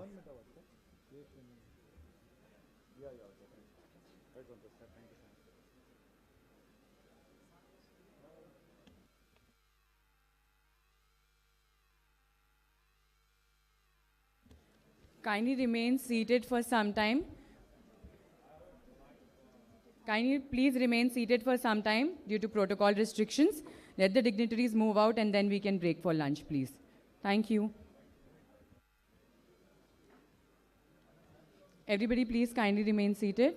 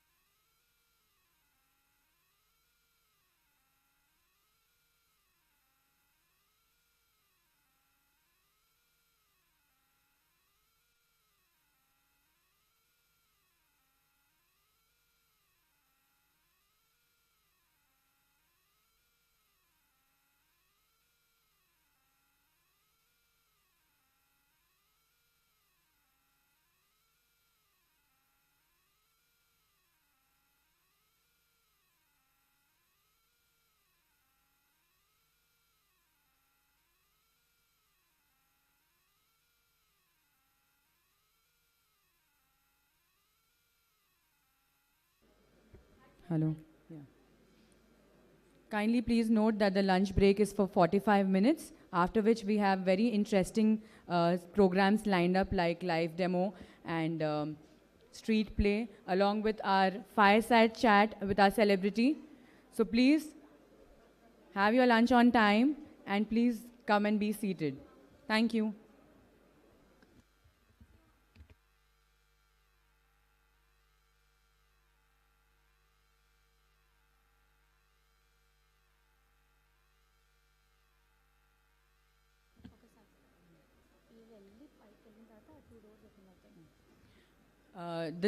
The last two doors will be open in about 2 minutes. We please appreciate your cooperation in this moment. Thank you.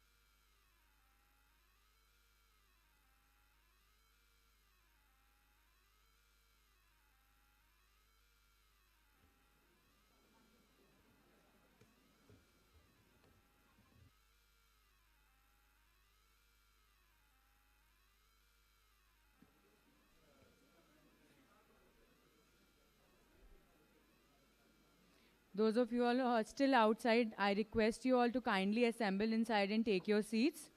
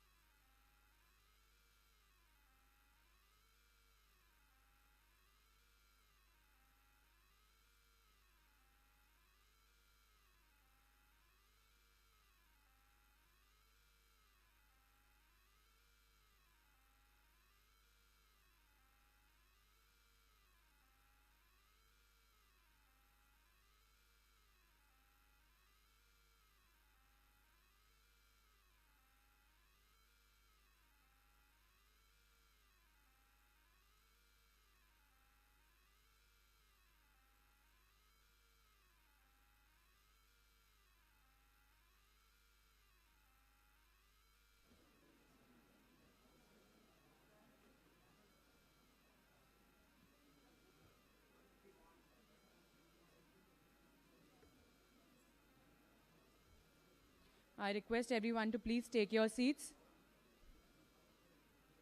Make sure that your phones are still on the silent mode. We have an amazing street play lined up for you.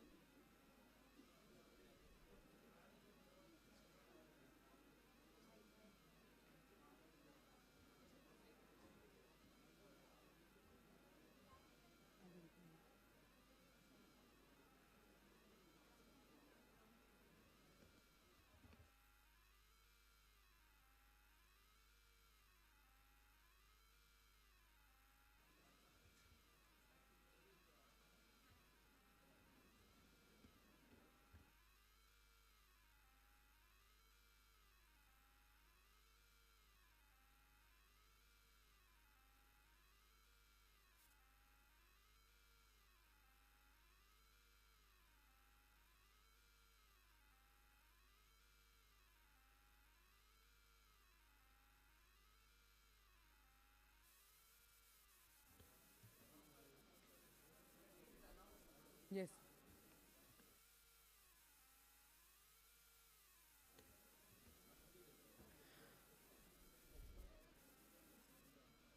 Hope everybody is energized after a wonderful lunch here, because we have some interesting performances lined up. So now I would like to call on stage our street play team who are going to demonstrate the cybersecurity awareness through their performance. Please give them a round of applause.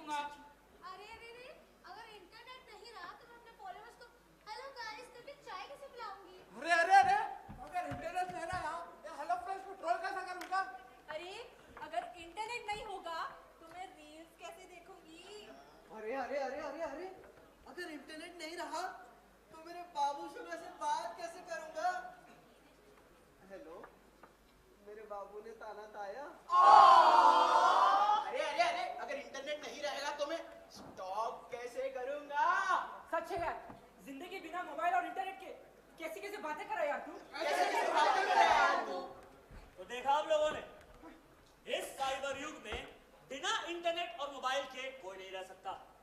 लेकिन इस बढ़ते internet के साथ साथ बढ़ रहा है cyber crime. Cyber crime वो क्या होता है? कहीं काली रतियां, कहीं दिन सुहाने, साइबर क्राइम की बातें चलो मिलके जाने। अरे ओ बेटा जी, अरे ओ बेटा जी, अरे ओ बापू जी, दुनिया की नजर कभी सही कभी गलत, कभी सही सही कभी गलत गलत, कभी सही गलत रहती है।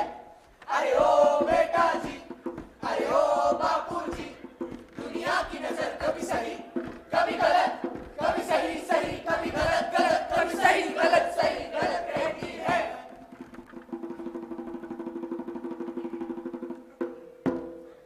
सुनो सुनो सुनो, बच के रहना। टेक्नोलॉजी नहीं है मगर लोग वही है। डीप फेक यूज कर लोगों को फंसाते हैं और देखो तो लोग इनका मजाक भी उड़ाते हैं। गुस्सा बदला सब है बहाना, लोगों को तो सिर्फ अपना अहंकार है दिखाना। लोगों को तो सिर्फ अपना अहंकार है दिखाना। और भाई क्या हाल? बिंदास यार। कैसे हो? हाय हाय हाय भाई, एक नई वीडियो आई है मार्केट में, क्या माल है यार, क्या दिखती है ब्रो। अबे ये तो पिछले हफ्ते देख लिया, कुछ नया लेकर आ। नया देख ली, नया वीडियो चाहिए? छोड़ो मैं दिखाता हूँ, हमेशा का ये इंटरनेट पे एक नया वीडियो है। अरे मुझे भी बताओ यार। सही है ना? ए भाई मुझे भी बता ना। अरे बेकार है, बेकार, अच्छी नहीं है। ऐसी अरे भाई अरे अच्छी है ही भाई नहीं। अरे बेकार है, बेकार है। ये मेरी बहन है, मेरी बहन को तू माल बोल दे, तेरी इतनी हिम्मत है? तू मुझ पर क्या चिल्ला रहा? पहले जा और जाकर अपनी बहन को संभाल। बहन को संभालो? कौन दे मेरा? बहन को संभालो। पायल! अरे अरे अरे अरे, ये कैसा जमाना आया है। खुद की बहन को बहन और दूसरों की बहन को माल बुलाया है। खुद की बहन को बहन और दूसरों की बहन को माल बुलाया है। पायल! क्या हुआ भैया, इतने जोर से चिल्ला क्यों रहे हो? हुआ क्या? जी करता है तेरी जान ले लूं मैं। भाई रुक। भैया भैया ये आप क्या कर रहे हो? भैया मुझे कुछ समझ में नहीं आ रहा है, बताओ तो सही हुआ क्या है? बताता हूँ हुआ क्या। ये देख, वायरल हो गई तू। हैप्पी, कितना अच्छा काम किया यार इसने। मम्मी पापा ये सब देखेंगे तो मर जाएंगे पायल वो। भाई शांत हो जा यार। अबे कैसे शांत हो जाए यार? भैया भैया ये मैं नहीं हूँ, भैया मुझे यकीन करो भैया, ये मैं नहीं हूँ। पूरा खानदान का नाम डुबा दिया यार इसने। अब पता नहीं है लोग क्या सोचेंगे। भैया प्लीज भैया मुझे यकीन कीजिए, ये मैं नहीं हूँ। तू झूठ मत बोल। अरे भाई रुक। छोड़ो यार। तू उसको लेके जा, मैं देखता हूँ। तू लेके जा। ये मैं नहीं हूँ। पायल पायल, ये तूने क्या कर दिया पायल? तेरा भाई किसी को मुंह दिखाने लायक नहीं रहा। अरे तेरे माँ बाप तो जीते जी मर जाएंगे पायल। लेकिन मरना तो तुझे चाहिए ना। वैसे वीडियो कैसा लगा? मतलब ये वीडियो तुमने बनाया? वो क्या है ना पायल, बहुत घमंड है तेरे को अपने चेहरे का। निकाल दिया तेरा घमंड। मैं अभी जाके भैया को सब सच बता दूंगी। अबे जा, डीप फेक यूज किया है मैंने, तेरा चेहरा है उसके ऊपर। अब तेरे पास सिर्फ एक ही रास्ता बचा है, खुदकुशी। अरे अरे, ये सब करने से पहले एक बार सोच तो लेती। कहीं चेहरा दिखाने लायक नहीं छोड़ा। अब पता नहीं ये लोग क्या कहेंगे। ऐसा करते हुए तुझे शर्म नहीं आई? छी बेशर्मी की भी हद होती है। अब तो मैं तुझे अपना दोस्त भी नहीं कह सकता। तूने तो मामा का नाम डुबा दिया। जिसकी कोई गलती नहीं उसका मुंह काला किया, लोगों के डर से उसकी आवाज को दबाया गया। भाई ने देखा वीडियो, किसी ने कुछ कहा नहीं, बहन को दोषी ठहराया जिसकी कोई गलती नहीं। डीप फेक से बनाए वीडियो, किसी ने कुछ पूछा नहीं, चिल्लाती रही वो, पुकार किसी ने सुना नहीं। चिल्लाती रही वो, पुकार किसी ने सुना नहीं। चिल्लाती रही वो, पुकार किसी ने सुना नहीं। चिल्लाती रही वो, पुकार किसी ने सुना नहीं। अरे ओ बेटा जी, अरे ओ बापू जी, दुनिया की नजर कभी सही कभी गलत, कभी सही सही कभी गलत गलत, कभी सही गलत रहती है। अरे ओ बेटा जी, अरे ओ बापू कभी गलत कभी सही सही कभी गलत गलत कभी सही गलत रहती है। देखो देखो देखो देखो मेरा एक वीडियो वायरल हुआ है जिसपे मैं किसी के साथ हूँ ऐसा कुछ नहीं हुआ। टेक्नोलॉजी ने बनाया मेरा फेक वीडियो, मेरा फेक वीडियो, मेरा फेक वीडियो। लाखों ने देखा होगा वो मेरा फेक वीडियो, मेरा फेक वीडियो, मेरा फेक वीडियो। टेक्नोलॉजी ने बनाया मेरा फेक वीडियो, मेरा फेक वीडियो, मेरा फेक वीडियो। लाखों ने देखा होगा वो मेरा फेक वीडियो, मेरा फेक वीडियो, मेरा फेक वीडियो। अब मैं कैसे मैं बताऊं कि वो मैं नहीं हूँ जब अपनों ने खुद मुझे दोषी ठहराया और कह रहे थे कि वो मैं ही हूँ। मैंने देखा था वो वीडियो, ऐसा लग रहा था कि वो मैं ही हूँ। काश मैं थोड़ी सावधान रहती, काश मैं इसके खिलाफ आवाज उठाती। अरे ओ बेटा जी, अरे ओ बापू जी, दुनिया की नजर कभी सही कभी गलत, कभी सही सही कभी गलत गलत, कभी सही गलत रहती है। अरे ओ बेटा जी, अरे ओ बापू जी, दुनिया की नजर कभी सही कभी गलत, कभी सही सही कभी गलत गलत, कभी सही गलत रहती है।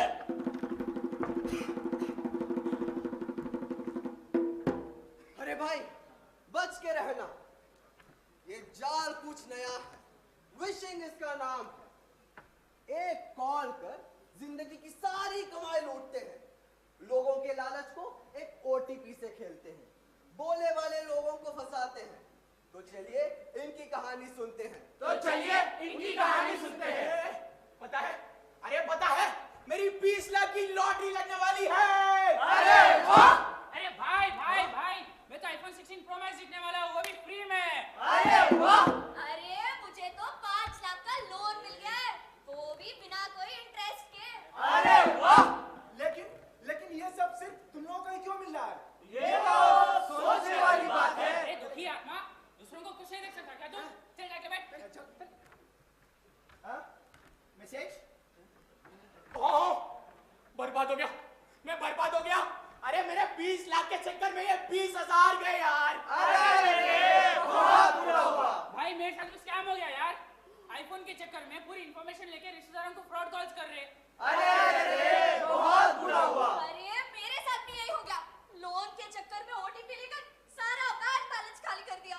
अरे बहुत बुरा हुआ। छोड़ो यार, छोटा सा ही तो नुकसान है, अब क्या ही कर सकते हैं यार। हाँ, क्या ही कर सकते हैं। बच के रहना रे बाबा, बच के रहना रे, बच के रहना रे बाबा, तुझ पे नजर है। बच के रहना रे बाबा, बच के रहना रे, बच के रहना रे बाबा, तुझ पे नजर है। सुनो सुनो सुनो सुनो सुनो सुनो सुनो,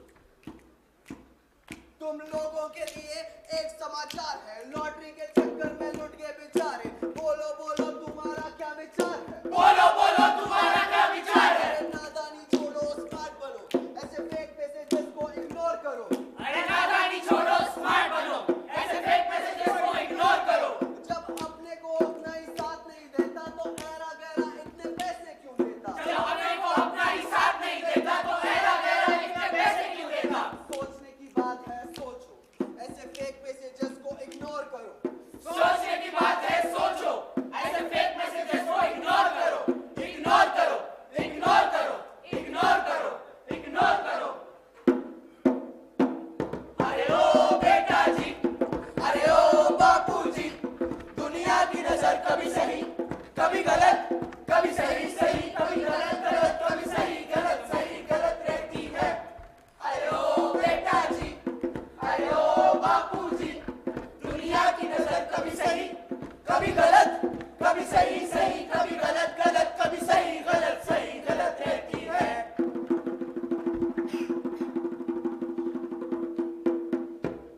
तो देखा आपने कैसे one time password life time mistake हो सकता है। इनका तो सिर्फ छोटा सा नुकसान था, मगर सोचो जो अपना सब कुछ दांव पर लगाकर इस जाल का शिकार होते हैं। तो चलिए उनकी कहानी सुनते हैं, तो चलिए उनकी कहानी सुनते हैं। जमींदार साहब, जमींदार साहब, जमींदार साहब। अरे हाँ शंभू बोलो। आपका बहुत बहुत धन्यवाद जमींदार साहब, आपने मेरे अकाउंट में पैसे डालकर मुझ पर बहुत बड़ा उपकार किया है। अरे शंभू तुम हमारे अपने आदमी हो और तुम्हारे जमीन के बदले 5 लाख रुपए तुम्हारे खाते में तो मैं डाल ही सकता हूँ। अब जाओ जाओ अपने बेटे का इलाज कराओ। बहुत बहुत धन्यवाद। अरे जाओ जाओ।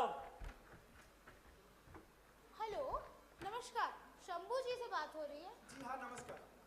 जी आपके खाते में कोई बड़ा रकम ट्रांसफर हुआ है? जी हाँ सुबह ही तो जमा किया था। जी आपका खाता, आप उस पैसे का इस्तेमाल नहीं कर सकते। लेकिन क्यों? देखिए मुझे पैसों की बहुत जरूरत है, मेरा बच्चा अस्पताल में भर्ती है, प्लीज आप मेरी मदद कीजिए। आपका खाता बहुत वक्त से बंद होने के कारण आप इसका पैसे का इस्तेमाल नहीं कर सकते, लेकिन आपकी कुछ इन्फॉर्मेशन लगेगी। क्या आपका नाम शंभू है? जी हाँ। जी आपकी उम्र 50 साल? जी हाँ। जी आपके नंबर पे एक OTP आएगा, उसे बताइए। 2326। जी धन्यवाद, 10 मिनट में आप उसका ट्रांजैक्शन कर सकते हैं। जी धन्यवाद।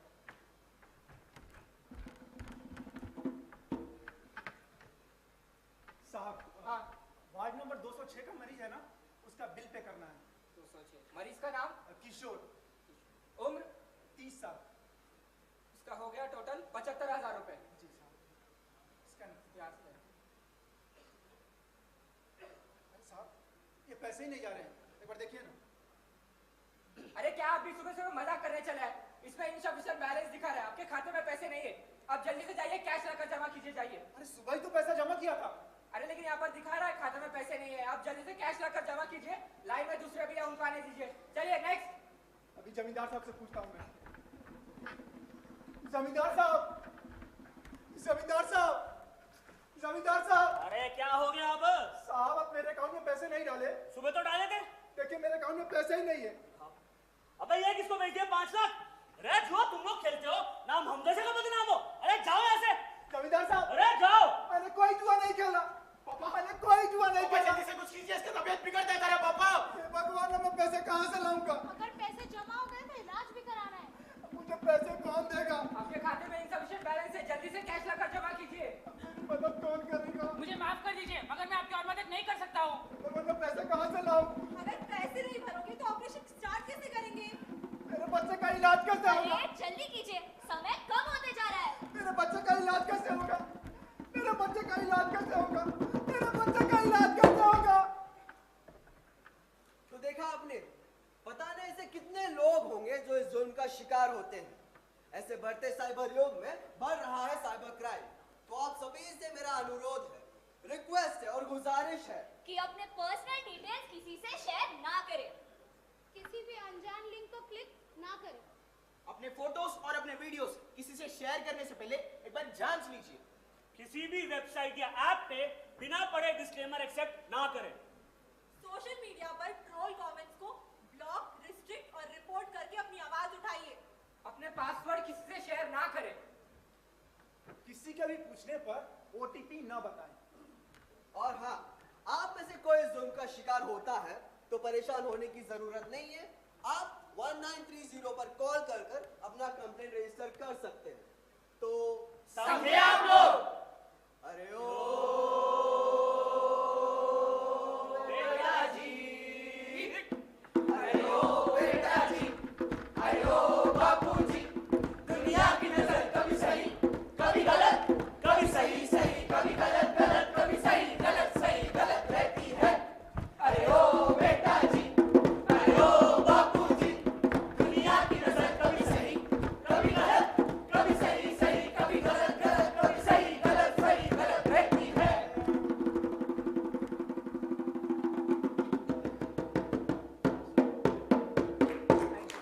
Can we have a huge round of applause for this street play, people, please? Thank you, everyone. I hope everybody is energized after this street play. Now, moving on to our next segment, we have a live demonstration scheduled for you. So for that, I would like to invite on stage Mr. Manish Yadav and Venkatesh. Mr. Manish Yadav is a cyber investigating and intelligence expert affiliated with the Center for Research on Cyber Intelligence and Digital Forensics. He has extensive experience in cyber investigations, collaborating with law enforcement, corporate entities, and government institutions. Over to you. Is it fine?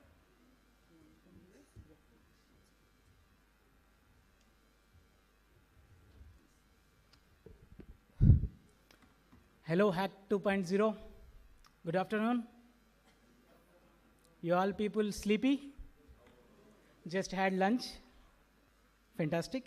So, this particular content, the live demonstration, whatever is going to be for 15 to 20 minutes, I want first 5 minutes to be interactive session. Is it fine? Amazing. So first of all, is there any gentleman or woman who don't use a smartphone in this era? Any one person? No one, I hope. If anybody is there, please come on to the dais. So technology became our life. Why, sir? What is the reason why we are using technology? The two, smartphone. Smartphone is like a computer. Smartphone is like a supercomputer. For everything, smartphone became a part. So why? Why do we use technology? Anybody tell? To make things very easy as well as faster, right? So where there is lot of usage, there will be misusage also. Who misuse it, sir? Who misuse the technology? Every day you see print media, social media, electronic media saying criminals, cyber criminals, hackers, attackers, they hack your data. Every day you see. What is this word exactly mean by data, sir? Information, fantastic. Which kind of information? That could be your documents, photographs, videographs, your passwords, your social media chattings, messages, whatever. Right? Your digital assets, your digital data is in danger. If you wanted to secure it, what you need to do? As in the morning, Madam ADG Madam also said, cyber hygiene, that is required. So coming to the smartphones, which kind of cyber hygiene we take, sir? Which kind of hygiene we will take? For example, the recent pandemic corona, everybody started using hand sanitizers, masks. But coming to your technology, every day you use the gadget. The technology made your life easy as well as less private. To protect it, you need to use some cyber hygiene. In the sense, you have to maintain some, privacy-enabled applications. Everybody having Android phones or iOS phones, right? Might be. So in these both phones, internal security option is there. Even after having internal security, sometimes there will be few vulnerabilities. Vulnerabilities means loopholes, fantastic. So using the loophole, the criminals, the cyber criminals we can say, they will exploit the humans. What does this word mean by exploit, sir? Misuse, okay, fine. Exploiting, what is mean by exploiting? Taking advantage, awesome. So how it will be happens, we will see. So everybody in awareness content, awareness posters, awareness sessions, you will see, need not to click any unknown link. You need not to scan any QR codes and no chatting with unknown people online, correct? So if you do it, what will happen? Which kind of data you will lose, sir? Whatever the data stored in your personal device will be come to public life. Your personal life will become public life. To protect it, what kind of hygiene we have to maintain, that we will see. So generally, the cyber attacks are happening every day, every minute, every second, day and night. For example, we have one website, we wanted to show you Norse map. This is threats detection map. You can see every countries are targeting each other. They are doing cyber attacks. Generally, on which purpose they do the attack, sir? What is the reason behind the attacking in cyberspace? Financial, fantastic. Excellent, next. Okay, competition also. For example, Their everyday life, we use few applications. Amazon, you all know. Who is the competitor of Amazon, sir? Then who is the competitor for Uber? For Zomato? Automatically, they are the competitors. So in everyday, day-to-day life, corporate companies, startup companies, everybody is having their competitors. If you have a competitor, you might have a threat. To protect from threat, which kind of hygiene you have to maintain? That is also implementation, called it as a cybersecurity. In that, mobile and smartphone exploitation is important. To individuals, I am saying, not only corporate companies, not only any government organizations, but it is important for the general human. Okay, so you can see everyday attacks happening like this. Percentage also you can see. Which country getting attacked, how much? India is getting 17-18% attacked. United States is another, like some other percentage, Bulgaria and all. So you just imagine, few years back, I hope 9 to 10 years back, Brazil, when Brazil was under a cyber attack, they were forced to shut down their electricity supply. The whole city was without electricity for months. Just imagine 24 hours power loss in Hyderabad. What will happen, sir? If it is 1 week, which kind of services will be stopped? Water supply, transport, banking, financial, everything. Schools, colleges, educational sector, hospitals, whatnot, everything. Just imagine. The same way, in Saudi Arabia, there is a big oil giant, Aramco company. Their internal networks has infected in seconds, and the company lost hundreds of millions of dollars. Just imagine. These cyber attacks can occur and affect every industry, as we discussed. Government, private, public sectors, software companies, including photo studios also. You probably have seen lot of cases on photo studios. They will be having lot of important data, marriages, videos, photographs and all. Unfortunately, through some malicious attack, if photo studio's system get hacked, entire system data and the marriage videos, photographs will be completely deleted. These kind of attacks, we call it as a ransomware attack. So coming to the mobile, which kind of threats will be there? You please tell me. How many types of mobile vulnerabilities are there? Bank information, okay. Almost you all are facing every day. Social media fake accounts. You will get an application in WhatsApp, your friend will send it. Once you click that application, your phone or your WhatsApp account will get hacked, and all your friends will get the same application as a link. If they click, it will reflect to the same. Have you listened these kind of attacks? And next, if any person, so hacking is not only coming to the technology or any application sending links, hacking human mindset is also comes into the picture. For that, I just wanted to show you 2 minutes of video if it permits. So please open YouTube and play DEFCON social engineering video. After seeing this, you people will be thrilled. YouTube, DEFCON social engineering.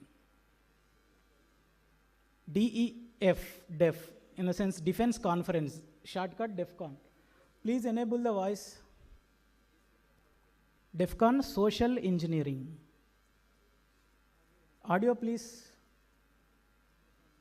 Yeah, it's fine. So DEFCON means Defense Conference. Every year in Las Vegas they organized. The underground hackers community will be participating. So lots of technocrats, technology enthusiasts like you will attend that particular training program. So is it possible to get the audio, sir? Fantastic. So meanwhile, yeah, it's playing, I hope. And if you are at DEF CON, there's a good chance that you're here because you want to learn what could happen to you or your company. Anyone here first time in the SCCTF? Holy crap. I invited Chris to hack me with his team, but they're going to hack me using social engineering, which is essentially hacking without any code. They just use a phone and an internet connection. We help people with human security issues by testing vulnerabilities for like a network test, but it's for the people network. We test those vulnerabilities, see where the holes are, and then help people learn so they can patch them. Can we try some of this? Can we try some? Yeah. See if it works? Yeah, we probably could have our star visher here make some phone calls as your Let's do girlfriend. it. Sure. Do you want to do a sample vishing call? What's vishing? Vishing is voice elicitation, and basically what you do is you use the phone to extract information or data points that can be used in a later attack. Let's do it. Okay. Who are you going to call? Maybe I'll call your cell phone provider Okay. and see if I can get them to give me your email address. I bet they're good. I bet they have my back. But yeah, go for it. I'm going to spoof from your number, so it's going to look like it's calling from you. Okay.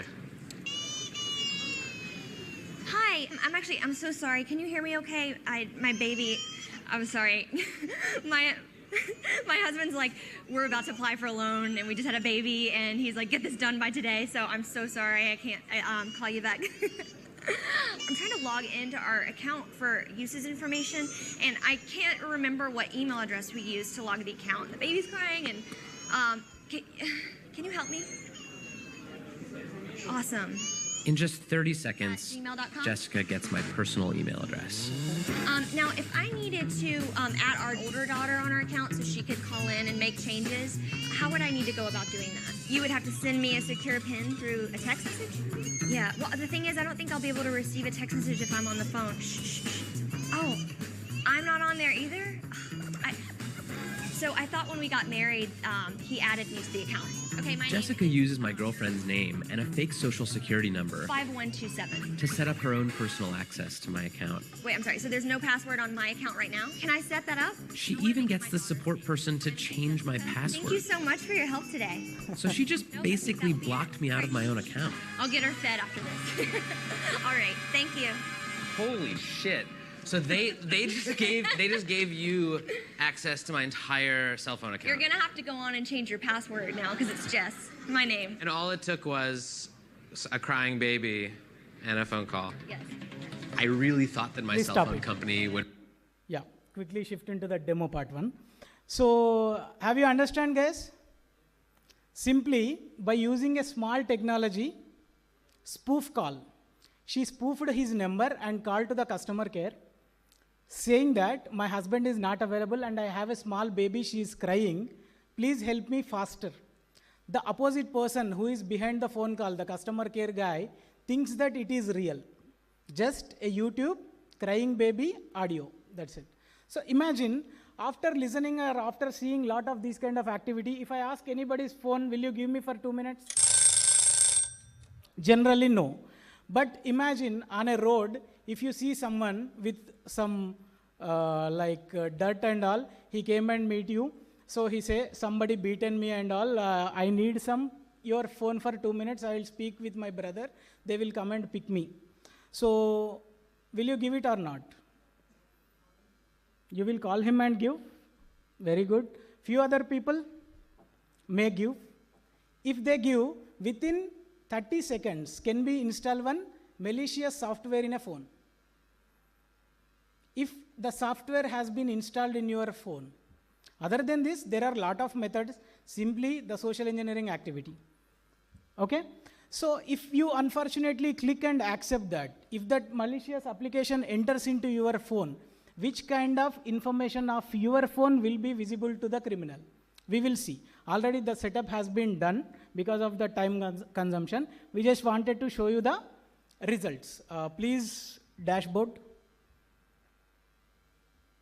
So it's purely smartphone vulnerability. Using a smartphone vulnerability, we have exploited and hacked an Android device. So if we hack an Android device, which kind of information we get? We will see. So imagine whenever you install any application, what are the permissions you will give, sir? Microphone, location, camera, contacts, everything you can see here. The percentage of charging, please click on the location. Photos and images, Even if anybody call, the call recording also can be played here. The call recording, the conversation can be played. Screenshots can be captured. If possible, please take the phone into the crowd. The live video I wanted to show. Your phone will be locked only, but your front and back camera will be accessible and it will be shown on the dais. Any volunteer can do it. Yes. So we can ring the phone without his permission. Yes. Please take that phone and go inside the crowd, showing the front face or back face, whatever it is. The video will be shown it here.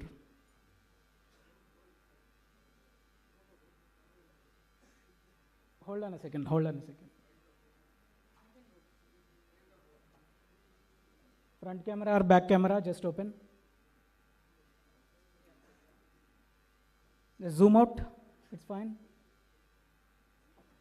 Now, how many people wants to hack your girlfriends or boyfriends or wives or husband's phone now? So almost whenever we wanted to show any demo, please use it for only educational purpose and sometime entertainment purpose. If you do, Hyderabad police is advanced HYPD, we call it as a Hyderabad Police Department, simply like United States. So in whole India, this credit, the tracking the criminals, catching the criminals every time, taking them into the public only happens with the Cyberabad and Hyderabad police only. So really grateful under the visionary leadership of our CV Anand sir and our team cybercrimes also, they are working tremendously to do this thing. Yeah, Akanksha, is it done? Fine, allow me a second. So thank you so much Hack 2.0 for giving this, H.A.C.K to giving this opportunity, especially Barney sir. So Barney Kumar Arol sir, he literally tremendously worked about this. Santosh garu, Sima garu, everyone, thank you so much.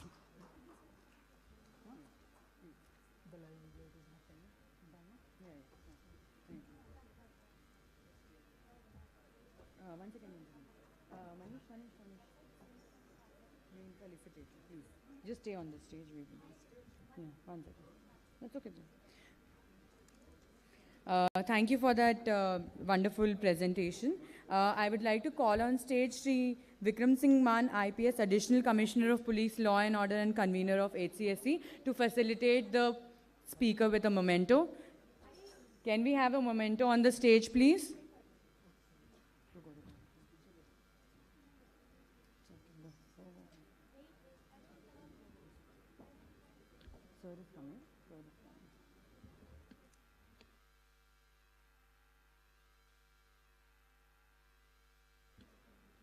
We've called them, yeah.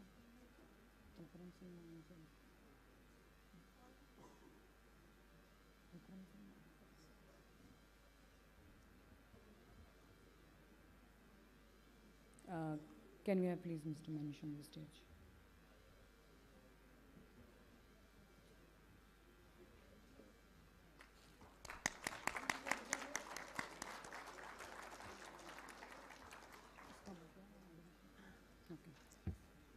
Thank you so much.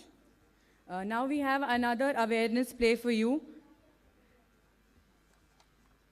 So please welcome the Patal Bhairavi Concepts for their cybercrime awareness play.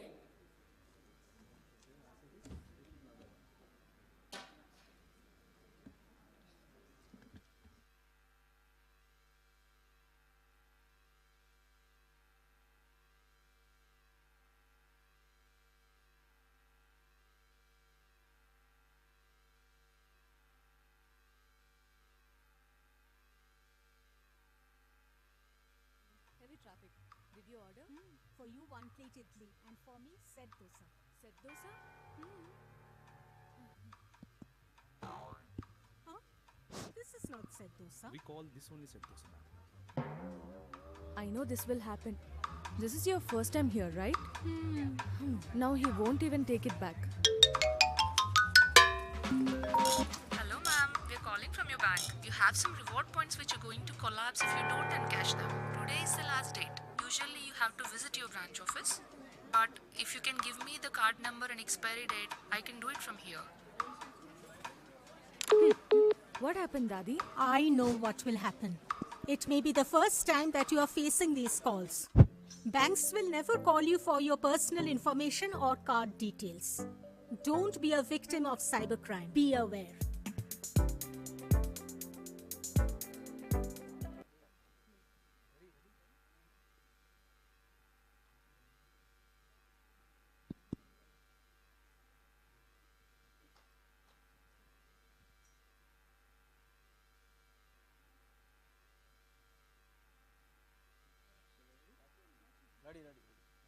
Ready?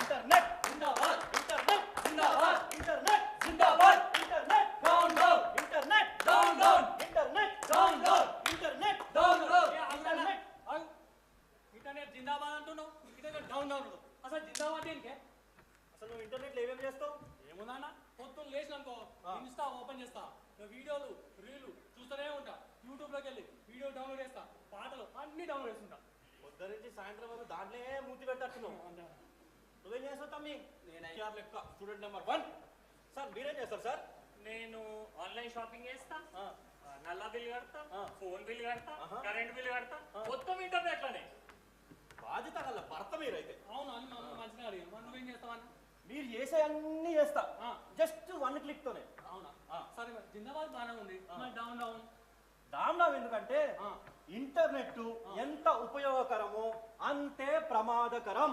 ఇప్పుడు ఈ ఇంటర్నెట్లలో social media యాప్లు ఉంటాయి కదా, దీంట్లో Facebook, Instagram, tick talk అన్నీ ఉంటాయి కదా. దాంట్లో మనము మన పర్సనల్ ఇన్ఫర్మేషన్ షేర్ చేసుకుంటాం కదా. ఇప్పుడు ప్రతి సినిమాలో హీరో ఉన్నట్టే విలన్లు కూడా ఉంటారు అవు కదా. గట్లనే ఇసోంటి ఇంటర్నెట్లల్లా అంటే సోషల్ మీడియాలల్లో విలన్లు ఉంటారు. వీళ్ళు మన పర్సనల్ ఇన్ఫర్మేషన్ మొత్తం తీసుకొని మనల్ని ట్రాప్ చేస్తారు. దాంతో మనల్ని మానసికంగా ఇబ్బంది పెడతారు. ఇలాంటి వాళ్ళతో జాగ్రత్తగా ఉండాలి. ఇంకోటి ఏందో ఎరికేనా, ఈ మధ్య ట్రాయ్ నుండి ఫోన్ చేస్తున్నామని చెప్పి నిన్ను డిజిటల్ అరెస్ట్ చేస్తారు. నేను చెప్తాను. అవునా, ఎప్పుడు ఎందుకన్నా డైరెక్ట్ చూపిస్తే పోలే. సరే పటాకి అట్లనా. ఇంటర్నెట్ కాలం చేపకేసే కాలం, ఇంటర్నెట్ కాలం చేపకేసే కాలం, ఇంటర్నెట్ కాలం చేపకేసే కాలం, ఇదో అంతర్జాలం మరో ఇంద్రజాలం, ఇదో అంతర్జాలం మరో ఇంద్రజాలం. ఇంటర్నెట్ కాలం చేపకేసే కాలం, ఇంటర్నెట్ కాలం చేపకేసే కాలం, ఇదో అంతర్జాలం మరో ఇంద్రజాలం, ఇదో అంతర్జాలం మరో ఇంద్రజాలం. మాయదారి కాలం బతుకంత అయోమయం, మాయదారి కాలం బతుకంత అయోమయం, ఇదో అంతర్జాలం మరో ఇంద్రజాలం, ఇదో అంతర్జాలం మరో ఇంద్రజాలం, ఇదో అంతర్జాలం మరో ఇంద్రజాలం.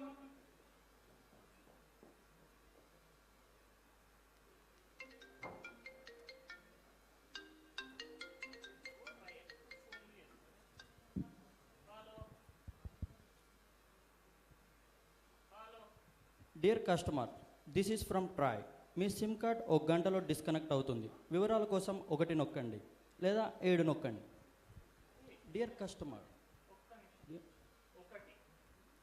Good morning sir, this is from TRAI department. మీకు ఏ విధంగా సహాయం చేయగలము? ఓకే సార్, మీ నెంబర్ చెప్తారా? 9844 okay, thank you sir me number చెప్పినందుకు. మీ నెంబర్ని మా డేటాబేస్లో చెక్ చేస్తున్నాము. 1 నిమిషం లైన్లో ఉండండి. సార్, మీ నెంబర్ మీద చాలా కంప్లైంట్స్ ఉన్నాయి అండ్ మీ నెంబర్కి ఇంకొక నెంబర్ కూడా లింక్ అయి ఉంది. ఆ నెంబర్ 7845123523 సార్. సార్ ఏం మాట్లాడుతున్నారు సార్ మీరు? నేను ఒక డాక్టర్ని సార్, నాకు ఉన్నది ఒకటే ఒక నెంబర్ సార్, నాకు ఇంకా వేరే నెంబర్లు ఏం లేవు. I think there seems to be some confusion here sir. Sir, మీరు వెంటనే వివరాలు అందించకపోతే మీ సిమ్ కార్డ్ బ్లాక్ అవుతుంది. దయచేసి వెంటనే ఈ సమస్యను పరిష్కరించుకోండి. సార్ నాకు చాలా ఇంపార్టెంట్. సార్ మీకు ఏ డీటెయిల్స్ కావాలో చెప్పండి సార్. సార్ మీ పేరు చెప్తారా? నా పేరు శివ సార్. సార్ మీ తండ్రి పేరు? సుధాకర్. సార్ మీ address? Plot number 82 Kamalanagar, Hyderabad sir. Sir Aadhaar number చెప్తారా? 7054 2591 0526 సార్. థ్యాంక్ యూ సార్ వివరాలు అందించినందుకు. అండ్ మీ ఆధార్ కార్డ్ రీసెంట్ టైమ్స్లో ఎక్కడైనా మిస్ అయిందా సార్? లేదు సార్, ఏం మిస్ ఏం కాలేదు. సార్ బాగా ఆలోచించుకొని చెప్పండి. మీ ఆధార్ కార్డ్ రీసెంట్ టైంలో ఎక్కడైనా మిస్యూజ్ అయిందని కంప్లైంట్ చేశారా, లేదా రీసెంట్గా ఎక్కడికైనా ట్రావెల్ చేశారా? ట్రావెల్ అంటే గుర్తొచ్చింది. రీసెంట్గా నా కాన్ఫరెన్స్ ఉంటే ఢిల్లీ నుంచి హైదరాబాద్కు ఫ్లైట్లో వచ్చాను సార్. బహుశా ట్రాన్సిట్లో ఏదైనా మిస్యూజ్ అయిందేమో తెలియదు. ఎస్ సార్, మేబీ అయ్యి ఉండొచ్చు. అండ్ ముంబై క్రైమ్ బ్రాంచ్లో కూడా మీ మీద కేసు రిజిస్టర్ అయింది అండ్ వాళ్ళు ఈ కేసు కూడా విచారణ చేస్తున్నారు sir. Sir Mumbai crime branch ఏంటి సార్, ఏం మాట్లాడుతున్నారు సార్? నేను ఒక డాక్టర్ని సార్, 30 years నుంచి నేను డాక్టర్ని చేస్తున్నాను సార్. సార్ విచారణ చేస్తుంది ముంబై పోలీస్ వాళ్ళు కాబట్టి మీరు ముంబై క్రైమ్ బ్రాంచ్కి వెళ్ళి వాళ్ళని వివరాలు చెప్తారు sir. Sir I think there seems to be confusion here. నేను డాక్టర్ని చేస్తున్నాను సార్, నాకు ఏ సంబంధం లేదు సార్ ఇది. సార్ ఇది కేవలం ట్రాయ్ డిపార్ట్మెంట్ మాత్రమే. మీకు కావాలంటే మేము మీ కంప్లైంట్ నెంబర్ చెప్తాము, అది మీరు నోట్ చేసుకోండి, మీకు ఫర్దర్గా యూజ్ అవుతుంది. సార్ కంప్లైంట్ చెప్పండి సార్, కంప్లైంట్ నెంబర్ చెప్పండి. Sir me complaint number MCP 87412542157772 sir. Thank you for calling try. Have a nice day. Call transferred. This is Mumbai crime branch. Sir అది నాకు కంప్లైంట్ అని నెంబర్ ఇచ్చి ట్రాన్స్ఫర్ చేశారు sir. आपका case number बताइए. Sir MCP 8121425772 sir. आपका नाम शिवा गणेश है क्या? हाँ सर. మీ మీద చాలా కేసులు ఉన్నాయి. Women trafficking, money laundering, drug supply, illegal weapon supply, ఇలా చాలా చాలా ఉన్నాయి. ఎంక్వైరీ కోసం తక్షణమే ముంబై రావాలి మీరు. సార్ ఏం మాట్లాడుతున్నారు సార్? నేను చెప్పాను కదా సార్, నేను ఒక డాక్టర్ని సార్, నాకు వీటితో ఏ సంబంధం లేదు సార్. అదంతా మాకు తెలియదు. ఇమ్మీడియట్గా ముంబై రావాలి. Sir I think there seems to be confusion here sir. నేను చెప్పాను కదా సార్, నాకు ఏ సంబంధం లేదు సార్. నేను డాక్టర్ ఉంది, నేను ఇల్లీగల్ వెపన్స్, డ్రగ్స్ సప్లై ఇవన్నీ నేను ఎందుకు చేస్తాను సార్? అదంతా మాకు తెలియదు. ఇమ్మీడియట్గా నువ్వు ముంబై రావాలి. సార్ నేను హైదరాబాద్లో ఉంటాను, నేను రాలేను సార్. రావా? నేను రాలేను సార్. అయితే పంజగుట్ట పోలీస్ స్టేషన్లో సమన్సు జారీ చేస్తే వాళ్ళే నీ ఇంటికి వచ్చి లాక్కొస్తారు. సార్ అసలే మాది పరుగుల కుటుంబం సార్. మా అబ్బాయి మొన్ననే అమెరికా వెళ్ళి సెటిల్ అయ్యాడు. మా అమ్మాయికి నెక్స్ట్ ఇయర్ మ్యారేజ్ సెటిల్ అయింది సార్. సో ఈ టైంలో పోలీసులు అరెస్ట్ అంటే చాలా ప్రాబ్లం అవుతుంది సార్. ఏదో ఒకటి మీరే హెల్ప్ చేయండి సార్, ప్లీజ్ సార్. సరే, నీకోసం మా పై అధికారితో మాట్లాడి వీడియో కాల్ ఎంక్వైరీ అరేంజ్ చేస్తాను. కానీ ఒక్క విషయం గుర్తుంచుకో సార్, మీ ఫోన్లో ఫుల్ ఛార్జింగ్ పెట్టు. ఓకేనా? ఓకే మీ సార్. చుట్టూ ఎవరు ఉండకూడదు. ఓకే. ఇక్కడ నుంచి ఎవరైనా నీకు కాల్ చేసిరనుకో అందులో వాళ్ళు కూడా ఇన్వాల్వ్ అయిపోతారు. మీరు ఏం చేసినా సరే మాకు వీడియో కాల్ కనపడుతూనే చేయాలి. సరేనా? Okay sir. ఇదిగో ఫోన్ నేను 2 నిమిషాలు నీకు కాల్ వస్తుంది, మాట్లాడండి వీడియో కాల్. ఓకే? సరే sir.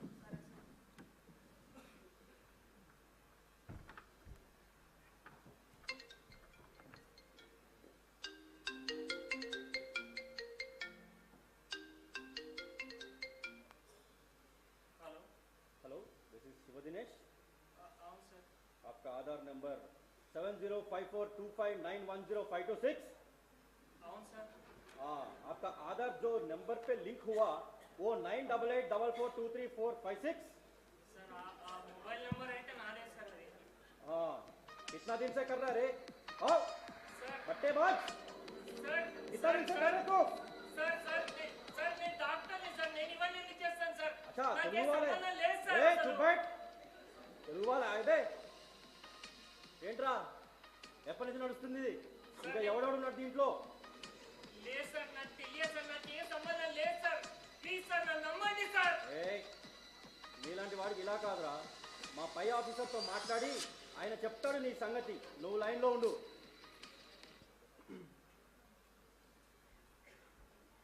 Hi sir. Hello sir. Hello sir sir senior officer sir. ఏ చుబట్.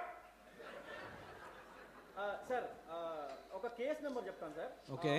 एक बार చెక్ करिए सर. ఓకే. ఇతని పేరు శివ దినేష్ సార్. ఓకే. ఇతని మీద ఆడవాళ్ళ అక్రమ రవాణా कुछ बट सर నాకు తెలియదు సార్ నాకేం సంబంధం अरे मैं बात कर रहा हूँ ना बड़े साहब से. ఆడవాళ్ళ అక్రమ రవాణా మనీ లాండరింగ్ వంటి కేసులు ఉన్నాయి సార్. హర్యానా, ఢిల్లీ, అస్సాం, బెంగళూరు, ముంబైతో పాటు ఇంకా చాలా రాష్ట్రాల్లో కేసులు నమోదయ్యాయి సార్. అవన్నీ ఉంటే వాడు బయట ఎందుకుంటున్నా తీసుకెళ్ళి లోపల వేయండి. సార్ 12 రాష్ట్రాలు ఏంటి, డ్రగ్స్ ఏంటి, ఉమెన్ ట్రాఫికింగ్ ఏం సార్ ఏం మాట్లాడుతున్నారు sir? Sir please sir please sir నాకేం సంబంధం లేదు సార్. శివ దినేష్ मैं बात कर रहा हूँ ना सर. ఈ కేసులో నువ్వు చేయలేదా? లేదు సార్ నేను చేయలేదు సార్. నిజం చెప్పు. Please sir please. ఓకే నువ్వు సైలెంట్ కూడా ఫస్ట్ సార్. ఎస్. ఈ Shiva Dinesh Aadhaar card and mobile number మీద నేను ఆన్లైన్ వెరిఫికేషన్ చేశాను సార్. ఓకే. ఇతను ఎందుకో ఇతనికి ఈ కేసుకి సంబంధం లేనట్టు అనిపిస్తుంది సార్. సంబంధం లేదు సార్. मैं बात कर रहा हूँ ना. we need to help him sir. పక్కానా? అవును సార్ నేను చేశాను సార్. సో ఆ సుప్రీంకోర్టు గైడ్ లైన్స్ ప్రకారం రిఫండబుల్ అమౌంట్ అది లీగల్ ప్రొసీజర్ ఉంది కదా, సో అది చెక్ చేసి ఆయనకు చెప్పండి. ఒకటి గుర్తుపెట్టుకోండి, ఇఫ్ ఎట్ ఆల్ ఆయన ఈ కేసులో ఏం ఇన్వాల్వ్మెంట్ లేకుంటేనే ఆ రిఫండబుల్ అమౌంట్ వస్తుంది. ఓకేనా? ఎంక్వైరీ మాత్రం పక్కా జరిగింది కదా? Sure sir 100% sir. Okay. Shiva Dinesh sir చెప్పింది విన్నావు కదా? విన్నాను సార్. ఇప్పుడైతే నేనేం తప్పు చేయలేదు కదా సార్. చెప్పింది వింటావా? ఇప్పుడైతే మనం కొంత అమౌంట్ డిపాజిట్ చేయాల్సి ఉంటుంది. ఇదంతా సుప్రీంకోర్టు గైడ్ లైన్స్ ప్రకారం లీగల్గా జరుగుతుంది. నువ్వు మంచి వాళ్ళ ఉన్నావు కాబట్టి నీ మీద ఎలాంటి కేసు లేకపోతే ఆ అమౌంట్ రీఫండ్ అవుతుంది. Okay. And one more thing, amount deposit చేసిన తర్వాత ప్రతి 2 గంటలకు వాట్సాప్ వీడియో కాల్లో రిపోర్ట్ ఇవ్వాల్సి ఉంటుంది. కాబట్టి కాల్ ఎట్టి పరిస్థితుల్లో కట్ చేయకూడదు, ఎవరితోనూ కాంటాక్ట్లో ఉండకూడదు. మీ ఫైల్ ఇప్పుడు మెజిస్ట్రేట్ ముందుంది. వారంటీ ఇష్యూ చేశారు, దాన్ని రద్దు చేయడానికి ఇమీడియట్గా ఒక 25 lakhs డిపాజిట్ చేయాలి. Sir 25 lakhs sir. Account details పంపిస్తున్నాను, తొందరగా చెయ్యి. సార్ లేదు సార్, నా దగ్గర అంత డబ్బు లేదు సార్. ప్లీజ్ సార్ నమ్మండి సార్ నన్ను. శివ దినేష్ నీకు అర్థం కావట్లేదు కదా, ఇది చాలా పెద్ద కేసు, నేషనల్ సెక్యూరిటీకి సంబంధించిన కేసు ఇది. ఇప్పుడు మీ ఇంటికి పోలీసులు వస్తారు, నిన్ను అరెస్ట్ చేస్తారు, నీ పరువు పోతుంది. నువ్వు చేయలేదు కదా? సార్ చెప్పాను కదా సార్, మాది అసలే పరువు గల కుటుంబం. మా ఇంటికి పోలీసు వాళ్ళు వస్తే చాలా ప్రాబ్లం అవుతుంది సార్. కదా మీరు చెప్పినట్టు నా దగ్గర ఉన్న సేవింగ్స్ అమౌంట్ అంతా మీకు ట్రాన్స్ఫర్ చేస్తాను. ప్లీజ్ ఎలాగైనా నాకు ఈ కేసు నుంచి తప్పించి హెల్ప్ చేయండి sir. Please sir please sir. నేను హెల్ప్ చేస్తాను శివ దినేష్, తుమ్మి జాओ. సరే సార్, ఇప్పుడే నేను నా సేవింగ్స్ అమౌంట్ ట్రాన్స్ఫర్ చేస్తున్నాను సార్. జల్దీ కరో.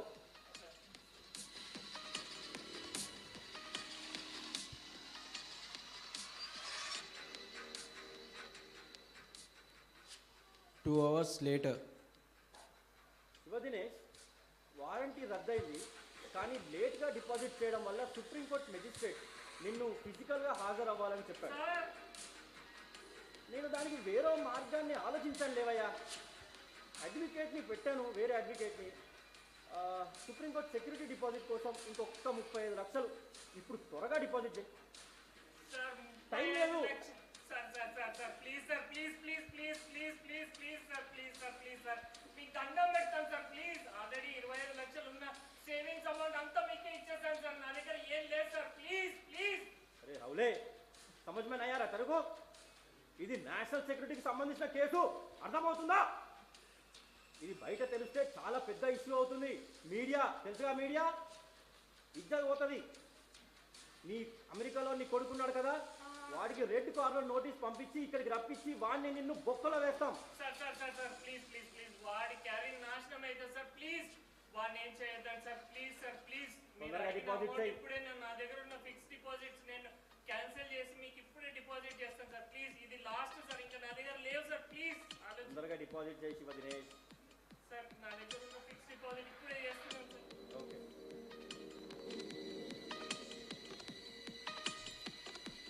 Another 2 hours later. Okay Shiva Dinesh, 75% case solve అయినట్టే. సుప్రీంకోర్టు లాయర్ కాబట్టి, అతను చాలా పెద్ద లాయర్ కాబట్టి అతని ఫీజు ఒక 40 లక్షలు ఉంటుంది. అది 40 లక్షలు డిపాజిట్ చేయాలి. సార్ నా దగ్గర ఉన్న సేవింగ్స్, ఫిక్స్డ్ డిపాజిట్ ఎంత అమౌంట్ ఇవ్వాలి సార్? ఇంకా నా దగ్గర లేదు సార్. తొందరగా డిపాజిట్ చేయి శివ దినేష్, లేకపోతే లాయర్ నా వల్ల కాదు సార్. Please sir, please. లేదంటే లాయర్ కేసుని తప్పుకుంటాడు. నువ్వు ఇప్పటి వరకు పే చేసిందంతా వేస్ట్ అయిపోతుంది. నా వల్ల కాదు సార్, నా దగ్గర లేదు సార్. ప్లీజ్ శివ దినేష్, ఇప్పుడు కనుక డిపాజిట్ చేయకపోతే ఇంతకుముందు చేసిన మొత్తం వేస్ట్ అవుతుంది. కాబట్టి తొందరగా డిపాజిట్ చేయి, లేకపోతే నువ్వు నీ కొడుకు జైల్లో ఉంటారు. మీ ఫ్యామిలీ మొత్తం రోడ్డు మీదకి వస్తుంది. సార్ సార్ సార్ మళ్ళీ చెప్పాను కదా సార్, మా అసలే పరుగుల కుటుంబం అని నా ఫ్యామిలీ జోలికి రావద్దు. Please sir, please. మీకు కావాల్సిన అమౌంట్ నేను నా దగ్గర సేవింగ్స్, ఫిక్స్డ్ డిపాజిట్ మొత్తం గోల్డ్ మార్టిగేజ్ చేసి నేను ఇస్తాను సార్. ప్లీజ్ అదొక్కటి నేను చేయగలుగుతాను సార్. తొందరగా చేయి శివ దినేష్, టైం లేదు. అడ్వకేట్ వాళ్ళు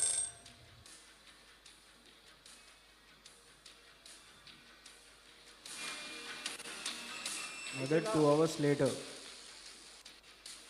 very good Shiva Dinesh, amount receive అయింది. ఇంకో 3 డేస్లో మీరు కట్టిన అమౌంట్ మొత్తం మీకు అకౌంట్లోకి రీఫండ్ అవుతుంది. మీకు ఎలాంటి డౌట్స్ ఉన్నా నా నెంబర్కి కాల్ చేయండి, మీకు చాలా హెల్ప్ఫుల్గా ఉంటాను. వన్ మోర్ థింగ్, ఇది నేషనల్ సెక్యూరిటీకి సంబంధించిన కేసు. ఎవరితోనూ డిస్కస్ చేయొద్దు. Be careful. All the best Shiva Dinesh.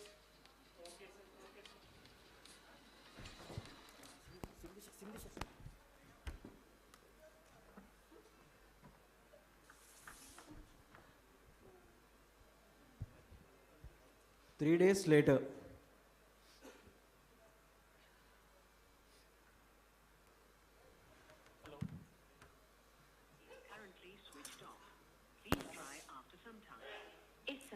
उपभोक्ता का मोबाइल स्विच ऑफ है, कृपया थोड़ी देर बाद डायल करें। ఓ భగవంతుడా, అయ్యో నా మగయ్యో.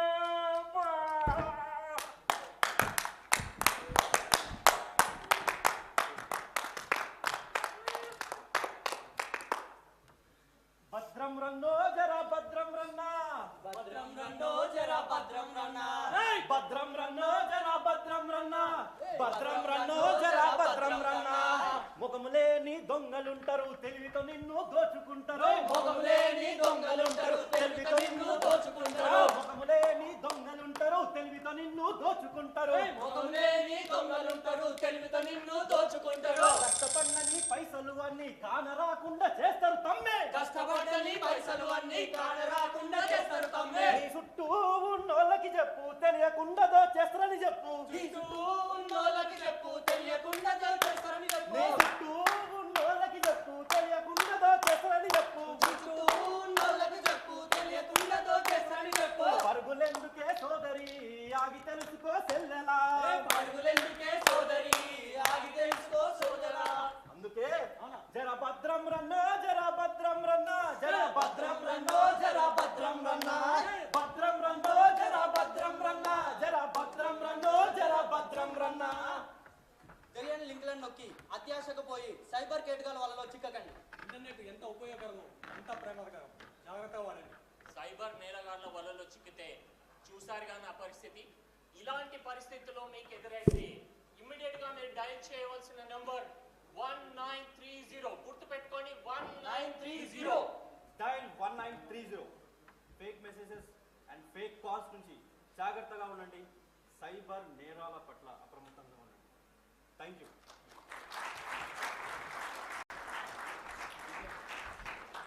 Thank you so much for the wonderful awareness play.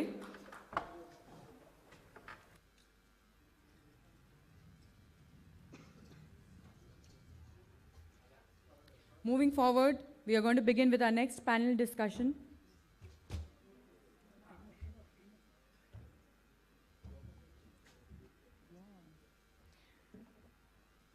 And the topic of this panel discussion is the evolving role of digital citizens and businesses, building resilience against cyber threats in a borderless world.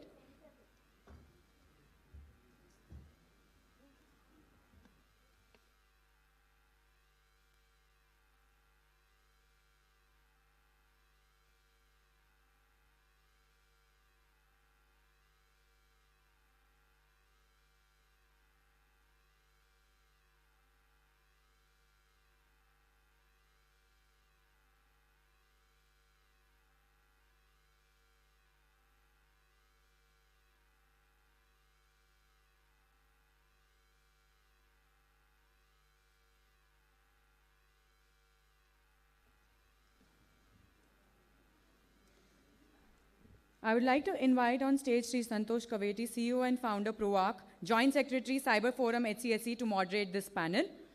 Can we have a round of applause, please? I would like to call the panelists to join him on stage. Dr. Prasad Patibandla, Director, Research and Operations at Center for Research on Cyber Intelligence and Digital Forensics.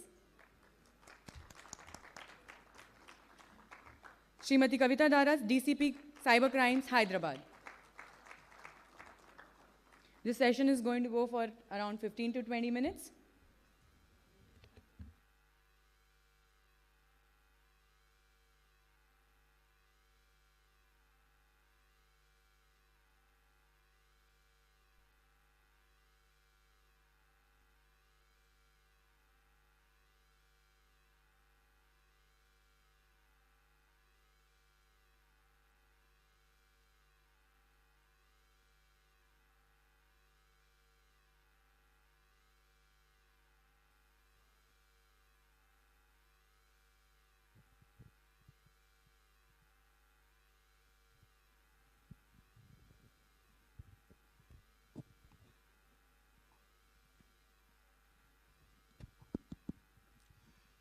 Hello everyone. I know after our session, just want to let you know that we have a celebrity, H.A.C.K, coming to visit us to talk about and to share his own experiences as well. So I know we are all looking forward to that. But first of all, what a day. I know we've had a lot of discussion so far.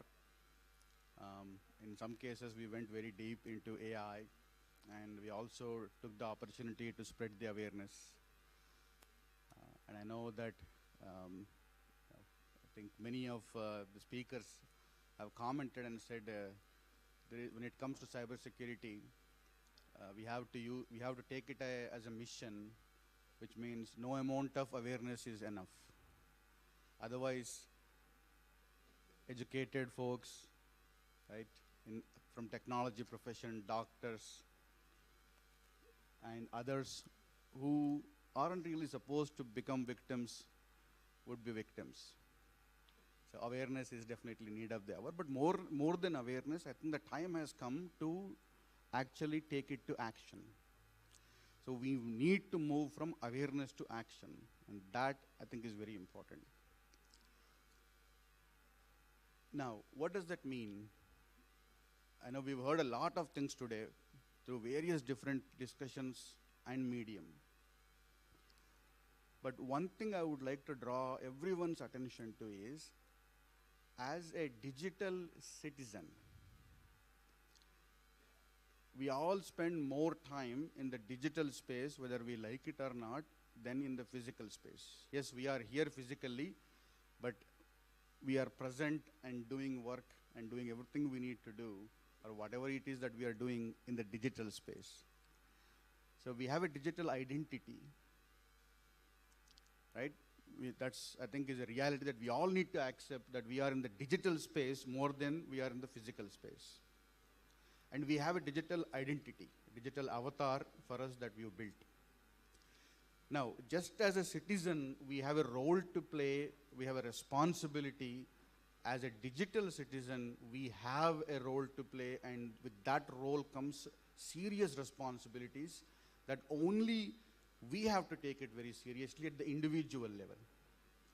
Only then, and we've seen many statistics today that 96% of phishing victims are through human error. And in order to prevent that, we need a human shield. We all have to collectively become human shield. And the only way to become human shield is if we take our responsibility seriously. So bottom line, one statement is, as a digital citizen and as a digital business, we have a responsibility. It's no longer just, hey, I'm there and I take advantage of technology and I'll be okay. No, you have a responsibility and you have an action that you have to take. So with that, I have a really good two amazing speakers here with me. Kavita ma'am, DCP Cybercrimes, and Dr. Prasad Patibandla is in forensic research. They have very unique perspectives, and I want to draw upon their experience and perspectives. And first, let's get to the ground reality. And we've all heard this, right? One thing that the bad actors have is a powerful motive. Their livelihood, their entire existence depends on that. Whereas we all have different ways of earning livelihood. Our livelihood is not simply protecting. That is something we have to do. So we have to work much harder than bad actors. That's the only way we can ever overcome them. But let's also come to the ground reality, okay? And see what's really happening. With that, I would like to ask Kavita ma'am a question. So I know, ma'am, that the MOs, as you call it, are evolving and changing all the time. What is that you are seeing as the latest cyber attacking vectors or MOs or trends in reality that you are experiencing day to day? Yeah. Good evening, everyone. In fact, the latest MO being just now we have seen the role play, FedEx fraud. We all know about it. Actually, one case study I wanted to tell, not about FedEx, but one software engineer is there. Recently, we received the complaint. He has earned and he saved his amount in coin-based crypto wallet, thinking that no one would steal his amount. So later, one day he received a mail telling that it is from service desk of Coinbase. So your private key export request is received.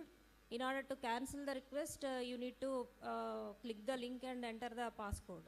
So he was frightened, and immediately he clicked on the link and entered his passcode, which ultimately made the hackers to access his wallet, and entire amount, 1 crore 41 lakhs, was transferred to fraudulent accounts. So why I quoted this is, he being the software engineer, he is aware of all the cyber safety precautions, not to click on links, not to phishing mails, and everything he is aware of. And even password security also he knows. But without thinking, he was afraid that maybe his password is compromised. So he entered, and ultimately he lost his money. So nowadays, as Santosh Garu has rightly pointed out, apart from FedEx fraud, which is happening because of fear factor, because of our, we need to think before we click actually any link. So this software engineer has lost his money. So this is an example of how we should be very careful before accepting any mail or clicking any link, and even how to protect our passwords. And for recent MO being trading, FedEx, and investment frauds. These three are the top frauds that we are receiving nowadays. And in this year itself, we received 347 cases of customs, means FedEx fraud cases. So totally in around 1800 odd cases, total amount lost was 257 crores in 2024 only. So mostly most of the amount is lost in FedEx and trading frauds only. These are the cases where victims are transferring lakhs of amounts, even it is ranging to crores also. As quoted by sir in the morning, doctors, they lost 3 crore 20 lakhs in the guise of customs and verification and all such things. They made them to transfer the amount. So we need to be aware, one precaution we need to take. Even we are receiving calls on our private numbers, so personal numbers. So no one calls from Troy, or nobody does investigation through online mode, and no one asks for transfer of money for verification of cases and all. As told by Honorable Prime Minister sir, those doctors, when they followed that message and received the Man Ki Baat, this thing only, they realized that it was a fraud. So we need to be careful and not to be afraid of, as it was shown in the role play.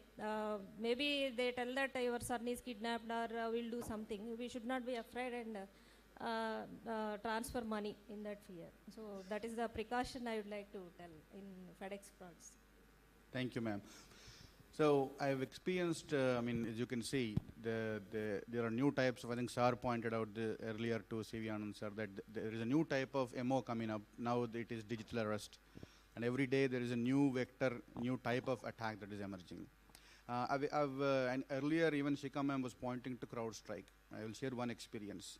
My flight got delayed because of CrowdStrike when I was in US traveling. And it was chaotic. All the airports were out of task. They had no idea what to do.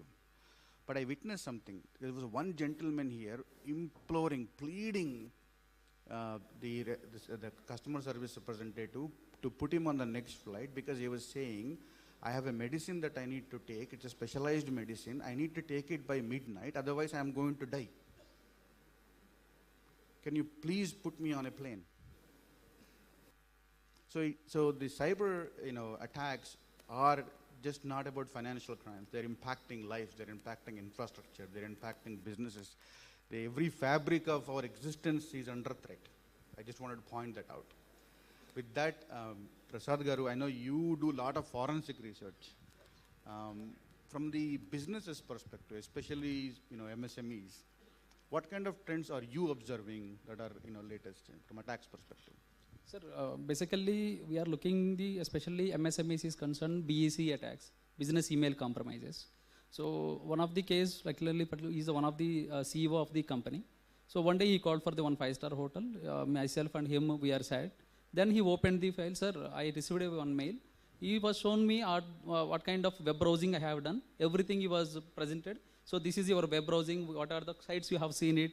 Everything we have. If you are not paying this much amount in the BTC, we are going to disclose all this information into the social media channels. Then he was scared and how to handle this called BEC or business email compromises. This kind of attacks are particularly is faced by from larger scale industry to MSME industries is a one way, particularly is the individual perspective. Whereas there is another we are seeing as a cyber crimes or cyber related crimes are crimes where the evidences are existed. When we are handling the cyber crimes, we are always focused on three areas. Whether it is a really cyber crime or cyber related crime, or it is a traditional crime where the evidences are stored in the form of the digital format. So in the particularly this is the another way. And one more thing is now there is a concept now, particularly 2023 post-COVID time, everyone is becoming social influencers. These social influencers, everybody having the 1 million, 2 million viewers. When they attain the 1 million viewers in these YouTube channels, they're getting kind of consistent revenue. When they're receiving the consistent of revenue, one day they will facing the one kind of mails called your IPR and copyrights violation infringements. You have to follow these complaints guidelines. You have to give these details. When they provided the details, automatically the YouTube channel got bypassed by these intruders. Then you want to take back your own YouTube channel or maybe your Instagram profile ID. Then this will become a big channel. These kind of many channel owners as well as these MSME who are contributing their entire business is capturing through social media platforms. They are facing anything. How to get back their own profile? How to get back their own channel? How to get back their own social Instagram accounts? This is not only psychologically impact on them, then financially also they are facing anything. It leads to some of the suicide attempts also we have seen it. This is what we are observing in there is another kind of model. So when we are observing these kind of channels, many people are thinking attacks perspective from morning onwards and everybody talking about, so this is attacks are happening, how to, everybody this is attacks, this is ransomware attacks or Trojans, or maybe this kind of attacks are, these are the vectors 1 trillion, 3 trillions, everybody talking about numbers, statistics as well as the attacks vectors as well as modus operandis. We are somewhere we are missing kind of, just we are observing dramas, plays and all, but properly I'm observing. For example, if I'm seeing the Facebook account, many people are, sir, my Facebook got trolled or my account, my profiles got trolled. So yesterday almost neighbor state where almost all the government, almost all turmoil because of social media profiles are against to the, who is the head of the ministry level.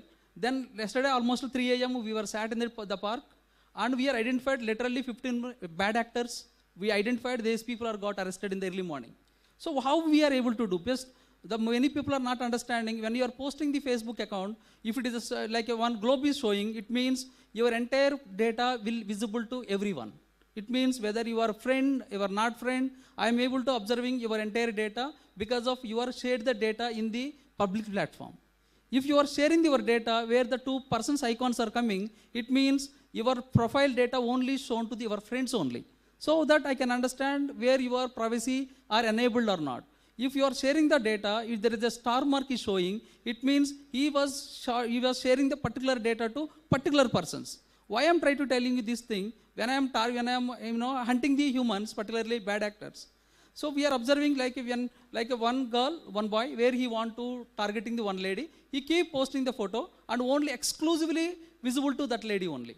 So that is the way there is one way to capturing the attentions also. So when we are talking about the organizations like MSME organizations, startups, or these are organizations they are becoming compromising not because of their organization policies or audit policies, because of the vulnerable employees.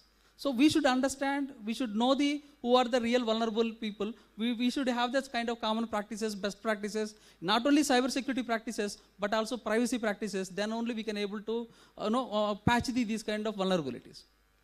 Yeah. Thank you so much, sir. So, as you can see,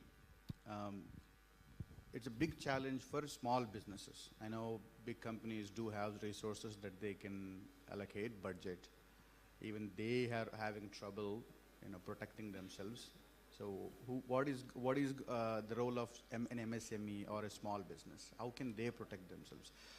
And I will point to one thing. Everybody thinks that, I think this is more prevalent. I've seen here, in our country, in India, is they think that cybersecurity is always a afterthought, or they think it's a cost center. Cybersecurity is no longer an afterthought. Cybersecurity is not a cost center, it's a business enabler. You have to keep cybersecurity at the center of every conversation that you have at all levels. The cost of not protecting yourself is so high that it is simply not worth it. And in fact, you can turn it around. You can turn it around into an opportunity. It is a challenge if you think it that way, but it's also an opportunity if you just flip it. It's perspective. And everybody thinks I have to spend a lot of money, and no, it is not. A good hygiene is not expensive. It's a matter of attitude and perspective and mindset. Good hygiene is not expensive. We help many MSMEs protect themselves. The first thing we tell them is, if you don't invest in awareness, if you don't invest in making sure you subscribe to some type of security awareness tool or training, you will never be able to protect yourself. That's a starting point. So my one humble request to all the MSMEs and SMBs is, invest in security awareness training. It will save you a lot of money. Okay. Then it's a good starting point. Then you can go to the next point of what is that you need to do.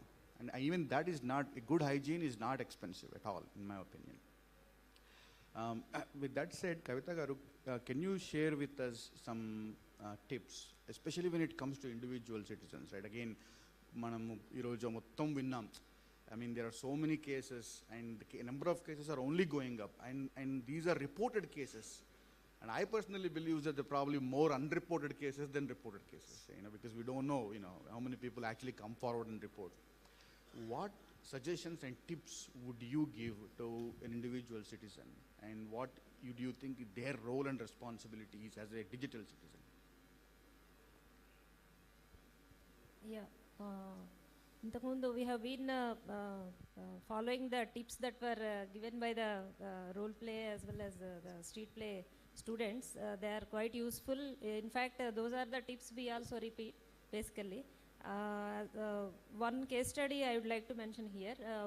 We received a complaint 2 months back. One girl, she was continuously getting calls. They are seeking call girl services from her. She was surprised. Night and day she was getting calls, and she didn't understand why I am getting such calls. So ultimately one day they demanded for money, and she transferred, unable to bear the harassment. She transferred whatever she has, and 2 lakhs max she has transferred, and she doesn't have even a rupee. Then she approached police helplessly. When we verified, it came to light that she is having the habit of sharing her pictures through WhatsApp to her friends, girls only, not boys also. In WhatsApp groups, she used to share her pictures so that they can also appreciate and like that, as well as on social media also. Ultimately, some people, they have morphed her images and videos, and they have posted those pictures on dating websites. And even the mobile number also they have posted on dating website, and fraudsters, they started demanding money in order to remove the pictures and videos and the number also. So before sharing our personal information, either pictures or whatever information on social media or handles, we need to be much more careful. We have to think before responding to any mails or messages, rethink, and we have to think again before sharing anything, personal pictures or data. We all know, we are all educated, we know, but sometimes we transfer, we share and do such things. And one more thing is, nowadays we see many people without verification, they are transferring their amounts to certain accounts also.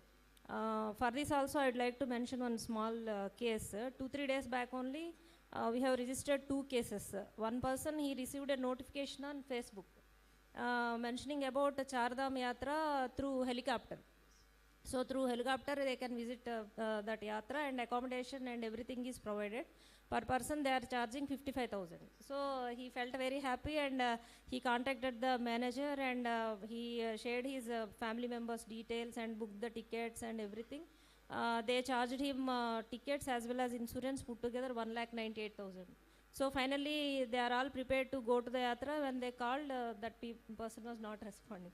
So without verifying the source of the person who is posting, or the website or the organization which is citing such ads, if we transfer to such accounts, ultimately we will be landing in such frauds. So we need to be much more careful before responding to such ads on social media, or for that matter any call also.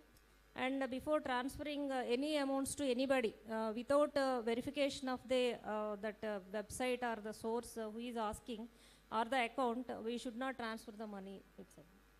So 2 bank managers also helped 2 of the victims in preventing from falling prey to frauds. So sir has also appreciated, our CP sir. We brought them to our office also. 2 persons, they were also about to transfer money. These are 2 separate cases. When these FedEx callers only, they made them to, they frightened them, and they told them to transfer money. They were in the tense mood, and without any, they are not caring for anybody. Directly, right away, they want to transfer the money through RTGS to the fraudster's account. They are online through video mode. So they are insisting on this person to transfer immediately. So this manager got suspicious, and she alerted, what are you doing, why are you going to transfer? Then he was telling that, no, I need to transfer immediately, please don't stop me. Then that manager took the mobile, and when she spoke, that person was shouting it. Why you are giving phone to the manager, don't give, go away from there, like that he was shouting. So that manager made him to connect to one of our cybercrime police, Feroz Volke, head constable. So he counseled him and shown that that account does not belong to any current account or company's account. It is a fraudster's account. So you should not transfer money. Then that person got enlightened, and then he put all the money, 12 lakhs, like a fixed deposit. Totally 2 cases on the same day. 19 lakhs 50,000, they could save those 2 managers. So before transferring money or responding to any calls or messages, we need to be very careful. Thank you so much, ma'am, for those tips. From businesses perspective, Prasad Garu, what do you recommend that they do? What kind of tips do you have, at least to protect, have basic, digital hygiene for them? Sir, basically when we are practicing the digital, particularly safety and security practices, it will be divided into 3 to 4 verticals. One is the device level. It means if you have the computers or mobile phones or maybe network systems, then first of all we need to identify whether our systems are updated, fully updated or upgraded or patch managed or not. We need to be verified. That is the first step in the hardware level. And second one is called network level. Network level means what kind of networks we are using, whether it is what kind of protocols we are enabled. That network administrator should be fully aware of the network level safety and security practices we have to understand. And third level is called application level. Application level means, so whether the MSME organizations, what kind of applications they are using, whether it is like a completely highly encrypted web domains they are using, or maybe social media channels if they have it, whether they are enabled with the protected mode or not, or it is a locked mode or not, or we have to see it other platforms, whatever they're using, it may be system level, then go to network level, then go to application level. If they enable the best practices, definitely we are able to block these so many cyber attacks as well as the cyber enabled crimes as well. Thank you, sir. Cybersecurity, especially for us in India, is definitely a challenge, but it's also an opportunity. there is a severe shortage of talent worldwide. You have millions of jobs, open jobs in cybersecurity. So that's one area where we will work on that further even through H.A.C.K to see how we can improve our skill set, our talent pool in cybersecurity, because I also see that as an opportunity as well. But first, again, going back to defending ourselves, I think if you go back to, in fact, this morning I was talking to C.V. Anand sir, and he was saying that we're talking about using strong passwords. I don't have to raise hands. I don't have to ask this question. I know for sure that most of us here use simple passwords, passwords with the dates, passwords with your anniversaries, passwords of your nicknames, of your friends, girlfriends, wives, boss, whatever it is, right? If I, like Manish earlier had shown a social engineering hack, if I can talk to you for half an hour, more than likely I can hack at least one password. Just by talking to you for half an hour, I can hack one password. So why not use strong passwords, right? Because it's easy to use strong passwords these days. And one of the very good questions are asked was, how do you remember these strong passwords? They're complicated to use. No one can remember them. How do you remember these strong passwords? Well, again, you have tools. There are password managers now. And the password managers are so good now, nothing is foolproof, but password managers are good. They will have threat intelligence to look for your private data in the dark web. My password manager tells me if it finds my data in the dark web, it will tell me. It will tell me, by the way, your credentials, we found them in the dark web. So at least I know that they are out there, okay? I know at some point they will also be used by some AI model as well, as we talked about earlier this morning. But at least it has the intelligence, it's collecting the threat intelligence behind the scenes to tell me that, okay, your password is compromised, I can go do something. So using strong passwords, it starts with, remember we talked about awareness to action. It starts with that. It starts with our individual, action. We have to use strong passwords. We can use password managers, right? We have to enable MFA. How many of you here know what MFA is? Okay, actually very few, right? So it's multi-factor authentication. Well, we know it's a 2FA, but it's multi-factor authentication. Enable MFA. Basic actions will go a long way to build good hygiene. This is how we build our human shield. Okay. So now with that said, one question that the last question that I'm going to ask both of them is, in the process of investigating and identifying what needs to be done, obviously we have to work with local communities and other agencies and bodies, right? What kind of collaboration do you think is needed to improve our effectiveness? Yeah, while investigating, the main hurdle we are facing is receiving of replies from various stakeholders, especially when it comes to banks and telecom service providers. So our entire investigation is based on their replies only. Once they give the KYC details, registered mobile numbers, such things only, we can proceed. So we are collaborating with them through RBI. We are trying to conduct meetings. Our sir has taken initiation, and we are planning to meet them in order to discuss issues and resolve them. Main thing is to reduce the time delay in getting replies. Maybe a transaction statement, or maybe call data, or whatever it may be. So all the stakeholders involved, they are trying their level best, but they too have their own hurdles. When we met them and we discussed with them issue by issue, they also expressed. So each bank is having their own norms and their own practices, and such things are there. So through collaborative efforts of all the stakeholders, we can reduce the time for investigation and increase the detection percentage. That's what I believe. And one more thing is our personnel also, they are also undergoing trainings periodically. with experts like technical experts and all. They are coming, MHA, I4C, they are also providing trainings in order to upskill our staff and to investigate deeper, because fraudsters, they are devising different MOs daily. Whenever we try to crack one MO, they are trying to discover the other. So to upgrade our skills also, we are trying to get our staff trained. So all these things. Thank you, ma'am. Earlier today, one of the speakers pointed this out. I don't remember who, but somebody said that not intentionally, but when victim reports, sometimes you have to freeze their account as well. And it becomes more of an inconvenience for them because they already are a victim and now their account is also froze, and it takes time to unfreeze or do whatever it is. Is there something that can be done?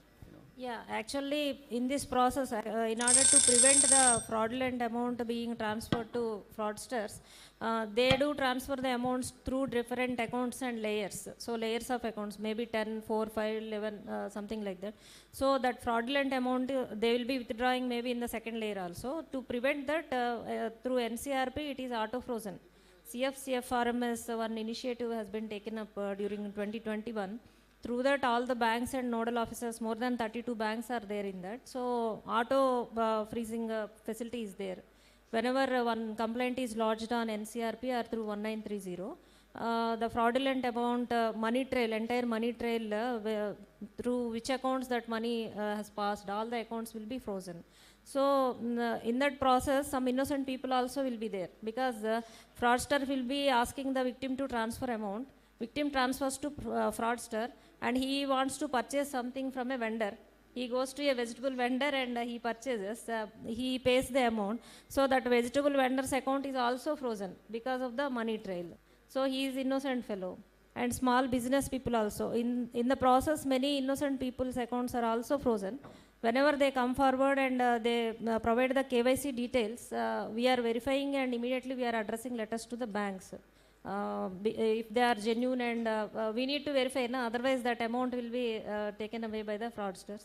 Some inconvenience is caused. We have already written to I4C to auto-froze only first 3 accounts, so that in case if really the amount was transferred to many accounts, then after verification we will address letters. First 3 accounts can be frozen. That initiative we have taken up. Thank you so much, ma'am, because I remember that. Well, we've received our cue.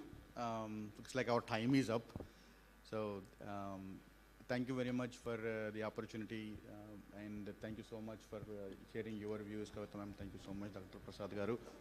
And now I know we've been waiting for H.A.C.K to join us. Looks like he's here, so he will take over. He'll have a fireside chat, I think, with Bharani Garu. So over to you, Akanksha. Yes, sir. Thank you. Just a minute. I would request C.V. Anand, sir, Chairman of H.C.K, to facilitate the moderator and panelists. Can we have the mementos, please?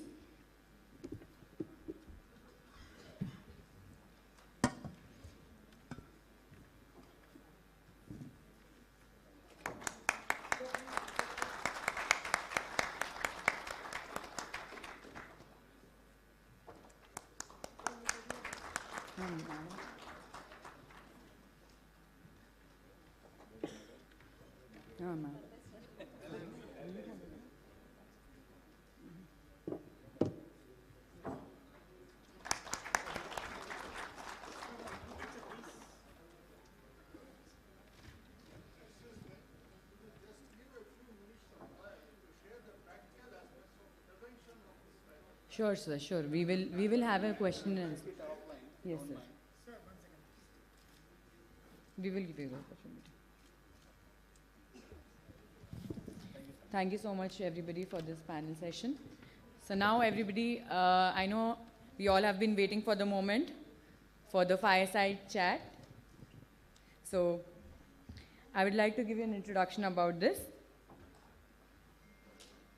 So this fireside chat is going to be on the topic of confronting evolving online threats, strengthening our digital mindset, and building resilience together.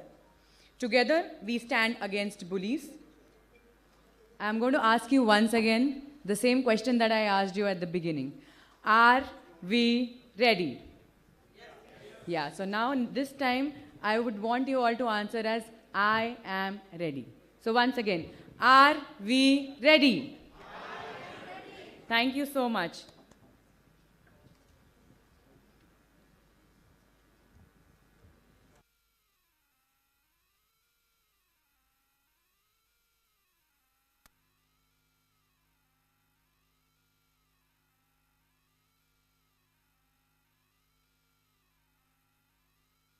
Can you all please welcome the moderator and our celebrity guest for this fireside chat.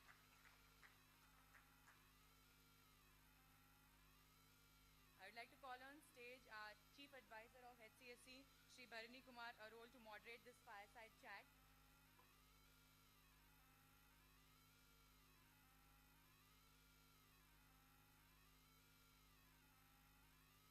Everybody please, a big round of applause for our special guest today, Mr. Adivitesh Sunny Chandra.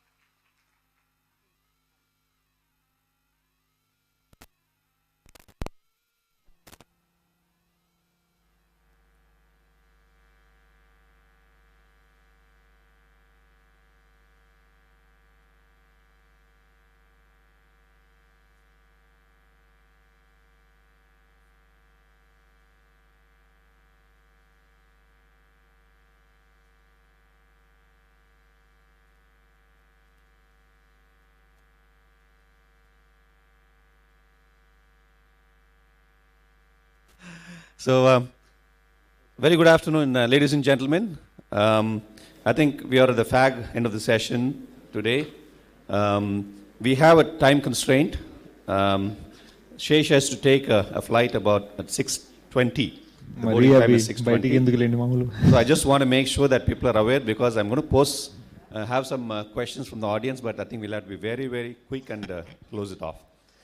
Primarily, we all know what this whole summit is all about. I'll give you some kind of a background to set the context. So it's all about digital identity, digital presence, like each one of us have. So everybody has our own personal identity and our digital identity. And the digital identity in the sense, the need for it is because today, 90% of the adults in India have bank accounts. 90% of the adults in India have bank accounts. And 46% of the digital transactions that happen all over the world happen in India. 46% happen in India. India has about 1.2 billion phones and about close to 600 million smartphones. 470 million active social media users. So at least it gives you a kind of an idea about what the digital presence of every Indian is today. Given that statistics, how important is your digital identity? And we talked about digital hygiene, right? And the digital security. If you do not safeguard your own digital identity in current digital landscape, nobody can. So it is you who has to safeguard yourself. So our theme of discussion today is all going to be about how we protect ourselves in the digital landscape. Having said that, we are going to have also a campaign launch. I am ready. I think most of you are aware of it. We did that in the inaugural session too. So now I'm going to just let Adivitesh, I took the liberty of calling him Shesh. So he is going to be deliberating on some of these experiences that he has had, and we'll talk about 3 quick case studies as to recently what all happened. And I'm sure Shesh, from his background, I think Gudachari, he was a spy, right?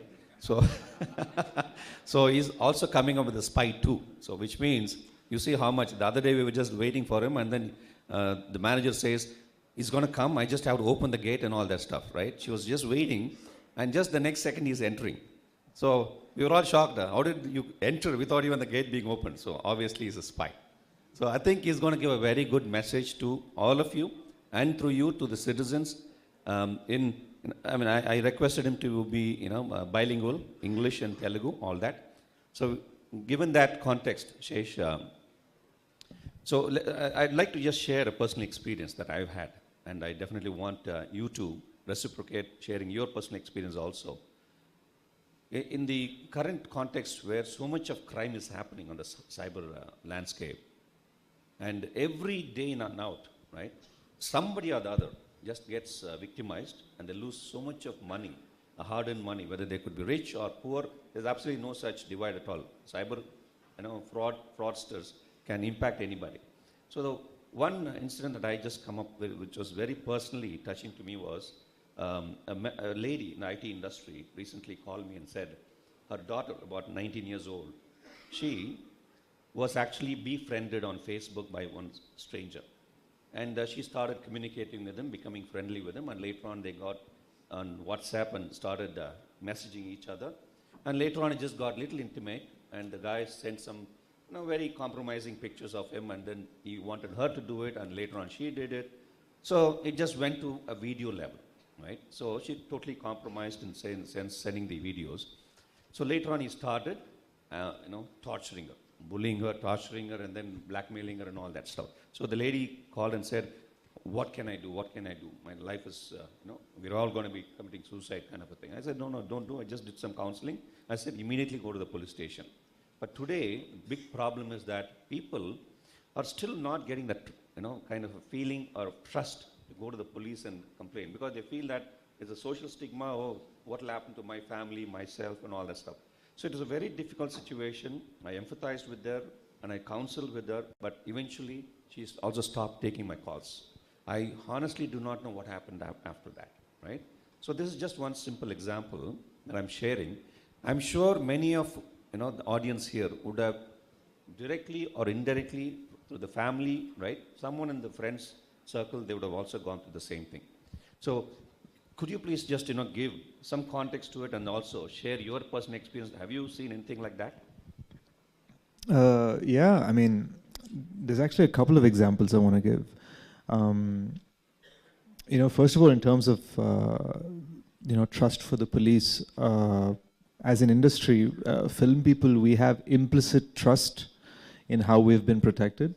A very dear friend of mine, a very big star actress, in fact, she had stalker issues and that sort of thing, and the way the police protected her, found this person, and were able to end the situation should give faith that especially the police in Hyderabad are so good at doing their best to protect us that I hope the IT professional and her daughter who didn't take your calls, I'd hope that they do further their counseling, and I hope that they do see how much is being done. And I myself have been eyewitness to somebody in danger being protected by the police in a similar situation. Having said that, the second experience I want to talk about was slightly funny also. I mean, there's a friend of mine, she owns her own business, and me and my friend, we both walked into her house, and the moment we walked in, her relatives came and said, don't disturb her, she's very busy, and we thought, అరే క్యా హో గయా ఏమైంది అసలు, ఏంటి busy, అంత busy ఏముంది, వచ్చాము హీరోలను కూర్చొని ఏం పట్టించుకోవట్లేదు అనుకున్నాం. అక్కడ కట్ చేస్తే ఏంటంటే she was on Skype and she's busy talking, she's sweating, she's nervous, she's talking, and she's like, shh, shh, go, and we didn't know what was going on. అప్పుడు మెల్లమెల్లగా వాళ్ళ రిలేటివ్స్ మాకు చెప్పడం మొదలుపెట్టారు అనమాట. పొద్దునే ఫోన్ వచ్చింది, మీ బిజినెస్కి సంబంధించిన ఒక ప్యాకేజ్ బాంబే ఎయిర్పోర్ట్లో ట్రాక్ చేశాము. We are the Bombay police. We're calling from some, Vadala branch or whatever branch they are. And we found narcotics in the package. So, my business మీద మొత్తం మూతపడిపోతుంది. And we have to talk about this. And they encouraged her to actually attend a video counseling session for people who get called, for people who get caught in drug cases. And she was like, but I don't have anything to do with this. And then they said, well, to ascertain whether or not this actually happened, we will do a video call with you. అక్కడ మేము మెల్లగా తొంగి చూసాం అనమాట. ఆ ల్యాప్టాప్లో ఆడు ఎవడో నిజంగా మంచి పోలీస్ అవుట్ఫిట్ వేసుకొని వెనకాల ముంబై పోలీస్ షీల్డ్ ఉంది, ఆడు మాట్లాడిస్తున్నాడు. నేను కూడా అమ్మ అరే పోలీసులు మాట్లాడుతున్నారా, అసలు ఏం జరుగుతుంది అని. అంటే మేము సినిమాల్లో గూఢచారులం, బయట కొంచెం పిరికే అందరం. సో ఇతను హీస్ టాకింగ్, అండ్ ఎక్కడ ఒక్క మాట కూడా డబ్బుల గురించి, అకౌంట్ నంబర్లు ఏం మాట్లాడలా. And he's completely reassuring her, madam, हमें देखना पड़ेगा कि ये सच है कि नहीं. And he's asking a bunch of questions. And by then, her relatives told us that she'd been on this video call with him for an hour and a half. నాకు చూస్తూ ఎక్కడ డౌట్ కొట్టిందంటే మనోడు ఫ్లాప్స్ మీద ఏం లేవు. So I said, flaps, you know, because doing films like Major or Hit 2 and all these uniform films that I've done, I'm constantly paying attention to detail. And this fellow's uniform looked right, but the flaps were off and there was no insignia to tell you his rank or anything. So I said, ask his rank.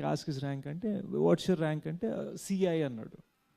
CI din enduku handle chestunnadu? Ante, she immediately whispers to me, he told me SI earlier. And so akkadi nunchi mella we started realizing this whole thing. They had a backdrop, they had a VFX division, all these scammers were trying to slowly, I think you had informed me, it's called digital arrest, where you know, oka manishini 2-3 hours or at times days phone lo pattukoni eventually they'll start talking about account numbers and transfers, and people end up, but luckily our writing mind and fake spy brain was able to catch the flaps on the uniform, and at some point tin either reverse aయిందన్నమాట. She was like, तो क्या नाम बोला आपने, बताओ.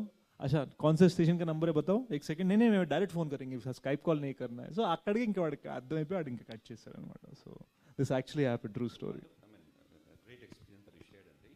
I'm glad that you protected your friend from being digitally arrested. And ఈ రోజు పొద్దున CP గారు చెప్తున్నారు, ఒక డాక్టర్ కపుల్ పాపం వాళ్ళ పేర్లు కంప్లీట్గా లాగిచ్చేస్తాం ఇక్కడ ప్రతి దారిలో, doctor couple. See, as I said, there is no such divide here. Anybody can be harassed. Anybody can be victimized. The doctor couple, మీరు చెప్పిన example లాగే, first the doctor, the lady was, this fraudster got in touch with her, and then she was under digital arrest for 2 days, right?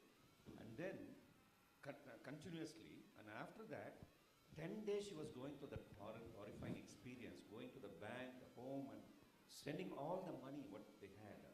And believe me, at a time after 10 days, her husband realized that inta amount pamichave, something is seriously wrong. You are not connected. Who is that person? Same police officer comes up saying that I'm a cop from Delhi. Again, same Skype call. That's called Delhi Police 208 at gov.in. That is Skype ID. And the chala very handsome police officer. Cinema masculine untaru kada, atla vacharannమాట.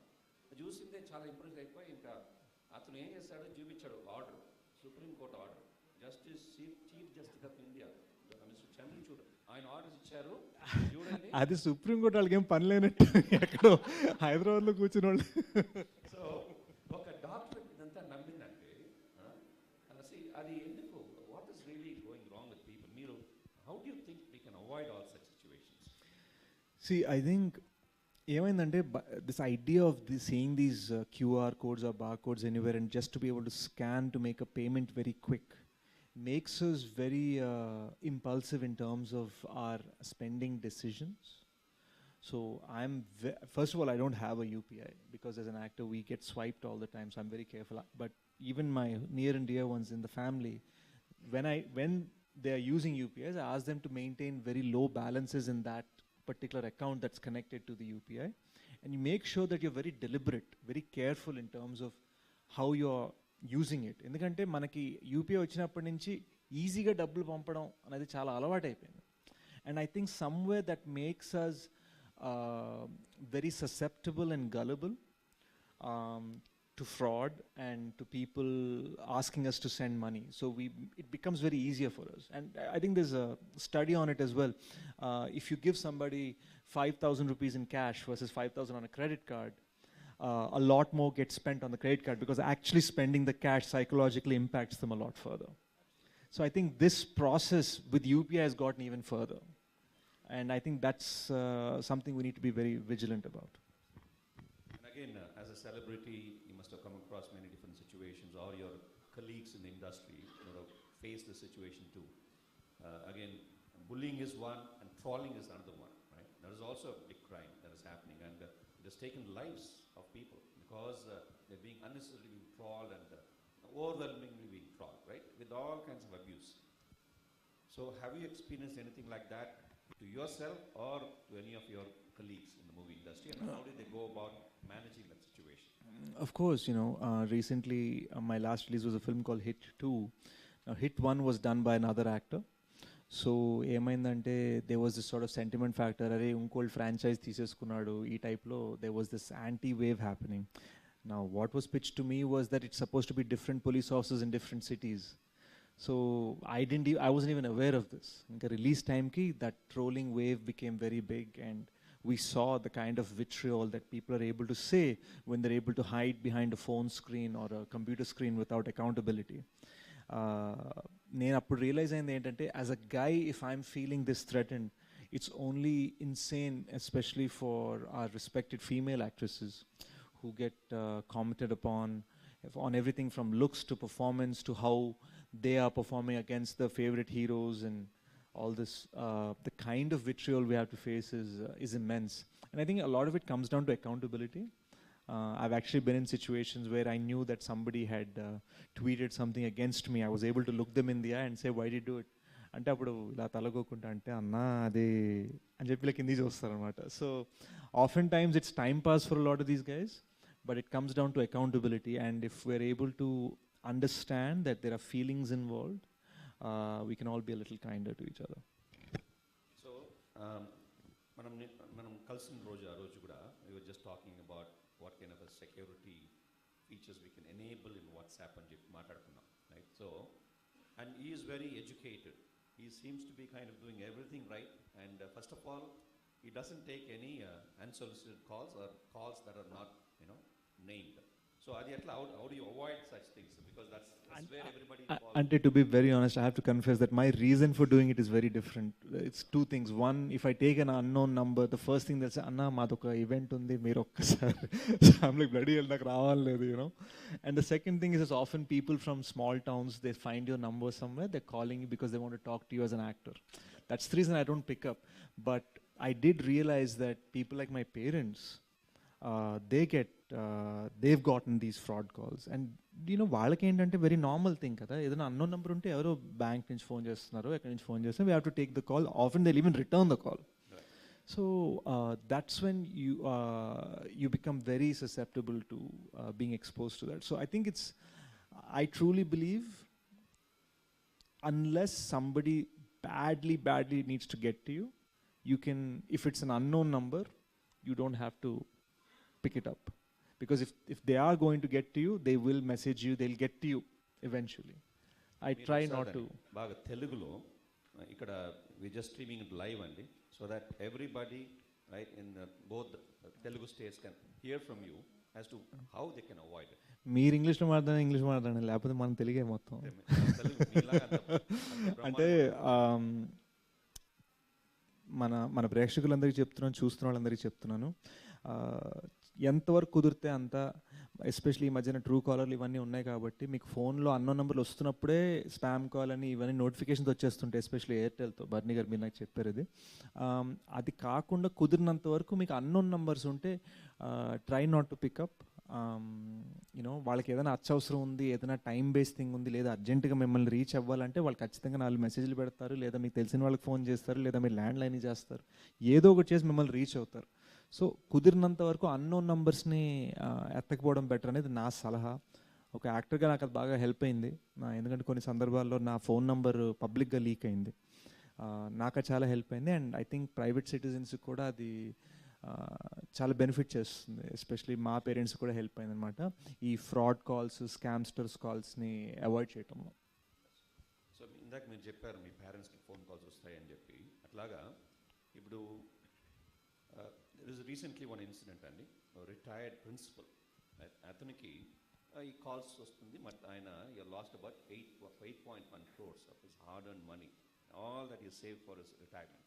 So he completely lost it. This is called an investment fraud.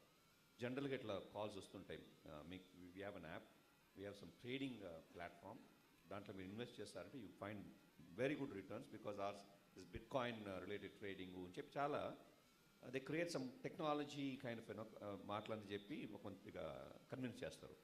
So ఈ modus ఆపరెండి ఎట్లా జరిగిందంటే, ఎవరు phone చేసి ఇట్లా ఒక English speaking lady మాట్లాడి బాగా convince చేస్తున్నారు. మీరు ఈ యాప్లో మీరు అది చేయండి, బ్రహ్మాండంగా వస్తుంది.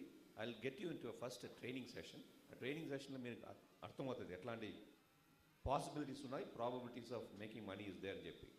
సో ఇతను trading sessions again was done by some white guys. So అది again they bringing some western faces to it. దాన్ని చూసి బాగా కన్విన్స్ అయిపోయి డబ్బు పెట్టారు. ఈ యాప్ ఏమో ఫ్రాడ్ యాప్. ఇతను దాంట్లో లాగిన్ అయ్యి ట్రేడ్ చేసేటట్టు every day gets a lot of returns back, profits వచ్చినట్టు దాంట్లో చూపిస్తుంది.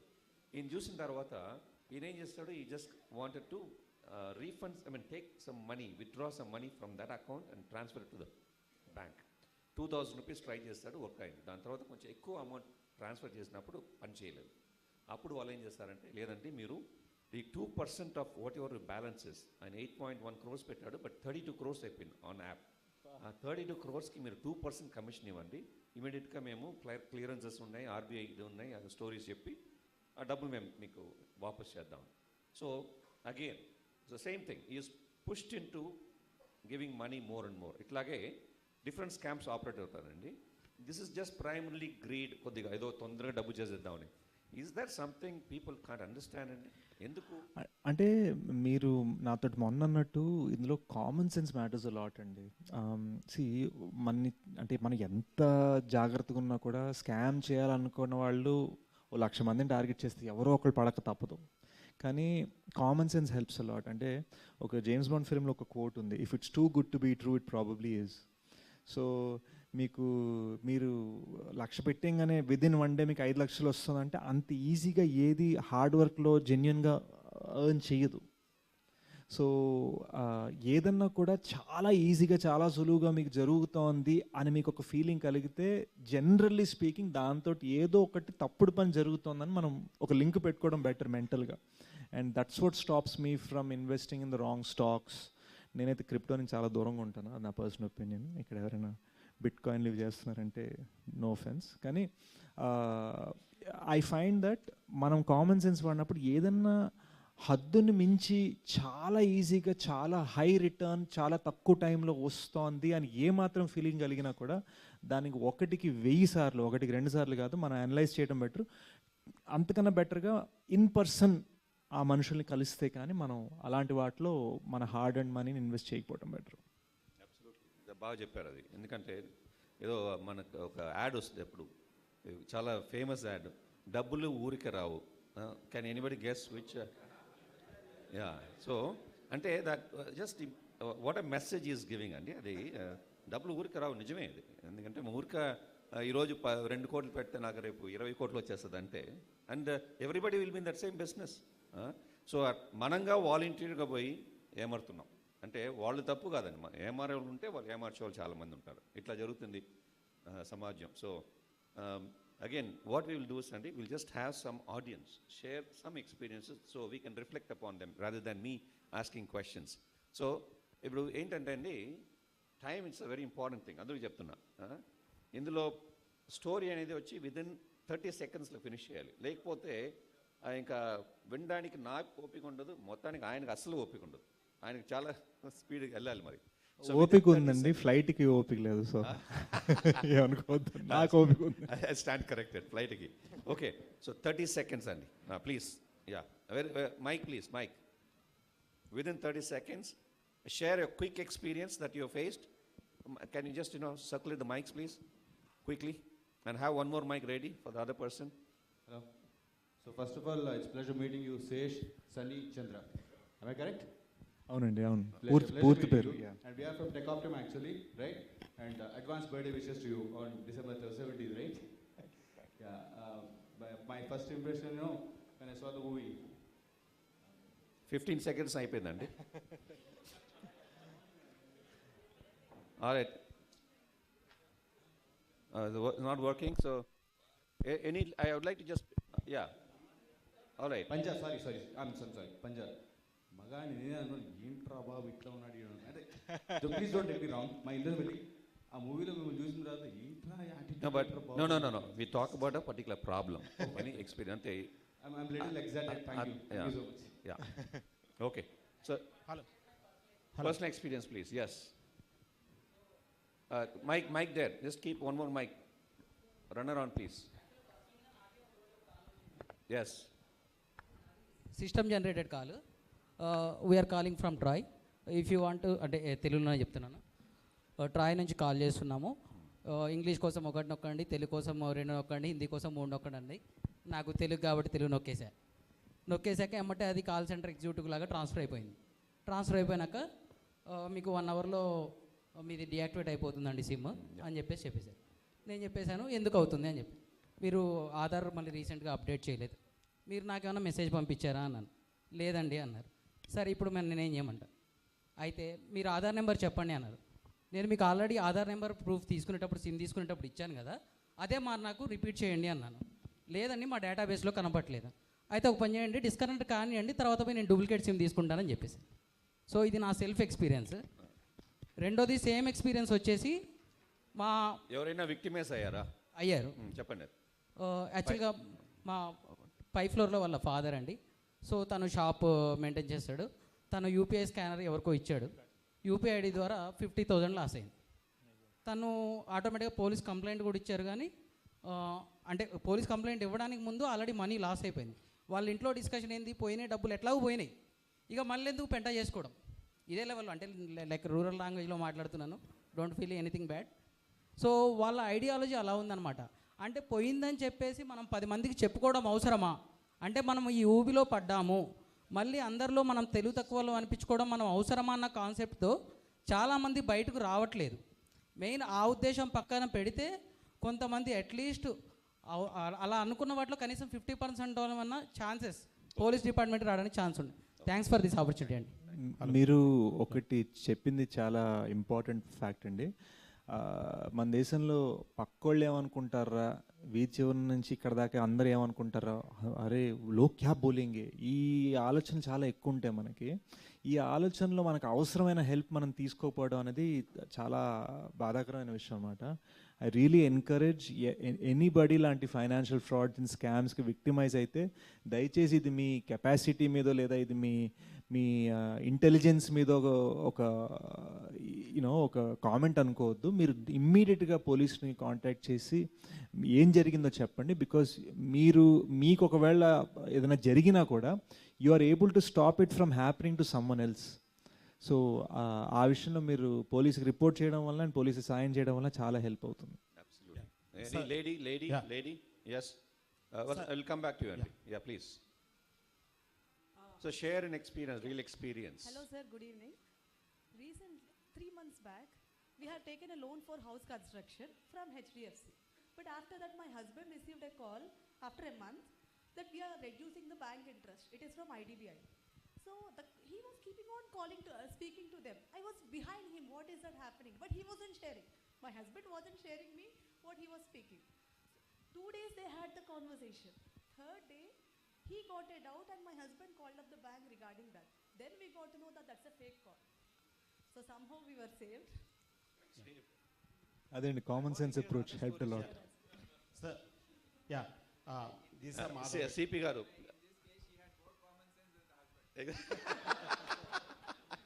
Sir yeah sir yeah please. Yeah నా పేరు మాధవ్ రెడ్డి. నేను గత 10 సంవత్సరాల నుంచి ఈ సైబర్ క్రైమ్స్ అవేర్నెస్ ఇస్తున్నాను. ఈ పోస్టర్ ఆనంద్ సారే రిలీజ్ చేశారు. సో లాస్ట్ ఇయర్ మోస్ట్ ఏంటంటే క్వాలిఫికేషన్, కామన్ సెన్స్ ముఖ్యము. ఒక 10 పాయింట్లు సీరియస్ పాయింట్లు 10 పాయింట్లు నేను నోట్ చేసినాను. ఎక్కువ జరుగుతుండేది. Just I read out in the interest of public. ఉద్యోగాల కోసం ఎక్కడ డబ్బులు కట్టకండి. ఏ ఉద్యోగం డబ్బులు డిమాండ్ చేయదు. లోన్ యాప్లో లోన్ తీసుకోకండి. మ్యాట్రిమోనీ సైట్లతో జాగ్రత్త, వెరిఫై చేయలేని మ్యాట్రిమోనీ సైట్లతో. పోలీసులని చెప్పి ఎవరు వాట్సాప్ కాల్ చేసినా కానీ నమ్మకండి. అపరిచితులతో ట్రాన్సాక్షన్ అసలు చెప్పొద్దు. అనవసరమైన క్యూఆర్ కోడ్ను స్కాన్ చేయొద్దు. యాప్ను ఇన్స్టాల్ చేయొద్దు. లింకులు క్లిక్ చేయొద్దు. మీ ఆధార్ పాన్ నెంబర్లు ఎవరికి చెప్పొద్దు. ఆన్లైన్ కేవైసీ చేయొద్దు. ఆన్లైన్ గేమ్స్ ఆడొద్దు. ఆన్లైన్ ఇన్వెస్ట్మెంట్ చేయొద్దు. తెలియని వారు చేసే వీడియో కాల్స్కి స్పందించొద్దు. స్పందించినా భయపడద్దు. మీరు ఏదైనా లాటరీ తగిలిందని చెప్తే నమ్మొద్దు. ఈ 10 పాయింట్లు just very simple and understandable. Very good అండి. Thank you.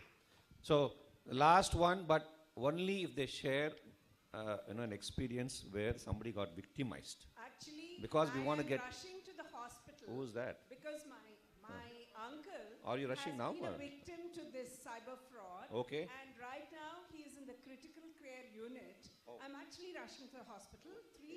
4 days since he's been in the hospital, though we haven't lost money because he went to the bank, he checked all the bank accounts, he spoke to them, and most of his money is in fixed deposits. The manager assured him no such thing. He's about 86 years. And he gets a letter from the Supreme Court saying that it's a letter. Supreme Court is not able to clear 3 crore cases. I don't understand how people fall victim to this. And he's a very qualified person. Internationally, he's traveled. But he also, because they play on your psychology, typically. Absolutely. And we are paying, I'm the one who's clearing the bills because his children live abroad. We've paid up to 3.3 lakhs as of yesterday. Okay, we've saved 3 crores, I guess. He hasn't transferred anything to anybody. So we are a party to this, he's a party, he's a victim to this cyber Thank you. fraud. Thank you very much. I wish your uncle just, say, Absolutely. recovers faster and In is fact, safe. we've been communicating to people in the hospital also to whatever extent we Thank can. you. Thank you. Thanks for sharing that. So, primarily, ఈ psychology తను చెప్పినట్టు దాన్ని base చేసి everybody is taking advantage right now fraudsters are taking a lot sorry అండి alarm bell వినేసరికి చిన్నప్పుడు exam చదువుకునే time వచ్చిందని feeling వచ్చింది సడన్గా అర్జెంట్గా అమ్మొచ్చి కొడుతుందేమో అని టైం వేసి so just again to sum it up here, be aware that police can't really help you recover the entire amount if somebody loses. The reason is, if somebody loses money, that money goes into the bank. Somebody transfers money to another bank, right? That gets distributed to so many other bank accounts, and everybody just withdraw it very quickly. By the time even police can respond to the situation, the money is gone out. Trace. The bank accounts where it is taken from, but they just convert it in all different ways and take it away. So please, when you are victimized, first of all, you must prevent it from happening. If you are victimized, don't blame police. You have to blame yourself first, okay? I'm sorry, not you, madam. See, that's what I'm trying to say. This is the theme of this, whole program today, right? I have to be digitally hygienic. I have to be digitally safe. I have to take accountability, as very clearly is mentioned. We have to take accountability for ourselves. So please be digitally safe. 2 things. One is, we always use any password అని చెబుతాం కదా, user ID password అంటే జనరల్గా password పెట్టుకుంటారు. మీరు విన్నారా ఎప్పుడైనా?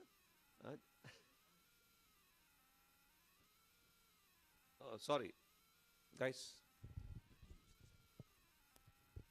మీరు మొన్న చెప్పినట్టుగా చాలా ఐటీ ఆఫీసెస్లో అడ్మిన్కి పాస్వర్డ్ అడ్మిన్ అని ఉంటుందన్నమాట. So definitely we have to be a bit more careful. And మొన్న నాకు వాట్సాప్ గురించి కూడా మీరు చెప్పింది చాలా ఇంపార్టెంట్గా అనిపించింది. మల్టీ ఫ్యాక్టర్ ఆథెంటికేషన్ ఉండడం చాలా important, me face ID and password. And the other one was the internet IP address track అవ్వకూడదు అనేది మనం మాస్క్ చేసుకోవాలనేది మనం మన సెట్టింగ్స్లో సెట్ చేసుకుంటే బెటర్ మన వాట్సాప్లో. This helps prevent scamsters and fraudsters. Absolutely. So now let's just go to the last phase of our chat session, and we want to just have this audience involvement as well. So we just would play the video that actually is more of a pledge as to how we want to be accountable for our own digital safety, right? We all have to be ready. You all agree? We all have to be ready to be digitally safe for ourselves, and nobody is going to help you guys. You must help yourself. So that senior citizen, a lot of people are being targeted. We should also be helpful to them to be digitally safe. So now let's just play the video, which basically talks about the. Are you ready? I am ready. I'm ready. I am ready. I am ready. I am ready. I am ready. I am ready. I am ready. I'm ready. I am ready. I am ready. I am ready. I am ready. I'm ready. I'm ready. I am ready. I am ready. I'm ready. I'm ready. I'm ready. 1, 2, 3,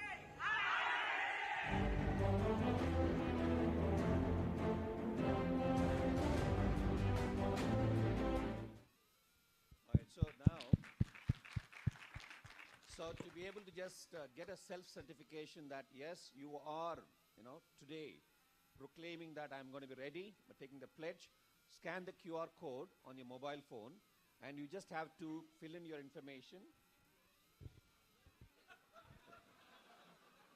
ఒకటికి 2 సార్లు QR code చూసుకోండి. So here I definitely say safe.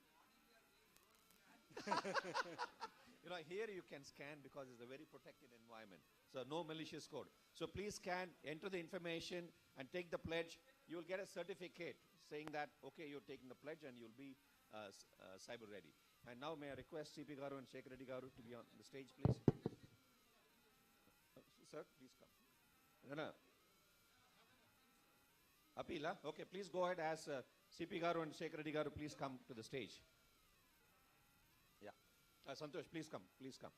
Sir, please. H.A.C.K Reddy Garu. Vikraman Singh Garu.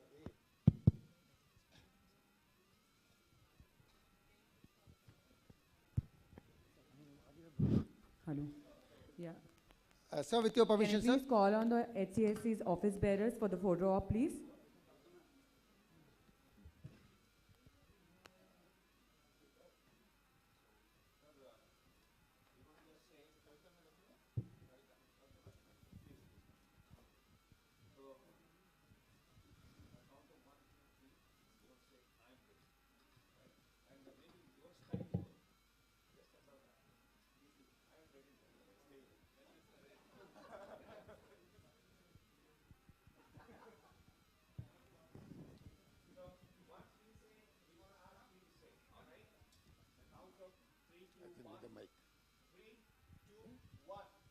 I am ready. Are you ready? We are ready. Come on, say once again. Yes, thank you.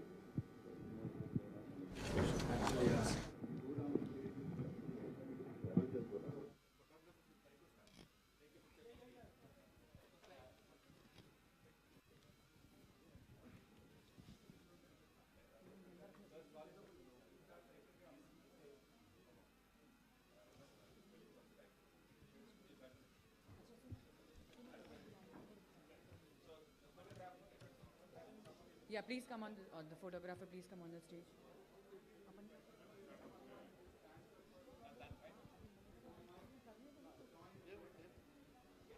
Yes.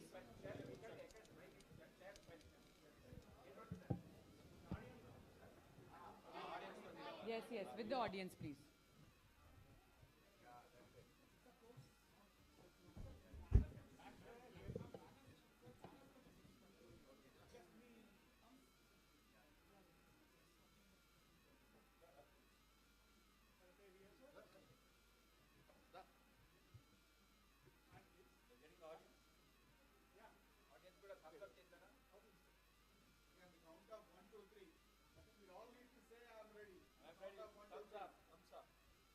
One, two, three. I am ready.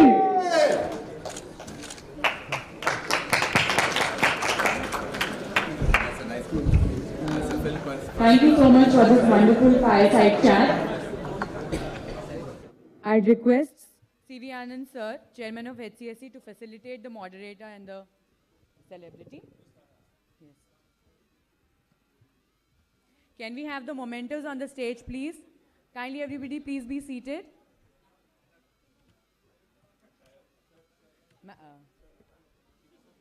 Sir, facilitating on the...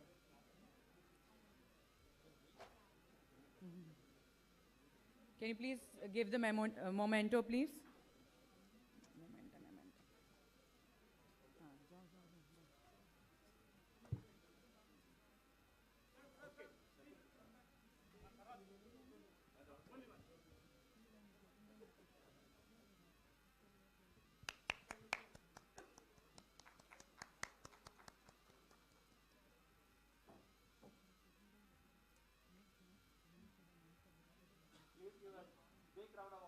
Yes, everybody, kindly give a big round of applause for this wonderful fireside chat.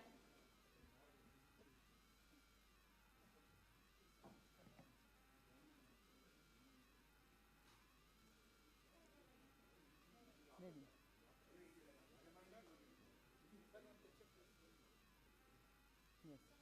Sir, one picture, please.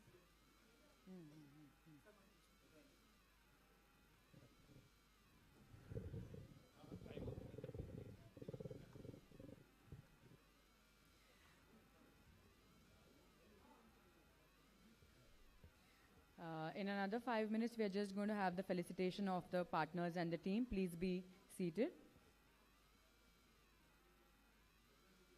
Kindly please be seated, everyone.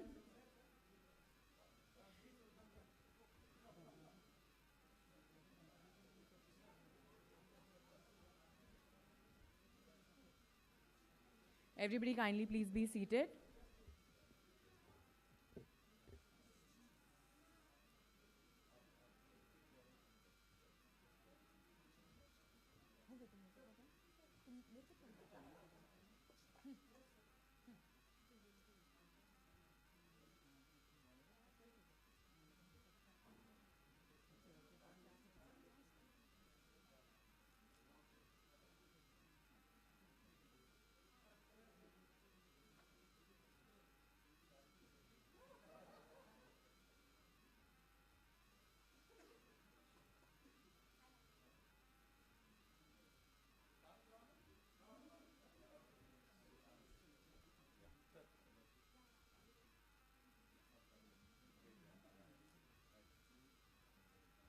Thank you so much, sir.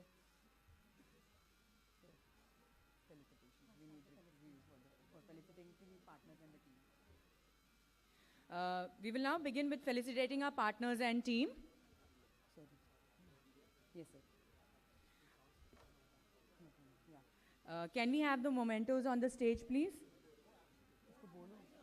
Get up, get up.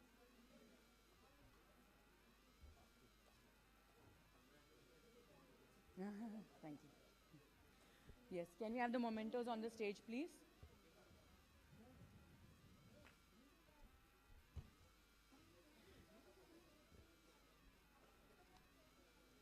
For CII, Shri Sheikh Samiuddin.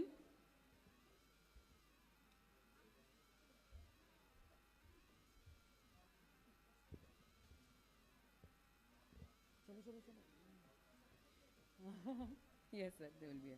Okay. For FTCCI, Shri Ravi Kumar. Anybody over here? Okay. From WNSKS Foundation, Shri Vaibhav Bablani and R.L. Narayan.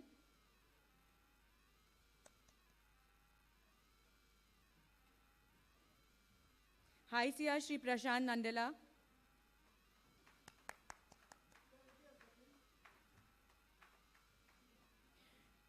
D. Shaw video sponsor Shri Chaitanya Goripatti.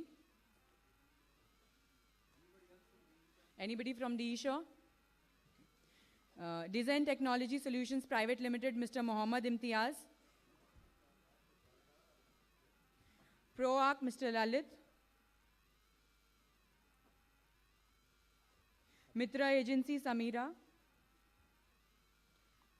Cloud Portal Technology Solutions Private Limited, Ms. Prashanti. The Park Hotel GM, Ajit Singh Garcha. GVK Mall, Mr. K.R. Sai Prasad. Prasad's, Mr. Sumant. Art Life Events, Ms. Saisha. Srujan Media, Mr. Suresh. From Team Hybiz, Mr. Raj Gopal.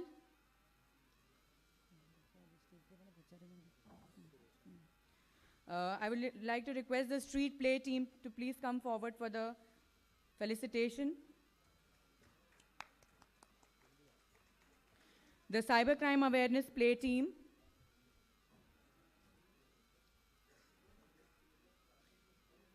Sri G. Suti.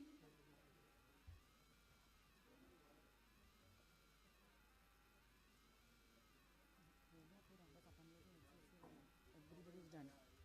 Yes, please everybody together. You are from this team? Please everybody go together. All of you together. Jaiye, pura team. Please, can we have a big round of applause for the amazing performance? Please, sit down. Amazing.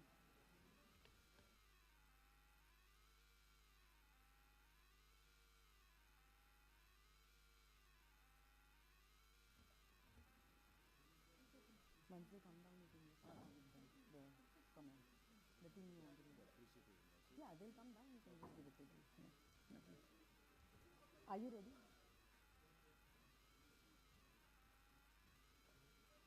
You look to Cybersecurity.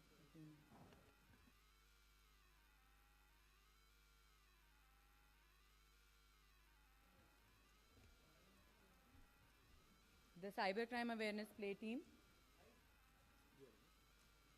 Selfie.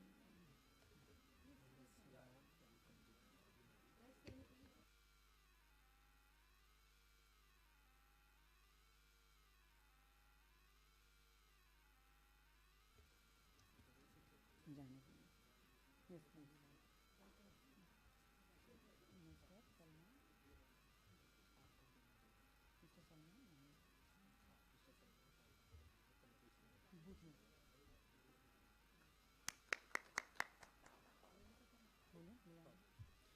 From Park Hotel, Mr. Salman. Park Continental Hotel.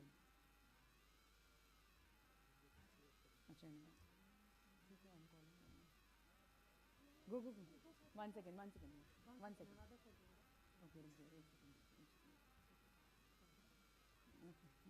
Okay. Last but not the least, our core team from H.A.C.K, our Associated Director, Ms. Seema.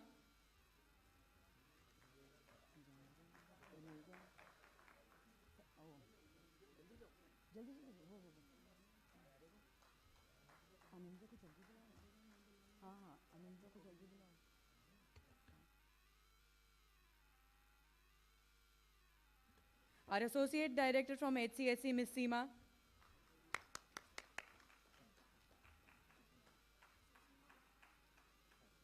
Associate Admin H.C.K, Mr. Najamuddin.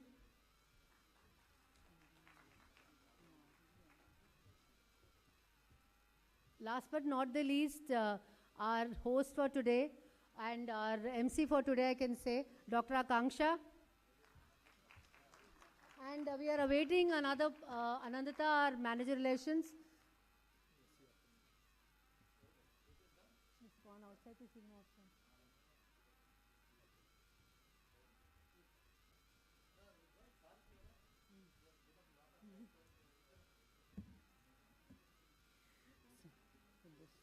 With this, we come to an end for today's brilliant event.